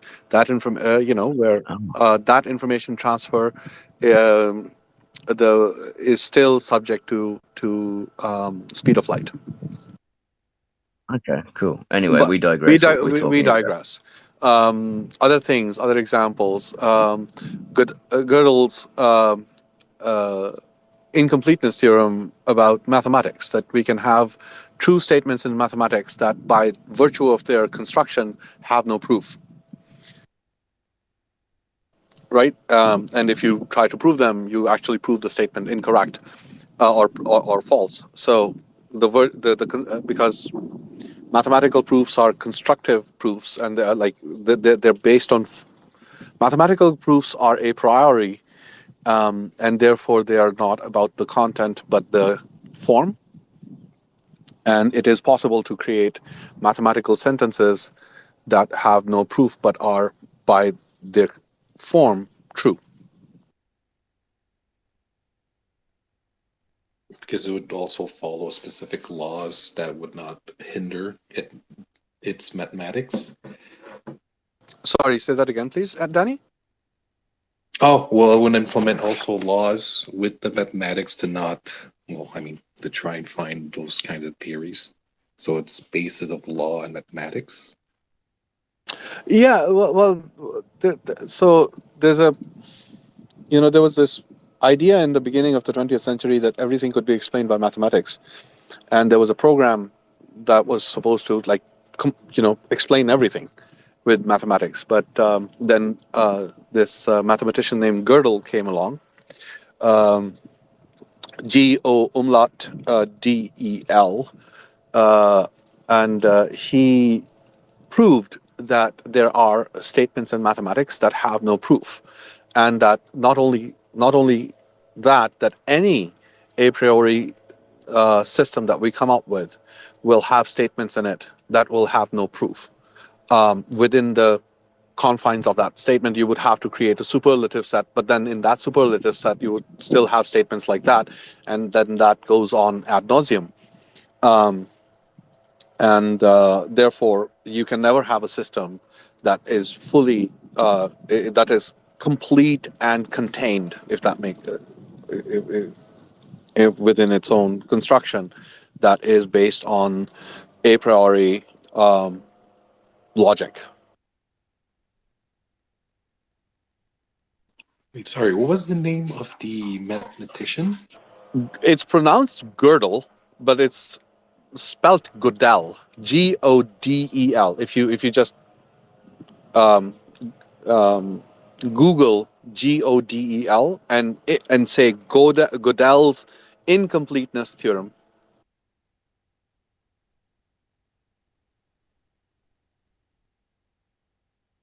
He devastated a lot of mathematicians by putting that out there. Yeah, good for him. I have these little thought. I don't know if you would. So I will them like never say to my students, "There's no such thing as Kant," because there are plenty of things.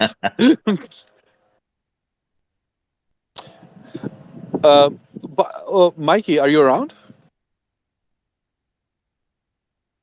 Yeah. Can we have our call? Yeah, let's do it. All right, I'll call you. All right, sounds good. But yeah, just very quickly.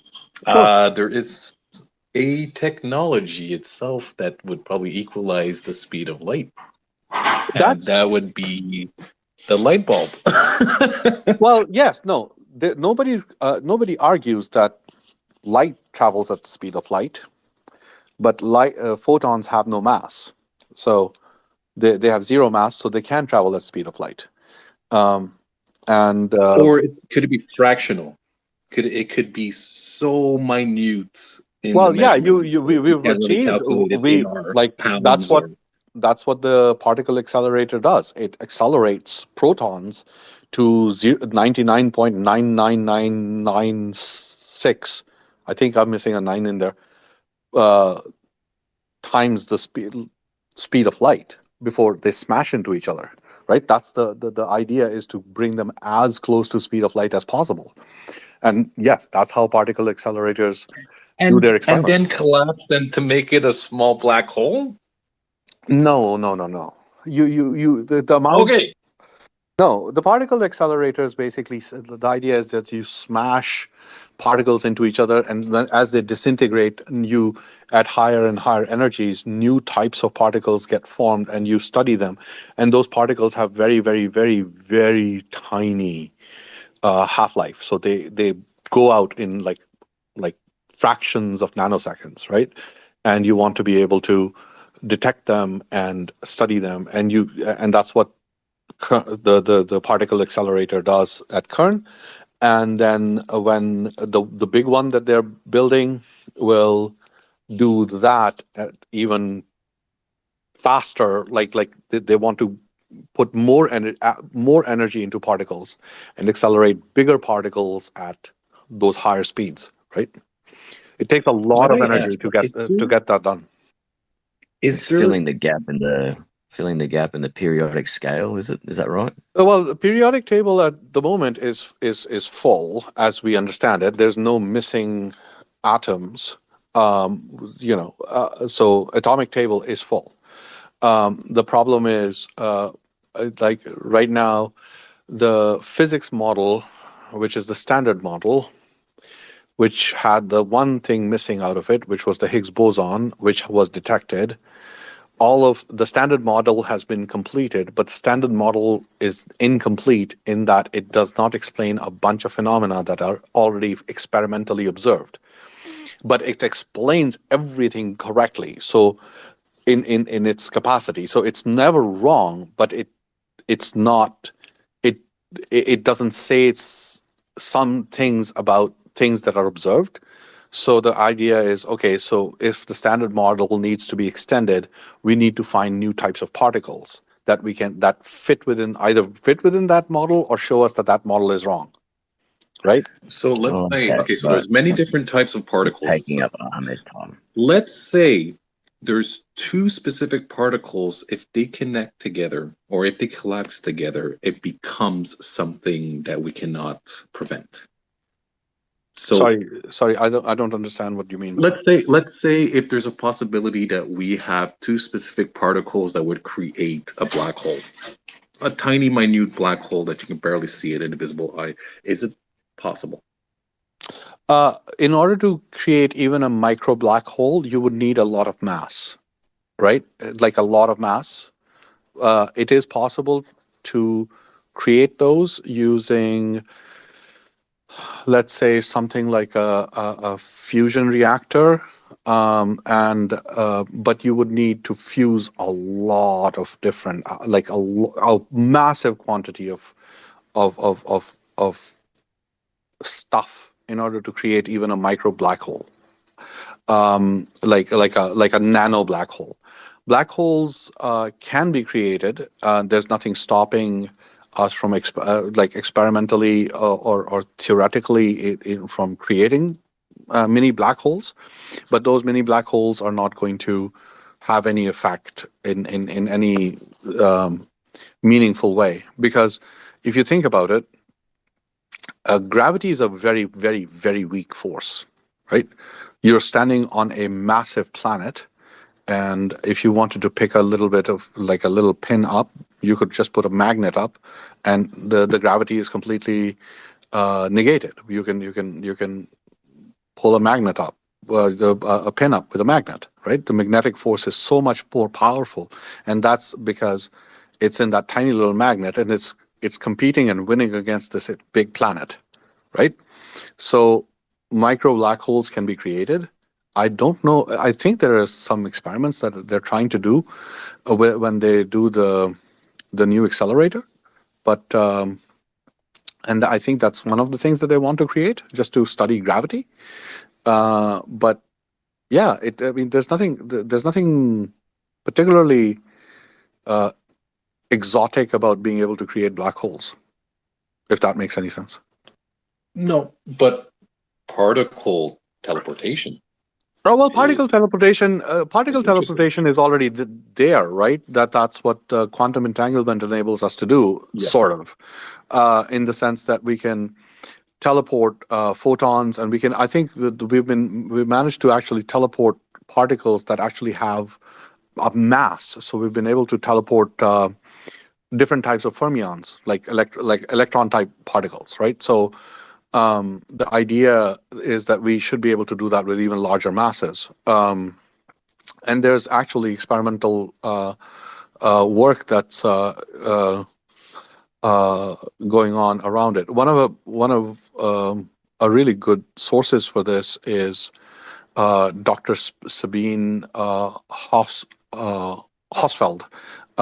If you Google on YouTube, just Google something like "Science Without Gobbledygook." You will find lots and lots of information that is very well presented. I like it. Science without gobbledygook. Gook, Gook. Okay, I'm jumping off. Thank you very much, Mikey. I'm going to give you a shout. Can I call you on your phone? Zoom. I think, yeah, Zoom. Zoom. All right. Bye.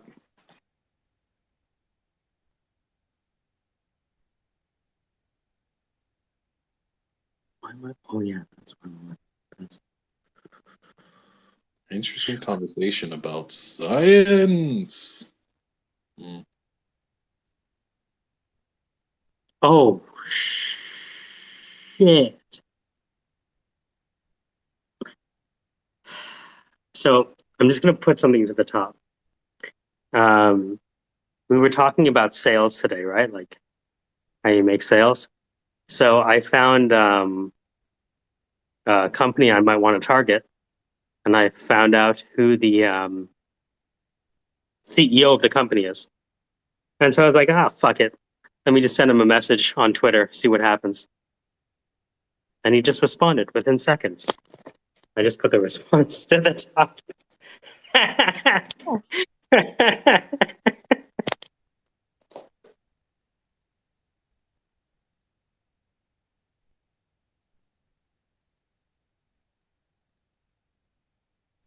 All I have to do is ask him at your name. I didn't even do it. The grammar is wrong. I said, what's RTO do you promise clients? The grammar, I misspelled my message to him, and he responded. I misspelled my sales pitch, and he responded. So how does sales work? I don't fucking know. Could work like this, though. I can think of supply demand type of sales. Well, sales is creating demand from scratch, right? Two, yes, certain things, correct. And sometimes it's things that we don't even know that's a necessity. Like, as a recruiter, I realized that people didn't want a better job. They wanted a shorter commute. And I noticed that the best engineers I could find were the ones that were getting paid a lot of money, but would take a pay decrease to be closer to their family and get home closer to see their kids longer. So, a lot of people would be like, oh, they want foosball tables and they want drink nights. And no. They just want to get home faster. People would completely exchange their time for money. Some people are focus driven more on time with, let's say, friends and family than just time at work. And that's what the sales process is, right? It's like, okay, so if I want to get a developer who's already working, I have to be able to offer them something that they may not have recognized that they need. Well, after speaking to a lot of developers, I realized that especially if they just had kids, if I can show them a job that even pays $30 to $50 an hour less at that level, if they can get back home to their kids, they actually would value that more than a lot of money.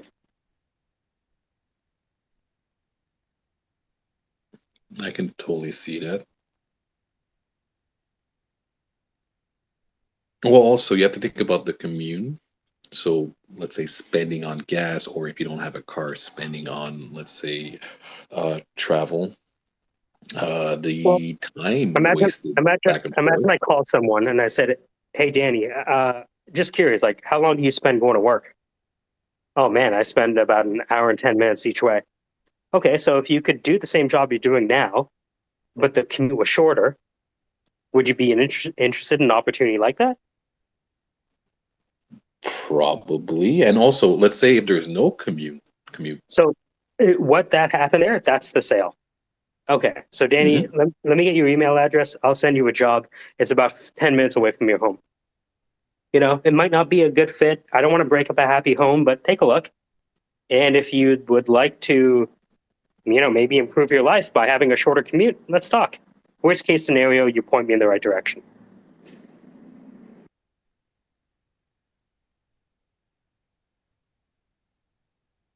Careful, Danny. He's a Canadian. Same here.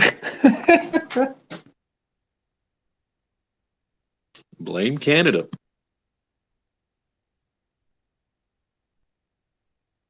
Well, a lot of people now are just working at home and everything else like that. And companies are pretty smart. Sometimes will purchase people's internet because it's using during work, offering benefits too. And also no more commute. So those extra hours, or let's say that extra 30 minutes, you can do anything. You can go see your kids, go do your cooking because you have no more commute at that point.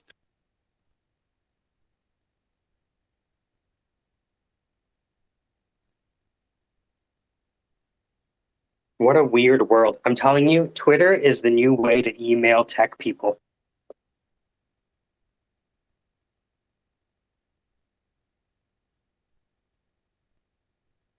But the only scary thing about it is if the person is genuine, if it's the real person.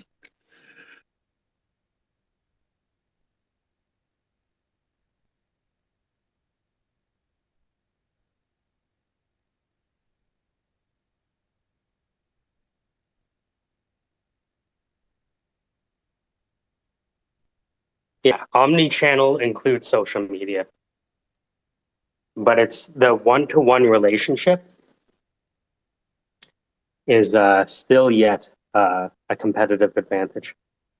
In a world where your product and service and your brand are the same as everyone else's, it's only your sales process that differentiates you. Challenge your sales model. So you're saying you're looking for an omni relationship. It's kind of interesting, huh? Yeah, it's like he can fuck me in my ear too, you know. I don't know. It is an androgynous zone. I'm not sure if I want that there, but don't knock it till you try it, I guess.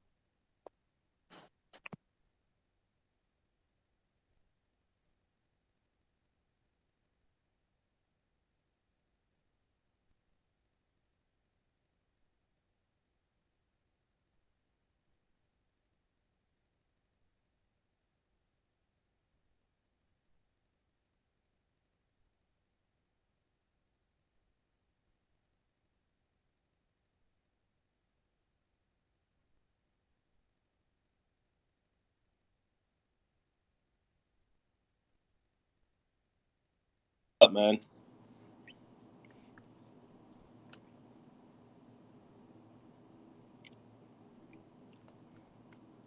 I missed the Python link in the room.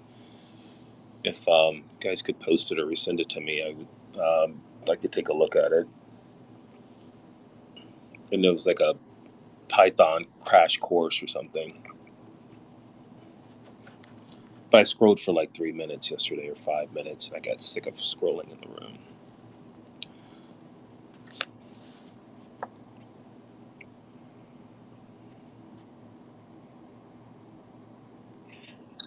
Yeah, that's all Michael, man. He's got all that stuff. I appreciate it.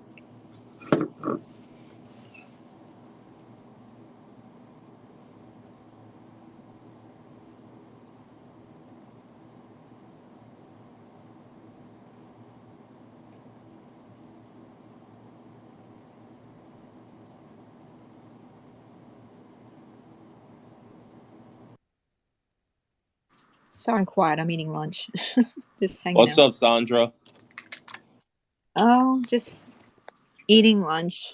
What's the I just got. what's the weather? You guys, what? Let me guess, 70, 75? Yeah, pretty nice. I know. I got snow. You want some snow? No, no, I'll pass. I hear. How much snow do you Oh have? no, I mean it was just like less than an inch, but it's cold enough to snow. That's the sad part. Oh, yeah. Yeah, it's probably National Hate Florida Day somewhere. It's all right. We had an opportunity to move to Florida, but You blew it? I got married, so sort of, Oh yeah. God, you blew it. Oh well. I was on my way moving to. I was younger then, so in hindsight, it's probably a better idea. I was gonna probably end up marrying a Colombian and getting cut. So Happy wife, happy life. yeah, absolutely. So it's for the best. But I do enjoy Key West. If you have an opportunity, you should definitely drive there. I wouldn't, if you can. The drive is beautiful. Yeah, I'm going to Orlando for Thanksgiving, but I will get down there. How big is Key West? I think it's honestly, I think it's maybe a mile in radius, maybe 2, if that. Nice. You could walk the entire thing. I mean, I remember walking from our apartment or room that we stayed. I would go down and stand there in the summers, and we would walk from Mallory Square where the ship's docked to back to the condo. So, or rode bikes. So it's not that big.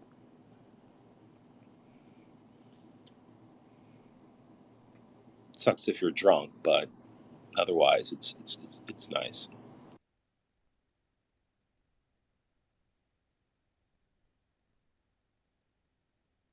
Is it northern or is it close to Miami? It is actually the most southern point of the country. Oh. So it's like there's actually a marker there, and it's the most southern point of United States, and it's like 90 minutes from Cuba. And, you can take pictures by the marker. I think it's called. I think the street is called Duval Street, if I'm not mistaken. But yeah, it's completely at the end of Florida. You can barely see it. It's like an island. Yep. Holy crap. Yep. Yep. I mean, it's great. Like I said, I was, my buddy and girlfriends. You just drink, and you can just walk around and not worry about being intoxicated, and enjoy the sunset. Not like crazy frat party, but kind of like really relaxed. But going driving, we would fly into Miami, stay a day or two in Miami, and then drive. And I hate driving. I loathe it. But that's the most beautiful drive I've ever made because there's water on both sides when you're driving of the highway. I don't know if you can. Yeah, I'm looking at You can it. see the strips, and you can hit the different keys on your way down, on your way down. Looks like a pretty long commute. It does. I want to say it's maybe 2 hours, maybe I think, but it's a beautiful, Wow. beautiful drive.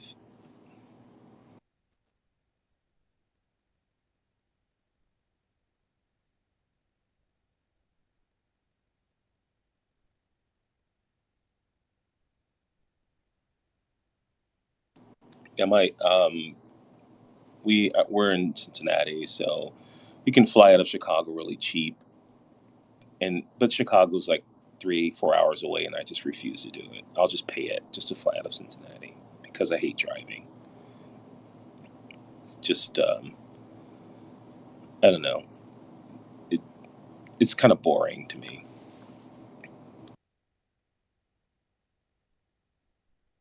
That's why we'll have self-driven cars for people who get bored. Yeah, I think if I could just be moving and scrolling on my phone or a tablet or watching a movie, that would make time go by faster. But to see cornfields and rural America just doesn't appeal. That's it. I don't know if you've ever made the drive to the south, like Atlanta or Tennessee. Like that's like 2-lane highway kind of deal, and it's like bad.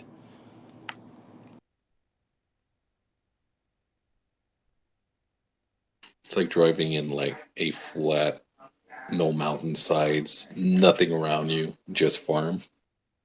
Yeah, exactly. Exactly.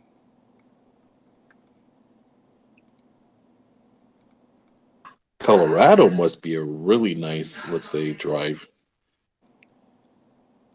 I've only flown it. They have flown to the airport. They have a beautiful airport, but I've never tried. I wouldn't mind driving in Colorado because it's like looks like it'd be fun for four-wheel driving,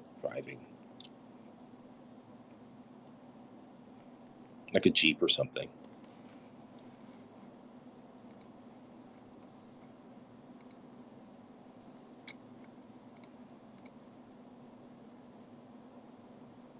Okay, I apologize. I feel like crap for 2 days. I must go.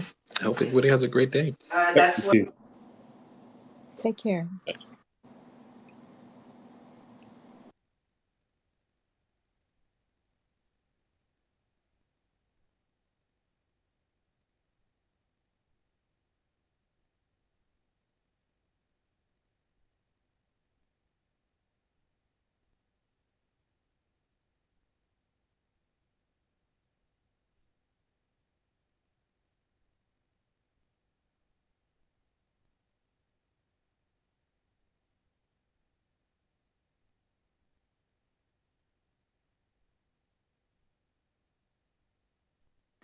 I just realized today that there's no decent way to self custody your Bitcoin that's inexpensive. Now, recognizing that people equate inexpensive with lack of quality, uh, you know, I should point that out. But, I bought my hardware wallet for I think I got it on sale for $49. But with everything that's going on with FTX and, all these other, you know, contagion issues, people trying to get their whatever they own, whatever it may be, off the exchanges. It's like you would think there would be a more inexpensive option in terms of hardware, and there really isn't.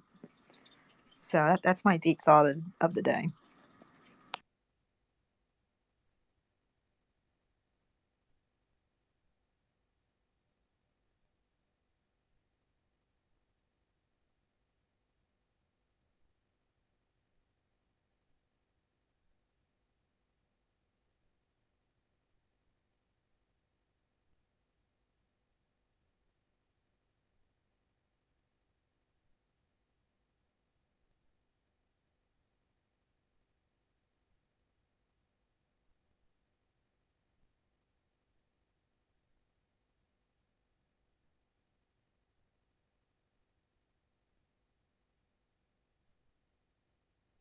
Well, I'm gonna run some errands, guys. I'll see you in a while.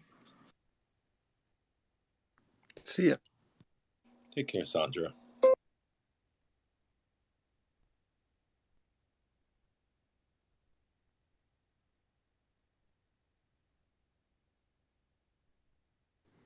I think that Michael's supposed to be playing music like Web3 does. Web3 yesterday was, initially it sounded good, but then it was like a slow, proceeding torture of classical music, and I could endure it for a while. So we should probably have some general music. You know what I mean? Or should we just go through what we're supposed to be doing today, Lenny? What do you think? It's coming up on 3:00. That means that the day is pretty much gone. We're in happy hour land, where we should be progressing into happy hour land. The clock never stops on Founderland, so we'll probably just keep on trucking on. Although, I have to say, I probably really have not been too productive today. And I'm going to try to crank out about 20 emails here really quick. Built a new template. That should help me there. I got an event that a guy wants me to go and come talk to. Come and talk to a bunch of junior programmers and talk to them about the life of working at a digital agency. Isn't it amazing? It could be. I don't know. It depends. Nowadays, your coder, most coders can seem to go anywhere. And my partner, knowing him, he wouldn't hire these people anyway. So it's one of these things where you want to give back to the community, and at the same time, you're kind of like, Now, the solution would be to send one of my programmers. That's the thing to do. That way, my programmer can sit around the room and go like, "Yeah, we sometimes do programming, and it's great." That would be one of the nice things. But most of my developers are going to go, "Fuck no, I don't want to go anywhere." Right? So I have to address that. So that'll be fun. And then we're going to go look at the to-do list and see how many things we did get some really good progress this week on a couple things, so that's good. So I got some stuff going on. It's working, but I tell you, it's a little brutal out there right now. VC is in a weird spot. A lot of people don't want to take money from VC. Tons of crowdsourcing going on. A lot of weird investing. I don't know. And then there's a lot of people, who have absolutely nothing and going to try to make something. And then there's a lot of awkward conversations where you've made commitments and you're trying to close the gap. And both of you want to know who's going to pick up the check at Wendy's tonight. You just don't know. Who's going to pick it up. It's tough. So you just popped the question. Look, I would love to get a Wendy's too, but I don't want to be looking weird at each other, you know, at the checkout. Is it going to be me or you got this, you know? And just decide there because the gas to get there is going to be expensive, right? And then, yeah, it's Wendy's. You know, you don't want to look bad in front of the people that were there and the other patrons. It's a stressful world, you know? Stressful world. But Beyonce got like freaking, what, 12, 13 Grammy nominations or some crap like that. Is it just me or is it just like, I don't know. Is it just this elite like hip hop group that just controls the Grammys? You know what I mean? Like when is like average Joe American, you know, singer guy who, you know, has like a one hit wonder, how is he gonna get back on there, you know?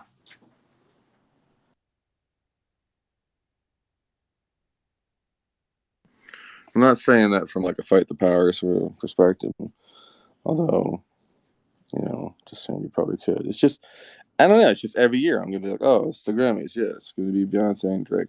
And yay. Kanye, that is. Um to be of yay.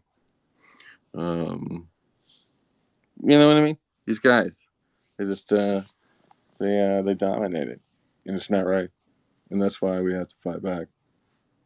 And I don't know what that means. But every day people express themselves by fighting back. You know what I mean? You can't just look into it. You gotta fight back. I can't just reply to a partner. I gotta fight back. Get even. Even Steven. All right. Man, I've been having a lot of fun with spam lately. Mm-hmm. No, you don't have to do that. However, I can block you and to get it. Yeah, she did. It is very cold outside. We need some snow to justify it. It shouldn't be this cold and have no snow. It's wrong. Or we should be burning something in the yard.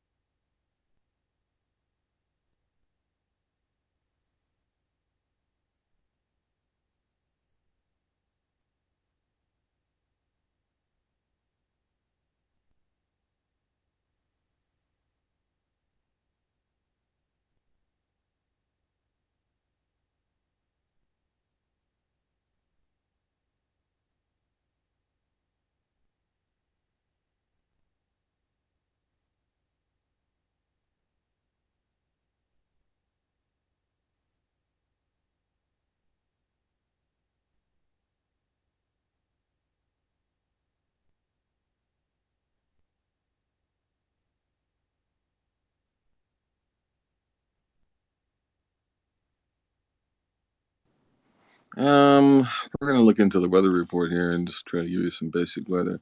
Now, these would be weather places on my phone, not weather places that you may be at. But it could be interesting. Why these locations?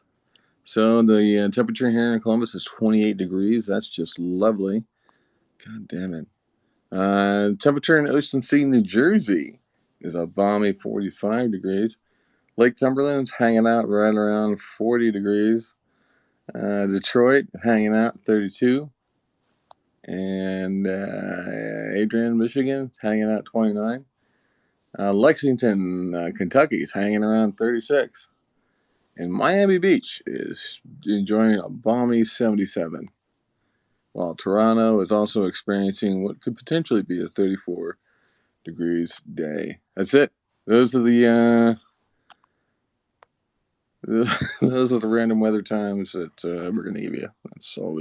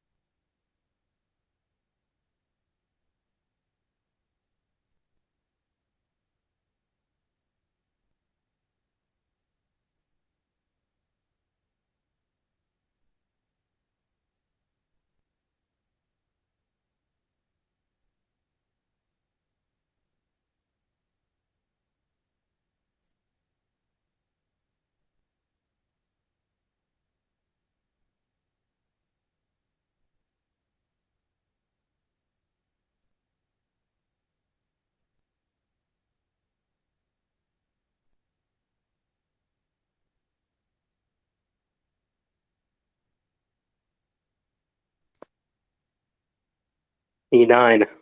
Any relation to E40? Can you crip walk? Or you were blood? I guess the blue would be blood, right? Blue check mark. It'd be interesting if you could have like Twitter people fight over each other. You could have like Twitter blue and then Twitter red.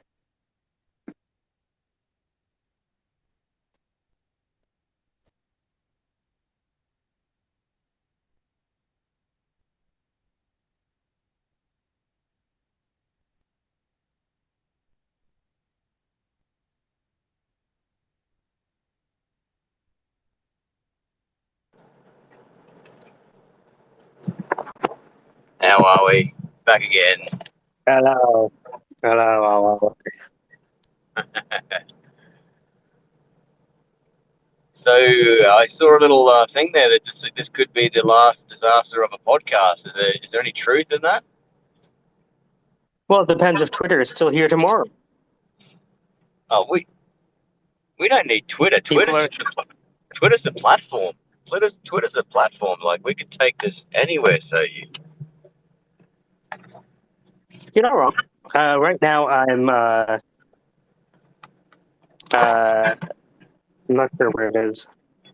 I took a look at the data model that's associated with every tweet to get an idea of if someone wanted to rebuild Twitter from scratch, how would they do it? Okay, well, let's look at all the data that they associate with every tweet.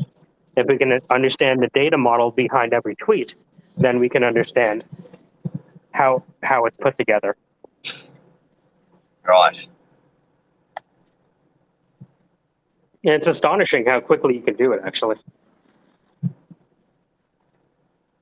I put the let's see. Yeah, I put the video to the top, and you can see me scrolling through it. You can see all the code.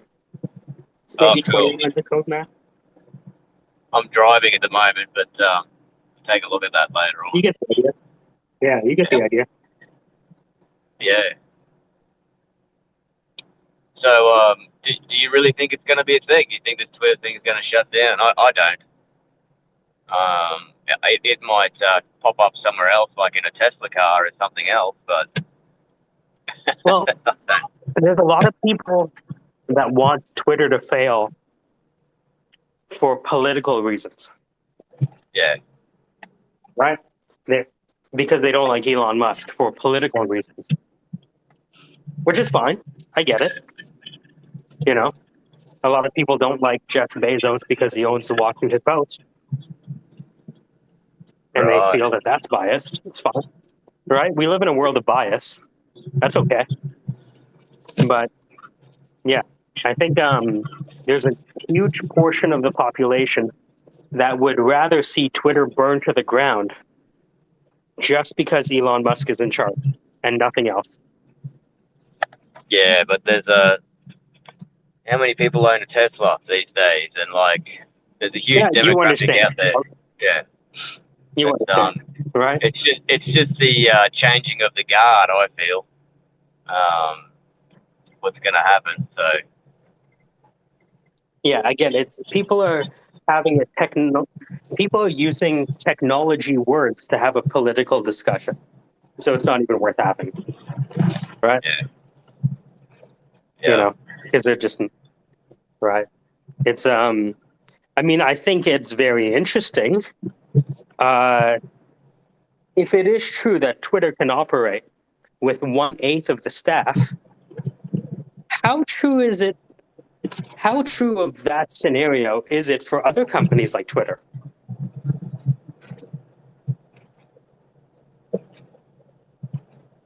Yeah. That's the wider question. And I think we all know the answer to that.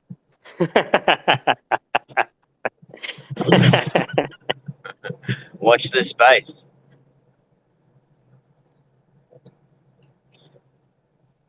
So what's going on? Is it just you and I, and there's nobody else? Has everyone gone to sleep, or off doing other projects? I went to. I had a call with Ahmed because I'm about to start doing more sales. Now that I did the first sales call and it went good. So I met with some other people on the team. We came to an agreement on numbers, and yeah, I just started, to support that. So you closed the deal and the money's in the account type thing, or where are you at with it? well, Ahmed and I were talking, and I messaged someone I knew in the backup and disaster recovery space for cybersecurity. And after talking to Ahmed, we've known each other for months, maybe even a year now. I gave the person over Instagram DM that I knew the pitch. Yeah, I heard that. And you even misspelled it, and then you've got the hook. Then I got the Zoom call. Is that right? Yeah, exactly. Right. So the idea is that, we went from 0 to 1 demo. And if we can go 0 to 1 demo, then let's look at the entire market. And, there's still 12 days. Let's imagine that all buying decisions end on December 31st. Sorry, December 1st. People stop working, right? They're like, fuck it. We're not going to work anymore. That means I have 12 days left in the year. So we can do a really contained 2-week experiment to see if we can make sales. 2-week experiment. I love that you give yourself only 2 weeks. That's great. That's it. 2 weeks. And what's your goal? When I say close, I mean like money in the bank.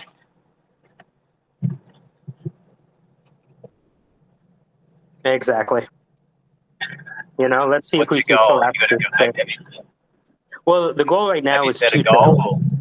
2 sales. Right. Okay. Right. Now, again, because of scheduling and timing and blah, blah, blah, you never know. Okay. Yeah. Maybe you book the meetings in the next 12 days. And if you have enough booked meetings, then you can reasonably extrapolate out and say, let's say that for every 10 demos we do, 1 person buys. Okay, so we know the numbers. So let's just work those numbers. Knowing that out of those 10, 1 person might buy now, and maybe 2 of those 10 buy in the next 6 months. Okay, that's fine. We'll keep dripping on them. Yeah, let's get the word out. Yeah, so I think what I'm going to do is the cool thing about Ahmed is because he's a software developer, he can do a lot of the things that would take me a long time in seconds. So it'd be like, hey, Ahmed, I need a list of all the competitors of this company, and I need them in a spreadsheet with their email addresses and phone numbers and .coms. And in 30 seconds, he's like, okay, so let me highlight this, put it in an Excel spreadsheet, let me do this, I'm going to change it, right? So because he knows how to use data at the speed of light, I can ask him a question like, make me a list of all the people who are competitors to this company, and he'll do it in seconds. In seconds. Right? So having a software developer help you do sales is fucking amazing. I'm excited for you. I've been in that situation, and rubbing shoulders with those guys while you're in sales is fucking cool. It's so much fun. But I noticed a lot of software developers, they just sometimes I'm saying all of them, but a lot of the guys that I was mixing with just didn't have that confidence to go into a room and get that proof of concept, get to that demo, moment. And, and that's not necessarily a failing affair. Yeah. I mean, I think you would be so awesome at sales, but I think that's it's almost like a leash for you too at the same time. Sort of the potential that you have. But I'm really excited for you. I'm probably going to drop out, so let me know if I'm starting to rug, because I'm heading out of town today. I'm going into the block of land to mow the lawn. So see what happens. See how long we last. But yeah, you're going to be including some of the software, and you're going to be doing some implementing this callback software or anything there, or what are you actually going to be selling? Or Yeah, so he has a software that helps people recover faster from attacks than the existing software out there. okay, So, you know, recover faster from a task, recover faster from a task or attack? Did you say an attack, a cyber attack or attack? ransomware. Oh, Mhm. oh wow, okay, Right? So the basic premise of the company is that right now companies feel protected because they back up their data. But they're not as protected as they think they are, because it's not about backing up your data. It's the ability to restore the data to the extent that you can start processing transactions again with confidence. Oh, so to restore the workflow. Yeah, because like, Yeah, when's the okay. last time a company Yeah. went through the process of deleting all of their data and starting from scratch? Yeah. Right? Yeah. So it's not the backup, it's the restoring of transaction functionality. So that's the Right. fundamental proposal. So his software is like a redundancy type model or something like that. You understand, right? But redundancy is one thing. Having a backup is one thing. Being able to process transactions again, that's what you really want, right? Because every second you're not processing transaction, you're losing money and you're losing customers.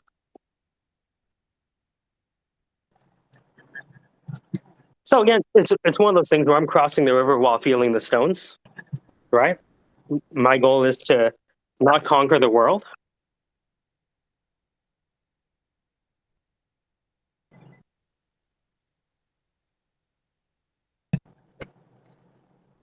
Still with me, or have I lost you? Oh, you rugged it for a sec. Say that again. Yeah, bug out. Yeah, I thought we were going to start rugging soon. That's okay. I can hear you. Wish you luck. Oh, can you hear me? Oh, that's cool. Yeah. Yeah. So well, what sort of character are you going to go in and play? You're going to be going in there and playing characters? Because I feel like the villain, you know, you're out there to prove a point in this moment to the client, to the potential client. Where are you going to go? Have you thought about that? Rehearse that in your mind, or? Right now, I look at it all as experiments. Yeah. So sure, we can be a villain in one tweet. We can be a hero in another one. We can be a sidekick in one, right? It can all, the message can stay the same. The message can stay the same. Okay. Yeah. Right? Well, the message can stay the same, but like, okay, so, you know, like the villain's there to prove a point. Like, it's like, yeah. So the situation would be, like, I'm sort of visualizing like a type of, what do you call it? Like a valve switch, so that you know, you see one of those big T switches that bang over from left to right, and then, you know, there's an attack, and then the switch flicks over, and then boom, you're just still operating. Like, that's the ideal moment that, I'll you know, tell you, like a relay triggers it. Yeah. I'll tell you, like, have you ever heard of a guy named Sadhguru? SADH Guru? He's one of these guys he's one of these Indian enlightened guys that does talks, right? And he's like, okay. The reason why you are unhappy is not because you're unhappy, but because the letter that begins unhappy is starting with a U. You know what I mean? Like that kind of shit. Yeah. Right? And so Yeah, I was like, hey, okay. Ahmed. I was like, Ahmed, you kind of look like the Sadhguru guy. What if we pretended you were a cybersecurity Sadhguru? And like, the reason that your backup... Right. So So you're working on promo clips with him. That's great. Well, like the question was, you know, what are you going to do? Adopt a hero, villain, sidekick, mentor? Well, the question is, like, how are you? You know how the medium is the message. Yeah. So I can send a message out through email. I can also send it through text message. I can send it in a tweet. So, for example, if you look at here, let me post this to the top. Oh yeah, you're driving. So I found out who the companies that we might want to sell to are, and I found their executive on Twitter. And I sent a message to the executive on Twitter, and one of the guys responded, and he responded. He responded in 60 seconds. Wow. One of the targets, the CEO whose software is used in 100% of the Fortune 1000, respond within 60 seconds on Twitter. Is that a boss? He's the president, yeah, or the CEO. Yeah. So do you think he's running a bot though? Has that been proposed or? Let me see his tweets and replies. One sec. I think someone else should send him a tweet to see what happens. Yeah, it'd be a good test. So the idea is like, he replied. I'm gonna send him. He's gonna follow me. I'm gonna send him a message, and that's that. Right. So wait, like he responded in 60 seconds, and you haven't DM'd him, or you can't DM him. I can't DM him yet because he's not following me. So I said, So the only follow way. me. Yeah, but you don't want that lead to go cold, so you need to respond back to him.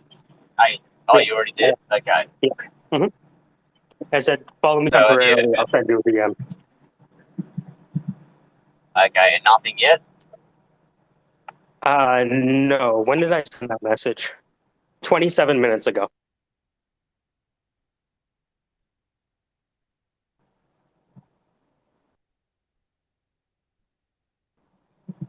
Yeah, so we're just trying to see how we can collapse sales cycles, meet the right people.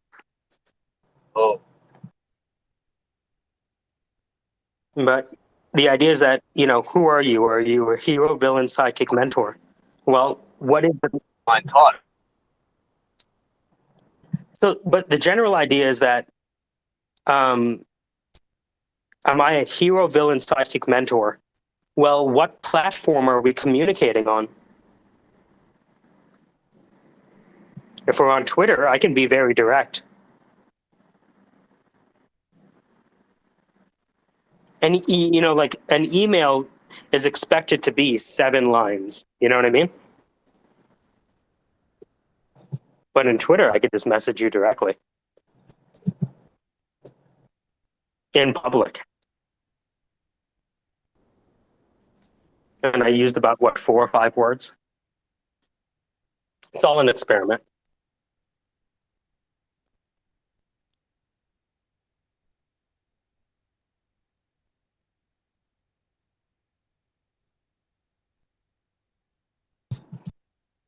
But it took me like a long time with Ahmed to understand what he did to reduce the pitch to 5 words.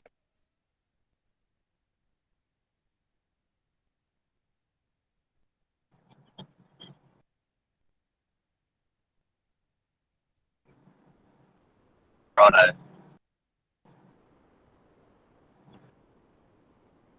Short clips or?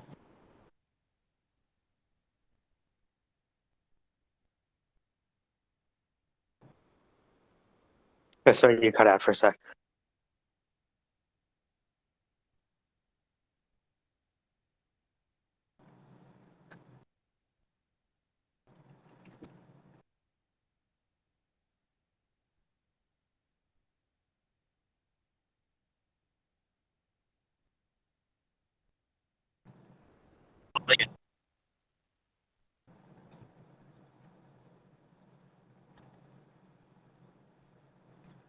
and I'm out.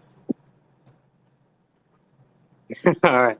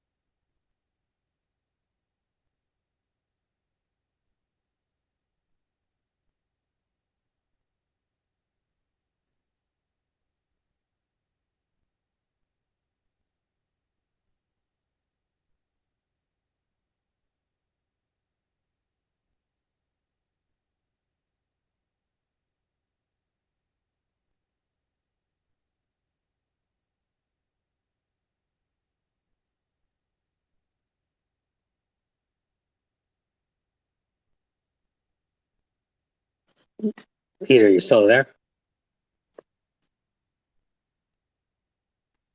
The great thing about play.ht is that you can clone your own voice or use existing high quality voices. It is crazy good. You cannot tell if these are human voices or machine ones anymore. The great thing about play.ht is that you can clone your own voice or use existing high quality voices. It is crazy good. You cannot tell if those are human voices or machine ones anymore. The great thing about play.ht is that you can. The great thing about play.ht. The great thing about play.ht is that you can clone your own voice or use existing high quality voice. The great thing about play.ht. The great thing about play.ht is that you can clone your own voice or use existing high quality voices. It is crazy good. You cannot tell if those are human voices or machine ones anymore.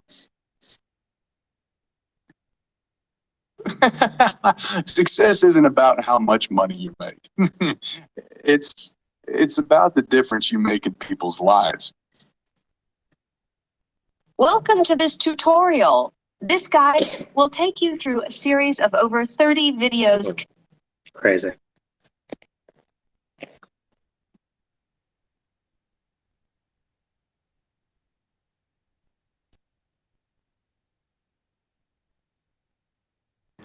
I can still tell which is human, which is not.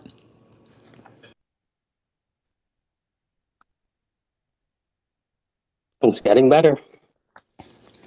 It is super close. Super close. You just hear the auto tune in the voice.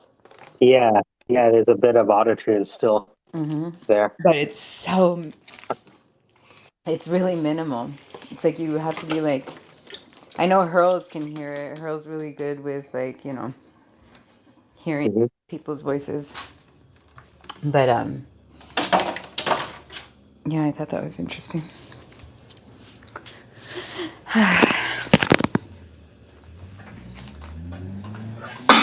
Has Ahmed been on today? Yeah, I talked to him today. We actually talked more about doing sales. Yeah. And now that I have one demo set up, I'm going after other companies. I messaged one of the targets online on Twitter, and the guy responded back within seconds. Yeah, you told me. I heard that one. So yeah, I'm gonna keep on knocking on doors. And, yeah, it could be. Nobody knows. No, but it's good that it's like there's a response. It's spark. I'll take it. I'll take any positive signal whatsoever. Yeah. Sparking.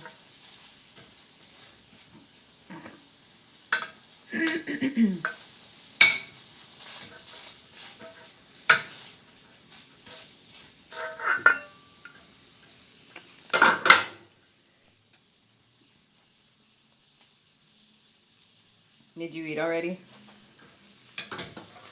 I am about to eat. Yeah. This day just flown by. Yeah.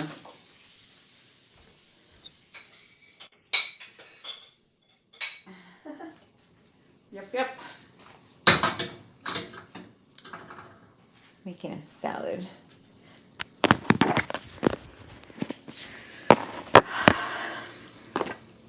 I made a delicious salmon dish yesterday. Oh.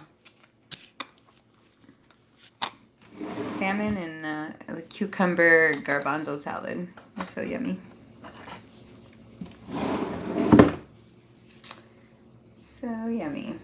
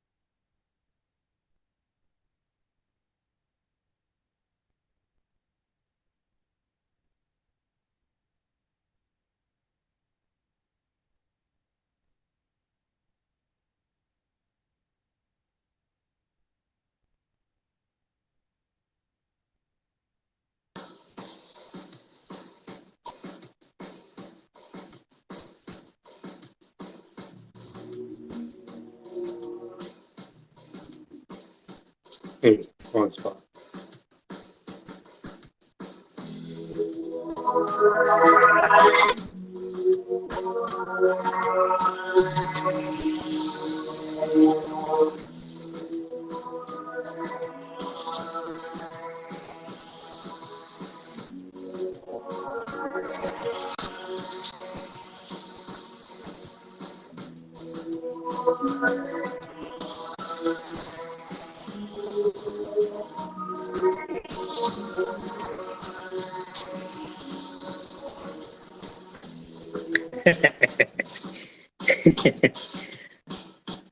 I connected my keyboard to my computer.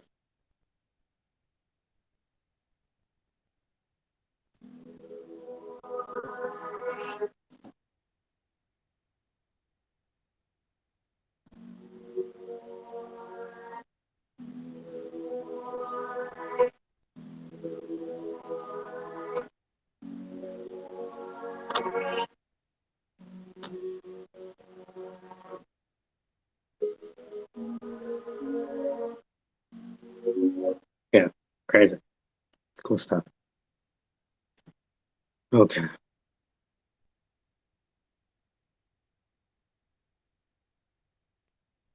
This is so good.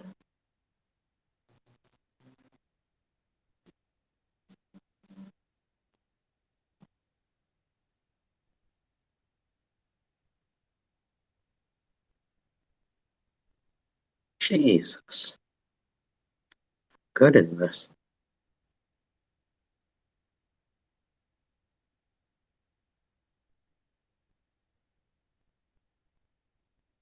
Have you ever tried to learn how to code and quit?